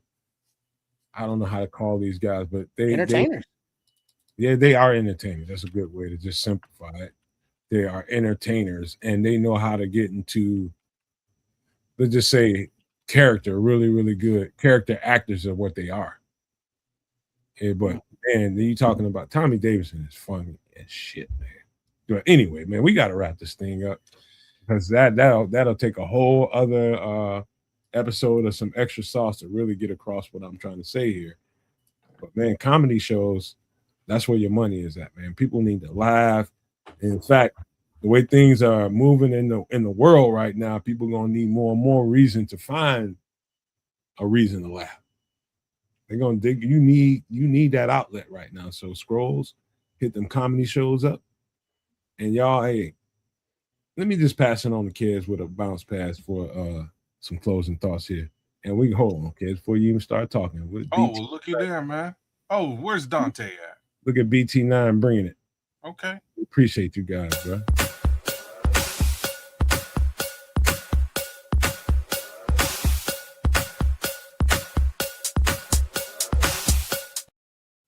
All right. I'm a hey, Bear Truth, we appreciate you again, man. Way to end the show. Word. $9.99 super chat. He says, real question. What is the first major step to growing? Get some good seeds. No, I'll tell you right off. Oh, well, what are we talking growing? What it was for me, the damn mirror. The mirror is figuring out how to work on me and figuring out what my weaknesses were. I'll tell you what it was for me. My biggest weakness was the female. And that just really dominating my sphere. And how I was greedy when it came to that. And I knew that if someday that I could tackle that hunger and that thirst, that I could have a whole lot more clarity for me. That was my first step to really growing, and what was putting my finger on that. And I had to look at myself in the mirror for that. That's a good, that sounds real good. Mine's much more, it'll be taken a little bit differently. I'll just say, fresh out of the movie Fight Club is learning to let that which doesn't matter slide. Good one. Mm-hmm. All right. I'll go with responsibility, because when you learn at a young age that you have to do your chores without being told, without a punishment, without a reward, do the dishes, take out the trash, walk the dog, whatever the chores are. If you can complete those knowing that this is just what I need to do, that is a good foundation for the rest of your life, dealing with chores, with work, with school, with relationships, with whatever it is, because it's like, all right, I'm not doing this for a reward. I'm not doing this to avoid punishment. I'm doing this because this is just my responsibility of what I need to do. Okay. Yeah. Hey man, I everything everybody said here, both of these guys I can relate to a certain degree, and it's been part of my growth. It's been part of my growth. But for sure it was first I had to tackle the female thing, man, and not let that dominate my life because I was missing opportunities because I'd rather be somewhere with the next female. And it was costing me. And it was inhibiting my growth, man. So I had to look at me for that. When nobody else I can point to and say, "Oh, okay, you did me wrong. You ain't doing this for me." All that shit don't matter. When you want to grow, you got to start in the mirror. Yeah. Got to And start. that's being responsible. And that's being cognizant to the fact that you can't control everything. And if it don't matter, be like a duck and let that shirt roll off your back like water. Mm-hmm. That which doesn't matter, slide. Exactly. That too. I'm still working on that. I'm still capable. I clock your ass dead in the eye, but I don't need to. I'm working on that still to this day. Yeah, this unfortunate truth about me, but I'm working on that. So last couple of incidents I had where I probably would have normally clocked somebody and I didn't clock. So I'm getting there.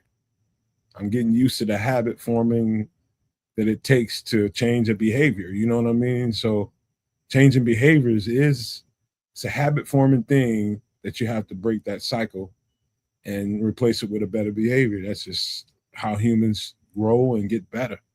You had a bad cycle of behaviors that you want to change. And there's only one way to do that. Change that cycle. Yep. Take responsibility for it. No blame, no accusations, no, well, I can't get over it because my mama didn't love me enough or my daddy loved me too much. That's You a big got one to, too. you know what I'm saying? You got to, if not get over or not forget, because you'll never be able to do those things, but be able to deal with and process and find some sort of peaceable resolution to let you move on. So another part of growth before we get the hell out of here is just that point in life when you recognize that your parents weren't superheroes. They were just people too going through similar struggles. And now you're at a point where you're going through struggles and you can stop and be like, shh, is this what my parents were going through? Damn, they didn't have superpower. Like you can really get into that relatable situation between yourself and them. That allows you to get rid of a lot of the childhood baggage and trauma that all of us have. Like everybody has, Every one of us. you know what I mean? Everybody had a childhood. Everybody has things that they get to adulthood, and they're like, you know what? It was my mom. It was my daddy. No, it's just your experience. They had their own experience, as did you. At one point or the next, you have to recognize that you can actually bring your experience to that parent and ask them how they would have actually handled it without mincing words because they are familiar with your experience. And that's where things in life start to sort of like that's true adult. Like But you're then an that's adult also when you part of taking responsibility, because accountability. Yeah. not because the way you were raised was your fault or anything like that, but it's like, hey, just understanding this is the way I was raised. Does that make it right? No. Does that make it necessarily wrong? No.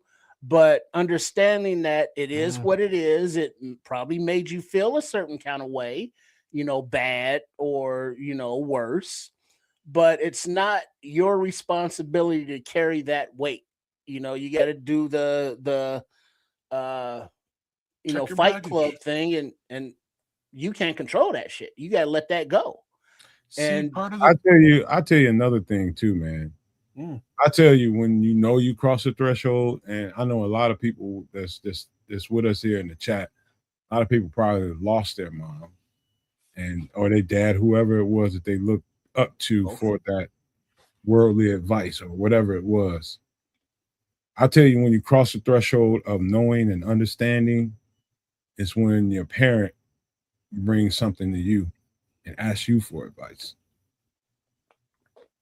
That's an individual that's a cycle breaker, and that's what you have to be. You have to break cycles. There's bad behavior cycles that you learn. Got to break those. You learn these bad patterns and bad behavior cycles just because it was, Gucci for you don't mean it's Gucci for the next, where you're going or your kid, just all kinds of stuff. Like I'll tell you a perfect example. Several years ago, my nephew, one of my nephews, he was a lot younger than he is now. He's playing football in a ferocious way. But when he was a small kid, he didn't really want to be out there. And, family was frustrated. His mom, my mom, and, his dad, everybody was just like, how come he won't play football? So naturally, who they going to come to? Like, you think you can talk him into it? I'm like, look, I'm not going to try to talk him into it. I'm going to talk to him. And that was new for me. Imagine me being the football guy I am, trying to, as much as I love football, trying to tell one of my youngins that's underneath me, hey, as much as I loved it, don't mean you have to love it that way. If you don't like it, I don't want you to be out there. You tell me how you feel about it. As opposed to at another time in my life, one of my younger cousins or something, that I'm gonna coach his ass up. I'm gonna get him into this shit. And because this is what it is, you gotta play football. You play football, that's a tradition around here. That kind of mindset I went to with my younger cousins and relatives. But by the time I got a little bit older and my nephew that came up with him, I had a real conversation with him as a small boy. And I told him, if you're not into it, I don't want you out there doing it, no matter what your mom tell you. And she was kind of pressing him a little bit. And I told her the same thing. I said, don't you put that boy out there and he don't want to be out there. It's got to be in your heart and in your soul. If you don't want to be out there, do not force that shit.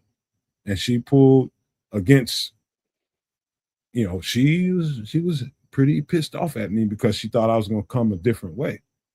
And I did not. But she listened to me and she pulled him, gave him a year to think about it. A year or so later, he started getting into it. He's getting a little testosterone filled. Now he wants to, it came to him naturally that way instead of just, I'm out here just because my mama said I need to be out here doing it. And you don't want kids like that out there. They get hurt. So, that's growth right there when you start to realize the error in your ways. And everybody else, they got their shit going on, but you ain't growing nowhere until you figure out the error in your ways first. But we any last thoughts before we get out of here? Anything else before we close it out? No, not from my end, other than Red Baron being Red Baron. Yeah, it's pretty good. I had to respond there. But yeah, no, good. Thanks, BT9 man. Mad respect for the chat, and I appreciate that for making me think. And the conversation turn. I think it was just an interesting little bit of introspection there from all three of us, and I think everything that was said in the chat as well as by the three of us here was quite valid in that respect, because we didn't take it down the road of football. We really didn't. We thought about it quite introspectively, and I think all of that sort of goes, it should lend to others who may have that similar train of thought or line of questioning. So again, thanks for that. Look at that statement right there. Look at this. Levante saying, read it out. Read it out. Sure. I never really seen an elevator really go side to side, but up and down, and that's how growth should be. Some days will be tough, but more days will be great. So elevating comes in time. Bruh, that's real. That's real shit right there. Damn. That's real shit right there. Damn, Levante. From the book of Otis. But the trajectory has to be up. Even if you get knocked down or you knock yourself down, the trajectory has to be, back up and move. Keep on moving up. Yeah, because that's one thing guaranteed. Life will knock your ass down. It's like, how do you get back up? When do you get back up? Do you get back up? I love that, Levante. I love that.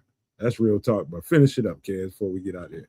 Yeah, man. That was basically it for me, though, man.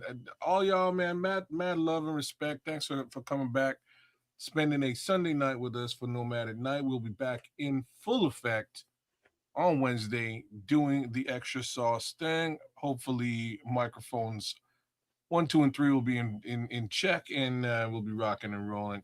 But all that being said, great show, y'all. I think we really, we planned to sort of go deep Bears today. I think we really got pretty deep. But it is preseason, so there will be more to be had come this Wednesday night. So welcome in. We'll see you then. And thanks again, y'all, man. Big shout out to Dwayne and BT9 and the Scrolls and Dante Purify and True Pilgrim and Joseph Archer and James Hunter and AC Adam and Mojo Jojo Loco, man. Jojo Loco, ATF, Country D Nice and City D Nice. and FFG was out there too, man. True. That's all that. AC. Shout out. All right. AC Adam came through. And Cliffy Victoria. Oh man, big Cliffy, man. Big Cliffy, man. I don't know where you been, but Cliff, it's good to see you, bro. For sure, man. Like I say, I got hungry instantly. Had to go get myself a little something extra to eat, but I wasn't gonna tell you about that. That's why his ass greedy ass was eating everything that wasn't. I didn't eat nothing all day, man. I was starving, but I had to get it done when I was able to get it done. So it got done. Jay Grizz and Junior came through earlier. Oh, I didn't see Junior, man. Big ups to Junior, man. I miss Junior. James Hunter. I don't know if anybody mentioned him. He brought the super chat too. Everybody with the super chat. And if you're new to the zoo, by all means, give my guys here both some love as well as me at Kez the Canuck. What is it? Sports Chicago style. Sports Chicago style. Yeah. But the YouTube thing is at RRSCS. See it right there under my Chiron there. Oh, okay. There you go. Hit up RRR right there. Give him some love, as well as the Nomad Network right here. Like, share, subscribe, leave a comment if you can. And outside of that, one more again, we'll catch y'all on Wednesday. Trip. All right. Shout out to the Nomad Network, to Kids of Canuck and Sports Chicago Style, and everyone. Hope you are subscribed and giving a like to all 3 channels. Shout out to Coach Trip and Chef Trips for the Cleveland Browns pregame, which got posted today. And guess when the game was, kids? Saturday. Today is Sunday. So yeah, that's not a pregame, but so it was recorded post. A post pregame? A post pregame, but tomorrow will be the post game. So everybody's gonna be here. So everybody's gonna be here Saturday for the show, right? Yeah, and I'll be back from the gym. 6 p.m. Central Time. The Cincinnati Bengals, the Bears will be there. Shout out to everybody with the post game, which will be out in the morning. So keep watch for that, and then I guess we'll be having a pregame Friday for the next pregame. But in the interim, we shall check y'all out Wednesday night for some extra sauce. And we'll hopefully everything goes right, which I believe it will. We'll be here Wednesday night, and I just want to say thank you to everybody.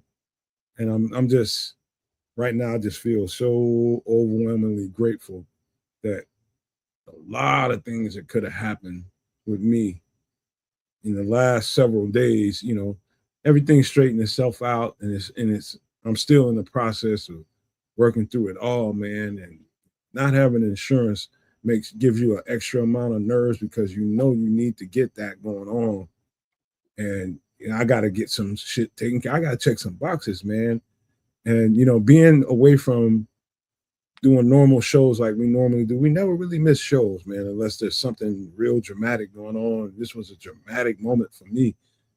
And I just appreciate all the love, man, all the respect, and everybody just doing anything they can to try to help us ease this, man, because this is where this whole thing with this podcast and having this community of Bears fans kind of it's like the best way I can describe it is it's like it's like doing therapy sometimes, man. It's like when everything else is going on around you, it seems like everything is crumbling and falling apart. You always got this community to come talk to, and we got each other. And I was just missing it. I needed this shit. I needed it. I really did. And as frantic as I was feeling, as this shit was just effed up around me, and I just started seeing like dollar signs, like how much is this gonna cost? How much is that gonna cost? God, wait, look at how bad this shed is and all this stuff. I just had to just wipe my mind of that shit and just start taking care of what I can take care of and let things fall into place and not let that nerve me up. And that's what it was. And so I just been constantly working my ass off since Wednesday when we didn't do the show all the way up until now. I'm extremely tired, but this felt like none of that shit happened. Doing this show made me feel like none of that shit happened, at least for this amount of time. And so I just thank y'all, man. And I mean that. I'm grateful to have y'all here to talk to these two guys right here. And it just feels really good to have some people to go through this shit with, man, because it ain't easy all the time, man. So shout out to everybody in the Chicagoland area, anybody that's going through this storm stuff here, Indiana, anywhere where it's really, really, really bad. Just know, man, if you can and if you're able, man, give somebody some assistance if you can. Some people out here that need it. So if that assistance is simple as, you make them a plate of food for dinner, for lunch or something. Yep. Anything. Nothing goes for nothing. Just know that. So thank y'all again, man. Everybody that sent the super chats, man. Everybody sent the jewels. Man, y'all just don't know how much we appreciate y'all for that, man, because it's got a place right about now. So just know that it was for a good cause, and we appreciate y'all. We want to leave you guys with these famous words: love, peace, and hair grease, y'all.